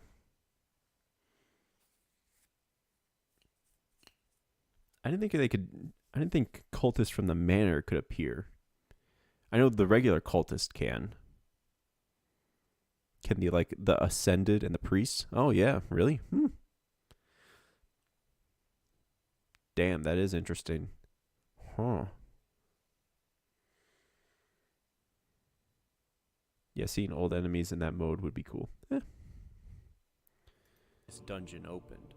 The heart would spread its corruption throughout the land. Cultists from all over the world would flock to the estate, eager to pledge their souls and worship their dark god. However, only a select few were allowed into the manor. The rest still needed to prove their worth, so they scattered throughout the area, attempting to curry favor with the eldritch deity that they might be chosen to ascend.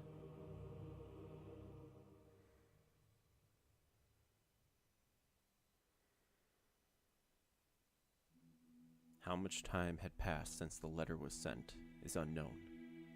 Months, years, decades, until one day, the heir arrived in the estate and set to work on correcting the mistakes of the ancestor. So is that it? Is this the end of the ancestor's story?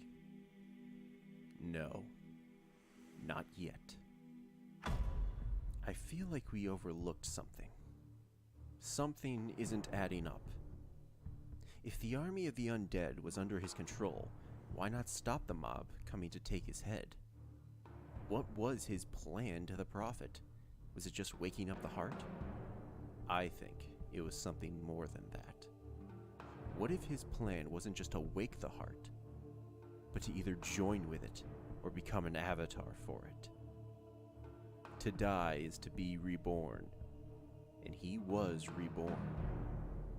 We see him again, deep in the bowels of the darkest dungeon. He is a part of the heart. Recount all of his experiments with the swine. The reason he used pig flesh was because the closer to human, the more likely the ritual would succeed, binding an entity to a vessel.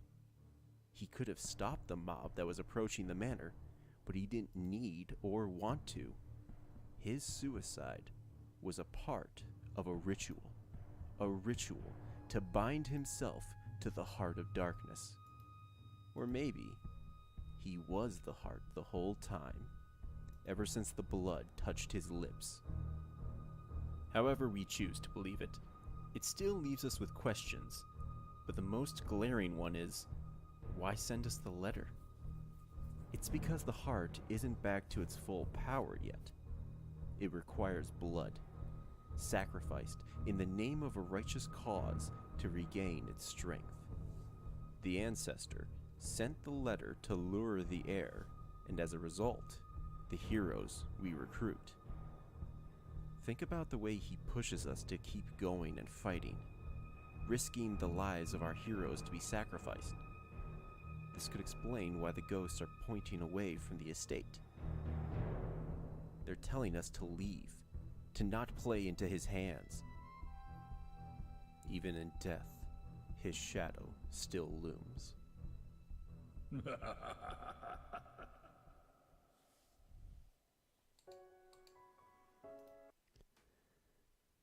So I really did like that laugh at the end. I thought that was a nice touch. Just,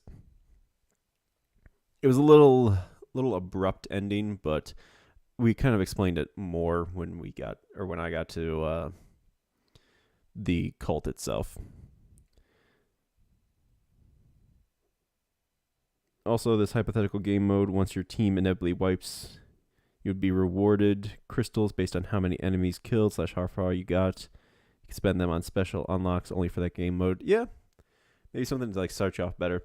It was a bit abrupt, but I mean, there really wasn't a whole lot we could say about that at that point, because he basically lays it out for you at the end of the dungeon.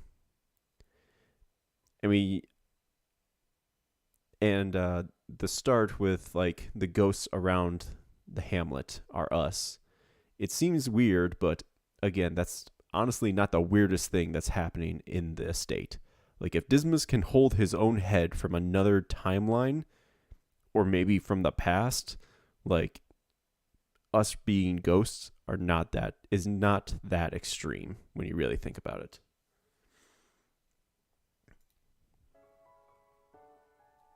Personally, I don't think we will ever fully know or understand the truth.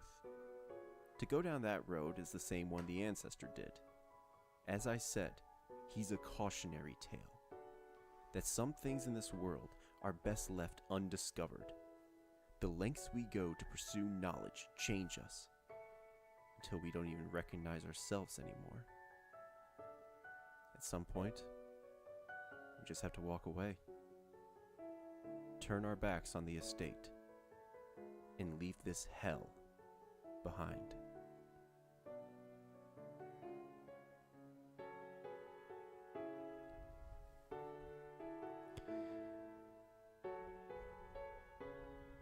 I have a theory that when we use 4 heroes to destroy the heart, soon it will use its own 4 heroes against us, 4 horsemen. Maybe we are the horsemen.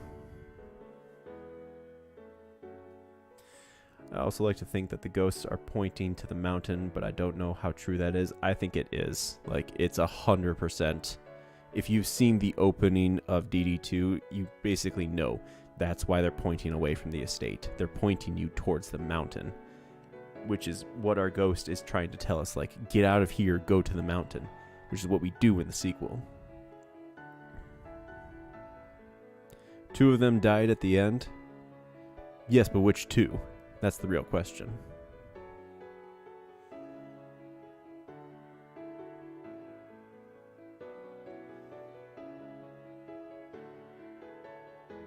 My money is on Houndmaster and Abomination. I don't think they'll come back for Darkest Dungeon 2. They might, but I don't know.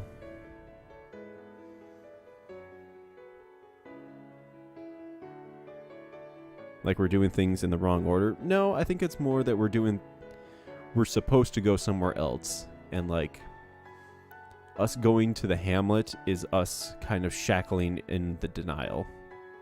Like, we want to stay at the Hamlet. We want to stay here, right? Stay at the estate. Everything will be fine. Darkest Dungeon 2 is saying, well, no, you have to go out into this world. Also, all the comics.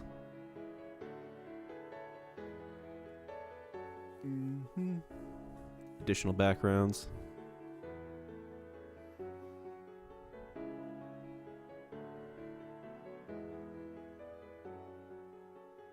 And then the music there was a lot of music used in this. A lot of it was from the game, but also a lot more of it was from like Mew and Kevin MacLeod, which I've been using throughout all the lore videos leading up to this one.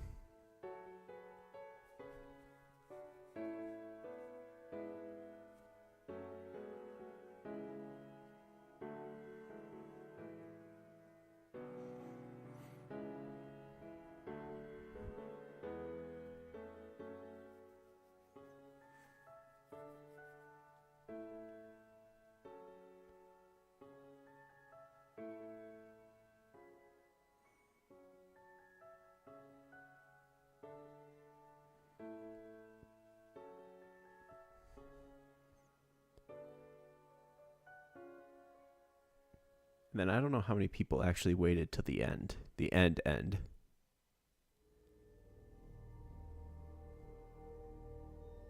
But I don't think we can. We answered the letter. We chose to come to this land. And we became a part of this place.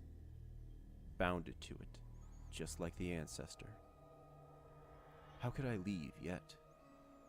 When there's still so many stories left to tell.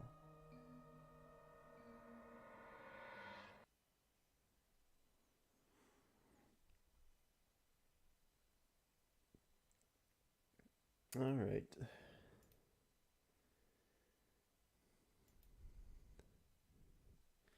I think that'll have to do for right now. Oh, shoot, ads in progress. I think Barassa once said that all of them died, but at the same time, they didn't, or something like that. Well, I mean, death is kind of a non-point in the Hamlet. Like, reminder that some of our heroes can die and then come back to life. So it's not unfathomable that something like that could happen.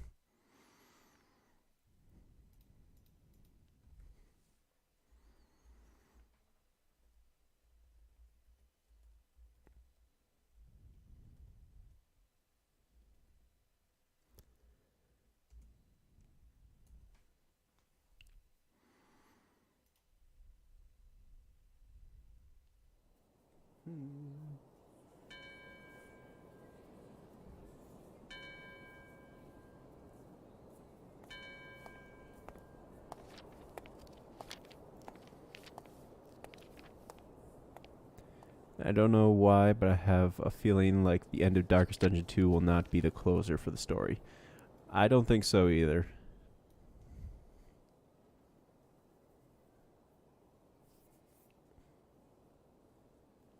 It might be, but I mean, Darkest Dungeon 1 kind of ended on a similar note.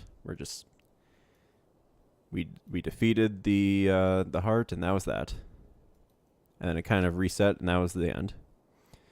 Yeah, there's that event where you get to resurrect one of our fallen heroes. Exactly. So it's not like death is completely permanent.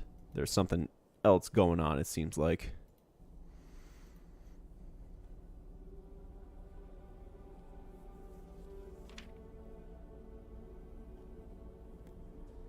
But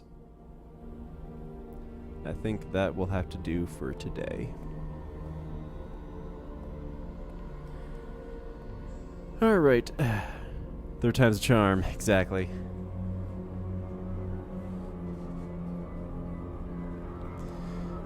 Well, that probably does it for today. There's still some stuff I want to get done, making some more videos before Darkest Dungeon 2 releases. So, thank you all for watching the stream.